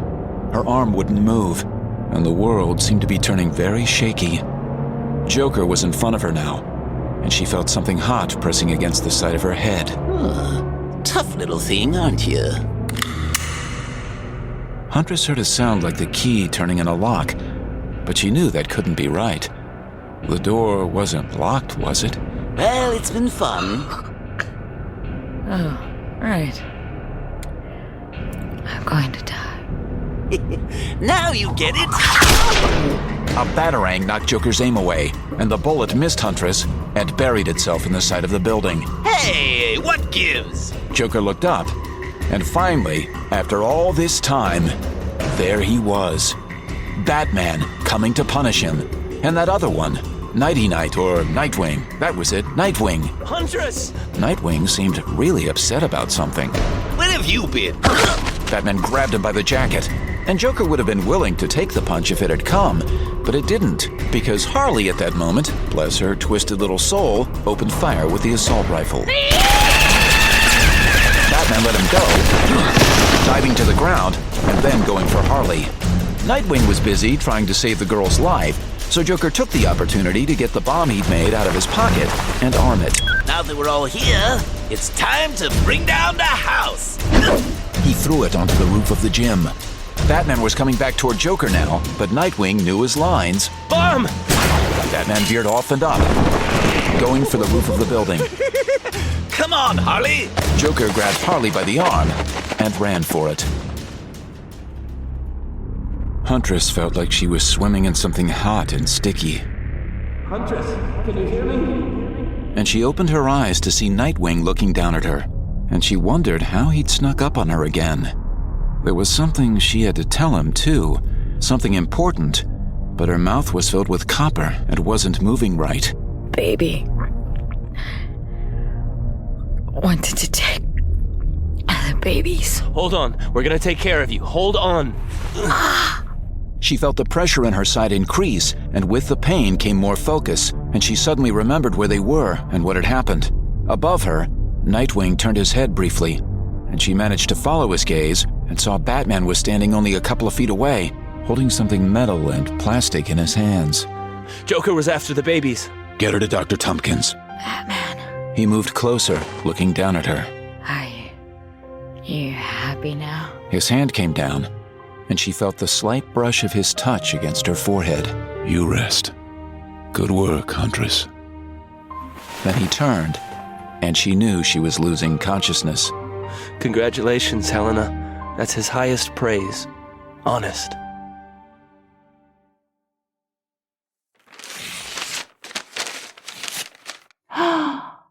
Oh. Sarah Essen thought she would cry when she unwrapped the present her husband and stepdaughter had given her. In addition to the meal, The joy of being together, the fact that they had managed to even present her with a gift, made her speechless. That it was a gift such as this, that made her want to weep. You like it? She likes it. It was a picture in a beautiful golden oak frame, an 8x10 photograph of the three of them, taken almost 2 years earlier at the end of the season. They'd all gone to watch the Knights play, and the photograph caught them on that afternoon, preserving the moment perfectly. The slight sunburn from a day in the park, the huge smiles each of them wore beneath their Gotham Knights baseball caps. Their family. I love you, Sarah. Merry Christmas. I love you too.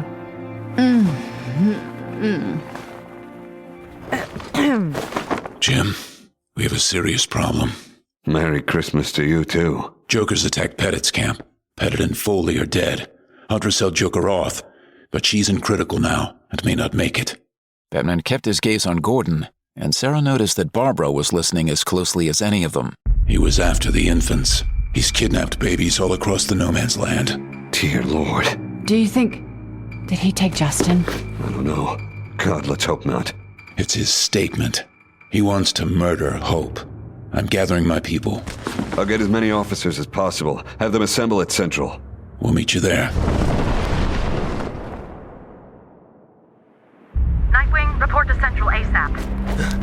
Nightwing ignored Oracle's command over his comlink, carrying Huntress's limp body as carefully as he could into the MASH camp, ignoring the stairs and the people, moving straight for the largest tent. Leslie! Leslie! Alfred appeared in the doorway. Dear God. He reached out, trying to take Huntress from Nightwing's arms. I've got it! He pushed past until he could lay her down on an empty table. Leslie was there now, her sleeves already rolled up. Good God! What happened? Dr. Zahedi! Hurry! We've got her now, lad. Don't let her die. You can't let her die. We'll attend her as best we can. You have an emergency of your own to deal with now, I think. Alfred, please. We'll do all we can. Nightwing shut his eyes, nodding, then turned away, heading back out of the tent. Batgirl was waiting for him. Central. We're supposed to go to Central. She began moving south without another word. Nightwing cast a last glance back. Please don't let her die.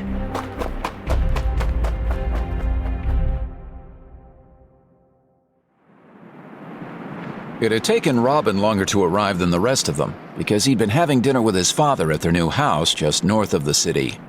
Luckily, Oracle's call had come in after they'd eaten, and he was able to duck out of his room and into the snowy night, then steal onto one of the helicopters departing the nearby National Guard staging area. He was afraid he was going to be too late all the same, and was almost relieved to see that, although Gordon and Essen and most of the cops were already outside of Central, Nightwing and Batgirl had only just arrived. Robin joined the group silently, catching sight of the faces all around him, the expressions of strained concern. Nightwing looked miserable, his costume stained with blood. Robin wanted to ask him what had happened. All Oracle had said was that Joker had stolen babies, but Batman started talking. Oracle ran some quick checks, and LexCorp is missing 70 pounds of Semtex. Which means Joker can make a hell of a big explosion. We've received a total of 36 missing persons reports in the course of the night, all infants, including Sergeant Weir's baby. She was attacked in her home this evening. She's at the MASH unit now, in stable condition. The parents must be going mad. We're going to find those children. I don't think so! All of them turned to see him on the opposite rooftop, waving down at them. In the dim light of the night, he wasn't much more than a silhouette. He had a Santa cap on his head, and the voice was unmistakable. Here's how it's going to play, kiddies! 'Twas the night before Christmas, and all through the town, little babies were hidden by Gotham's King Clown. As Christmas Day neared and the sun it did rise, either bats found the kids, or the kids, well, they died! Go! Joker had turned and was already out of sight beyond the rooftop. Robin looked at Nightwing. Let's fan out. And they began the search. It was Bullock's suggestion to check the abandoned daycare centers, and Montoya thought that was an excellent idea. Problem was that there were over 200 of them in Gotham before the No Man's Land, and they didn't know where to start. But that being the case, and figuring the Joker couldn't have had much time, they started in the area around Central, working out in a box pattern northward toward the park. They tried to be quick about it, moving from location to location. Joker's deadline wasn't a joke. Wherever those kids were, unless they were found, they would be dead come dawn. The snow fell steadily as they searched one derelict building after the other, running through the streets, finally commandeering an army jeep to help with their transport. By 4 a.m, both of them were tense, frustrated, and feeling the panic grow. It wasn't just them either. Looks like I've got another dead end here. I'm continuing north, across Munch Row. They had radios, and over them they heard Gordon or Essen or other cops calling in, offering what little news or theories they had. So far, nothing. It was Bullock who saw the sign. Happy Clown Daycare. He stopped the jeep, and he and Montoya got out, drawing their guns and moving low for the door. The place was a mess, not yet officially condemned, but certainly uninhabited. The door itself looked like it was barely on its hinges. Harvey held out 3 fingers for the count, then 2, then 1, and together they put their boots against the door, sending it flying off its hinges. Inside was darkness. Montoya pulled her flashlight, used it to support her weapon, and when the beam hit the rows and rows of eyes, she almost dropped it. Holy! There were dolls everywhere. On the floor, in the cubbies, on the shelves, even suspended from the sagging ceiling by strings. Toy dolls, their eyes open and glassy, reflecting the light. Looks clear. Why dolls? Bullock looked around for a light switch. Montoya thought about it, and then she knew why. Harvey, no! And she was grabbing her partner and pulling him out the door, but not before Bullock had thrown the light switch. And the explosion knocked them clear off the steps, across the sidewalk, and into the snow-covered street. Montoya shook her head to clear it, feeling like it was full of wet laundry, then reached for Harvey, who was pulling himself upright using the fender of the Jeep. Joker's way ahead of us. Maniac even did his Christmas shopping. You okay, Pod? I'm fine. Then let's keep looking. Robin was glad to have Oracle in his ear. Not only did she keep him company, but she kept him informed of what else was going on. Batman was still after Joker, Nightwing, Batgirl, the cops, and all the rest. They were looking for babies. Where would you hide babies in a city like Gotham? Oracle? Go ahead. I'm thinking a nursery. Sounds like a plan. So, Robin checked nurseries for hours, one after the other. And then, outside of Lil Bud's nursery, he saw a sign in a broken window that made him think it might be worth a closer look. The sign had been drawn by hand and said, "Baby's breath. Buy one, get one free." Oracle, I think I might have something. Be careful. It's most likely a trap. Robin took his time with the door, checking it for tripwires carefully before pushing it open. He almost expected an explosion anyway, but nothing happened. The interior of the shop was empty, all of the shelves bare but for a register on the counter. Another sign was propped there, saying, "Wake up and smell the roses." Cautiously, he made his way across the floor, watching his feet, until he reached the counter. He leaned over it slowly, trying to look behind, and then climbed onto the counter for a better view. Robin? Yeah. There's a bunch of dolls here under the counter.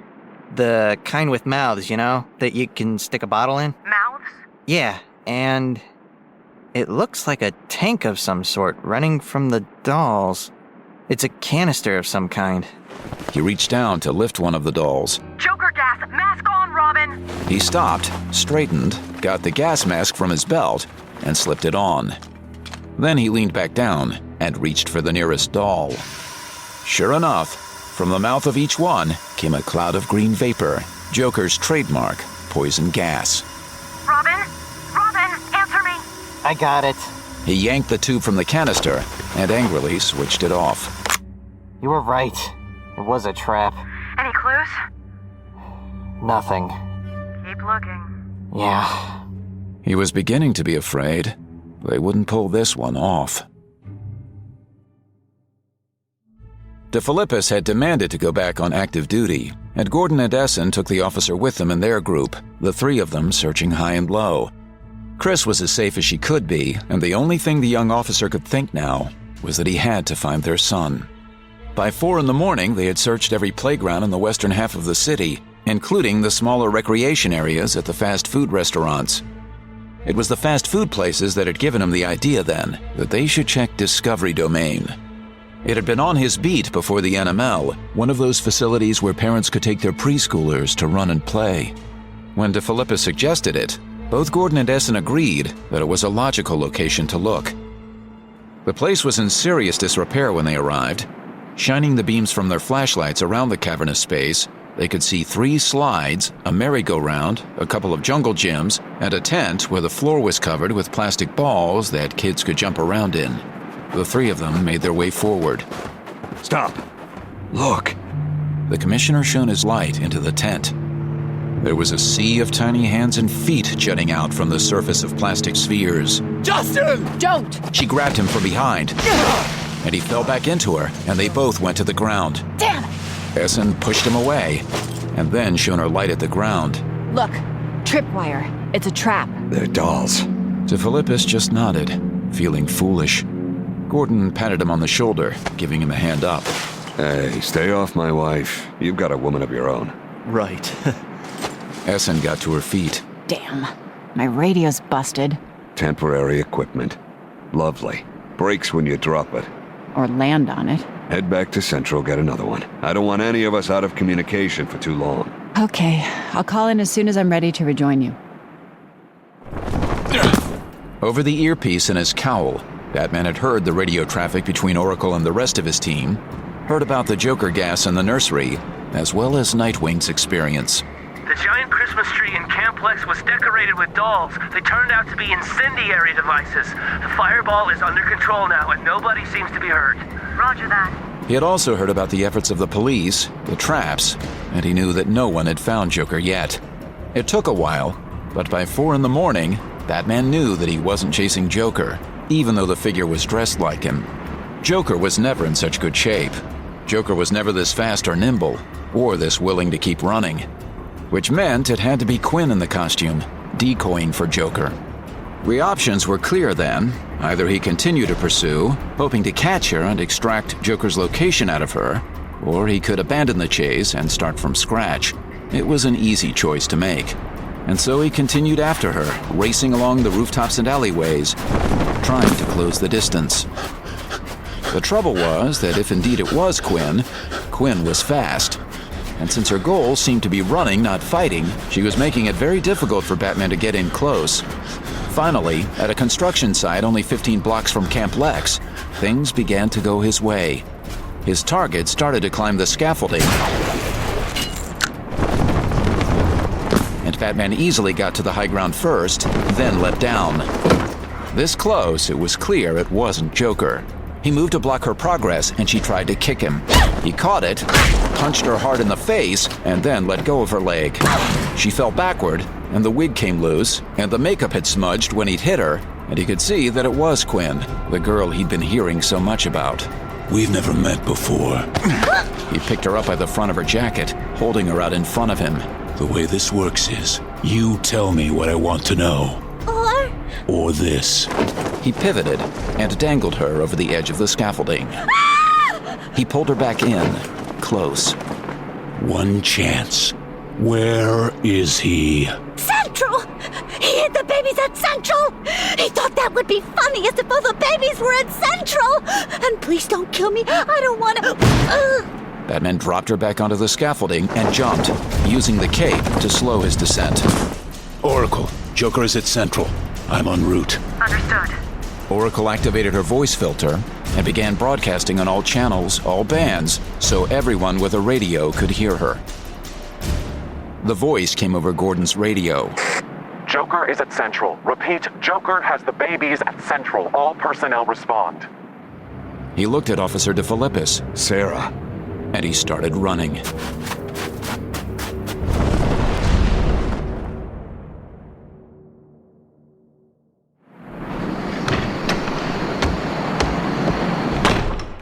The precinct was empty and dark when Sarah Essen arrived. She stopped inside the entryway, switching on the main lights. And then she shook the accumulated snow from her hair, brushing it from her shoulders. The heat had been left on, and it made the snowflakes melt quickly, sent the water trickling down the inside of her shirt. The radios were kept in their own room off the hallway behind the main desk, and Essen made directly for them. She stepped into the radio room, dropping her broken one on the table and reaching for the first in the rack, pulling it out and switching it on. Nothing happened. She turned the radio in her hand and found that the battery pack had been destroyed by some sort of sharp object, either a knife or a screwdriver having punctured the unit. She set the radio down and pulled another. What the? And found that battery pack in the same condition. Oh, God. She stepped quietly out of the room, her weapon held in both hands. She checked the hallway carefully. No one was visible. There was no doubt this time. It wasn't her mind playing tricks on her. It had come from nearby, she was certain. The door to the basement was open. There was no reason for the door to the basement to be open. There was nothing in the basement, because the basement hadn't been finished yet. At the top of the stairs, she stopped, looking down. There was light coming from below, dimly. She went down the stairs as quietly as she knew how, the gun raised now. And at the foot of the stairs, she stepped off, then turned into the main room of the basement, her shoulder against the wall. The babies were there, and she didn't need to count to know she had found all 36 of them. And in a way, it made perfect sense. Joker wanted a statement. What better one than murdering 36 infants right beneath the noses of the police? None of the babies had been injured yet, as far as she could tell. Some were sleeping on the earth floor, others crawling clumsily around. Still more just sitting still, watching the strangeness of the world. Joker stood in the center of the room, his back to her, rocking a child gently in his arms. Shh. No, it's okay, little guy. It's okay. You won't feel a thing, I promise. And you'll thank Unky Joker when it's over, trust me on this. I know what I'm talking about. Most of the time. He raised the baby in both hands, putting him against his shoulder. I'll tell you a secret, though. Big secret. Biggest secret there is. It's this. Life is the biggest joke of all. You're just gonna get the punchline a little sooner, little fella. Essen put her sights on the base of his skull. Freeze! GCPD. You're under arrest, Joker. Joker turned slowly, lowering the baby from his shoulder to rest in the crook of his left arm. The baby was a little boy, olive-skinned and wide-eyed, and tear tracks had dried on his cheeks. Essen recognized the infant. She had delivered him. Joker was staring at Essen, and he wasn't smiling. It was the first time she'd ever seen him without his smile, and it made the marrow freeze in Sarah's bones. Put the baby down. Gently. Do it now. Joker stared at her. Do it, Joker. Very slowly, he began to crack a smile. Oh, it's the police. I'd like to report a crime. He began to walk toward her, stepping heedlessly through the infants crawling around his feet. His right hand dipped into his jacket and came out with a pistol of his own. She tried to shoot me, officer, and I dropped the baby. Stop! I mean it! No, she rushed me, and I dropped the baby. He was close now, and still holding Justin in the crook of his left arm. He brought his gun up level with the infant's head. She was staring right at him. He wasn't more than 3 feet away, and right then, Sarah Essen knew what would happen next. And in that instant, she felt suddenly calm. Or maybe I just... He dropped Justin. Essen let go of her gun and lunged. In her arms, the baby looked at her, blissfully unaware. I've got you. It'll be okay. Good catch. Joker had his gun pressed to the side of her head, just inside her ear. at her temple. Carefully, she set the baby down. Merry Christmas.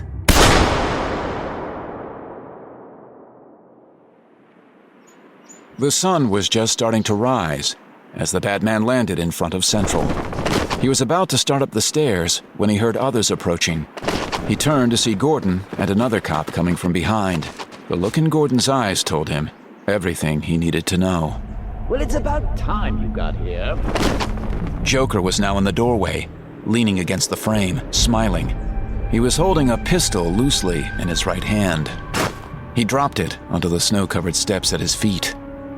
Then he began making his way down the stairs, headed for Batman. I surrender. With his peripheral vision, Batman saw Montoya and Bullock and another officer rushing into the station. Gordon was making his way slowly toward Joker. Batman realized then that it stopped snowing. More people were around them now, gathering at the foot of the stairs. Robin and Nightwing and Batgirl had arrived. The sunlight was beginning to gleam off the fresh snow, making everything seem exposed, too bright. Montoya and Bullock came out of the station, stopping at the head of the stairs. Detective Montoya was crying. Bullock looked ashen. Gosh, Jim, I'm so sorry. Anyone bring coffee? Gordon drew his revolver and whipped it along the side of Joker's head, sending him sprawling across the steps. Hannibal! Gordon used both hands to support his gun, proper shooter stance, leveling the barrel at Joker's head. Batman remained motionless, watching. On his back, Joker dabbed at the blood coursing down the side of his face. You'll be hearing from my attorney, Commissioner. Slowly, he got back to his feet. Jim. He's gone too far. He paralyzed my daughter, my little girl.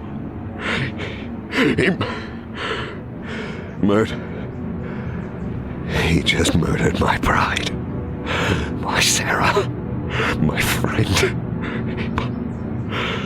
my love. Gordon squeezed his eyes shut, as if by closing them, he could change the reality, make it different, make it all go away. Batman knew from experience that it wouldn't work. Gordon opened his eyes. He didn't look away from Joker, refusing to see Batman, to see anyone else around him. Too much. Too much. Too far. We've all gone too far. Batman raised his hand, gesturing to the crowd of people now around the steps. The police, the vigilantes, the parents of the missing children. Look at them. Look at us. They can't take it anymore. The barrel shivered slightly in Gordon's hands. It's time to bring our people back, Jim. Gordon wiped quickly at the tears on his cheeks, then adjusted his sights again. I won't stop you. Gordon nodded slightly, as if acknowledging the words, or perhaps another voice from somewhere else entirely. Say, you and the missus never had kidlings of your own, did ya?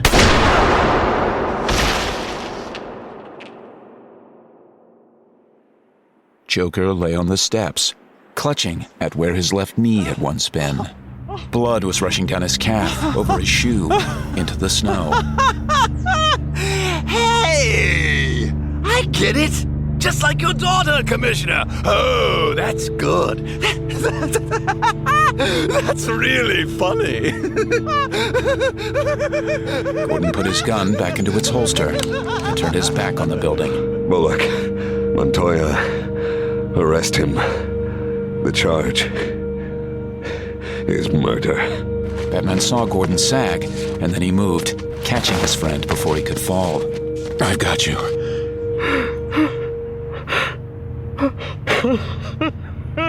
Batman held him in the daylight, feeling Gordon's grief, rocking his own body. I've got you.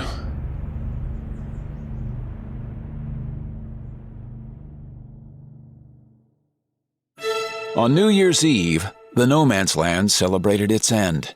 The people who had survived the year gathering at different locations throughout Gotham. At midnight, fireworks exploded in the sky, a shower of flame and sparks and color that marked not only the dawn of a new era, but the rechristening of an old city. In her bed in the MASH sector, the explosions woke Helena Bertinelli long enough for her to realize that she was still alive. At Central, someone threw a switch, and the bright silhouette of a bat painted the clouds, tracking back and forth in the sky. Everyone who saw it cheered. Everyone who saw it knew what it meant. Everyone who saw it knew the truth. And almost everyone saw it, but for 2 men and 1 woman. At midnight on New Year's Eve, Jim Gordon and his daughter Barbara opened a bottle of champagne at the graveside of Sarah Essen Gordon, loving wife, friend, and officer. They drank a toast to Sarah, and another to Gotham, and a third to the future. Then they held one another while each wept tears that they thought would never stop. Outside of Gotham City, on the grounds where once had stood Wayne Manor, and where it would soon stand again, Bruce Wayne also visited a gravesite deep on the estate. He carefully cleared the overgrowth from all of the headstones and markers, paying special attention, as always, to that of his parents. I've come home.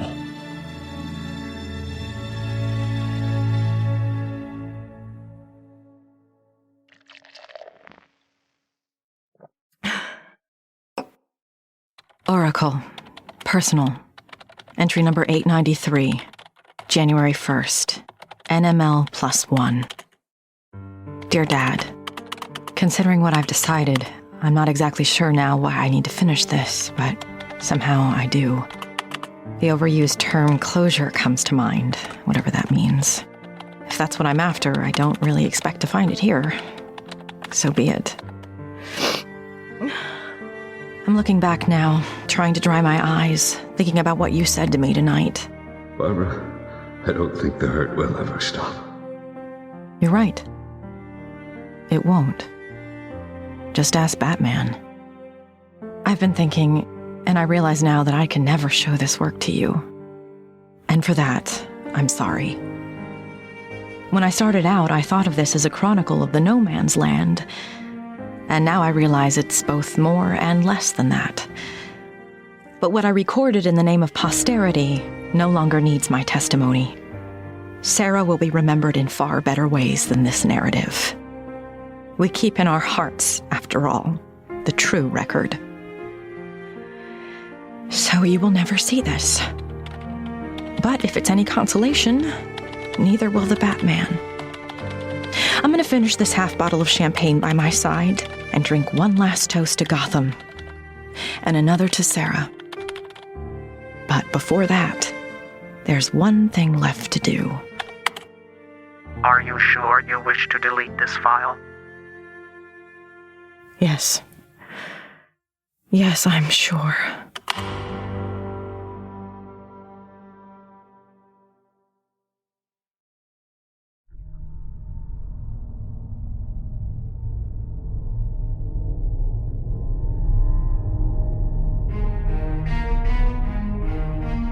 This has been a graphic audio production of DC Comics Batman No Man's Land, Part 2. Copyright 2011 by DC Comics, all rights reserved. Batman and all names, characters, and elements are trademarks of DC Comics. Copyright 2011, all rights reserved. Novel written by Greg Rucka. With performances by Karen Novak as Oracle, James Konachek as Jim Gordon, Richard Rowan as the Joker, Julianne Elliott as Renee Montoya, Thomas Keegan as Two-Face, Yasmin Twazon as the Huntress, James Keegan as Lex Luthor, Gregory Gorton as the Penguin, Joseph Thornhill as Bane, Bradley Smith as Nightwing, Margie Tomprose as Harley Quinn, Danny Gavigan as William Pettit, Susan Linsky as Sarah Essen, Terrence Aselford as Alfred Pennyworth, Nanette Savard as Cassandra, Chris Rowan as Robin, Scott McCormick as Harvey Bullock, Alyssa Wilmoth as Christina Ware, Nick DePinto as Hugh Foley, Drew Kopis as Andy DeFilippis, Michael Glenn as Garrett, Larissa Gallagher as Mercy Graves, Daniel Sontag as Tallyman, Faith Potts as Leslie Tompkins, Ken Jackson as Lucius Fox, with James Lewis, Alexander Strain, Lily Beacon, Jeff Allen, Elizabeth Demery, Dylan Lynch, and Ren Casey. Directed and adapted for graphic audio by Richard Rowan. Produced by Rick Rowan and Dwayne Beeman. Executive producers James Cutting, Mary Cutting, and Angie Cornett. Dialogue editing and graphic audio sound design by Temeskin Wubna. The Batman theme and additional original music by Dan Sondak. If you enjoyed Batman No Man's Land, be sure to look for our other graphic audio DC Comics titles, including Batman Dead White and Batman Inferno. Available at road stops everywhere at 1-800-670-5220 or at www.graphicaudio.net.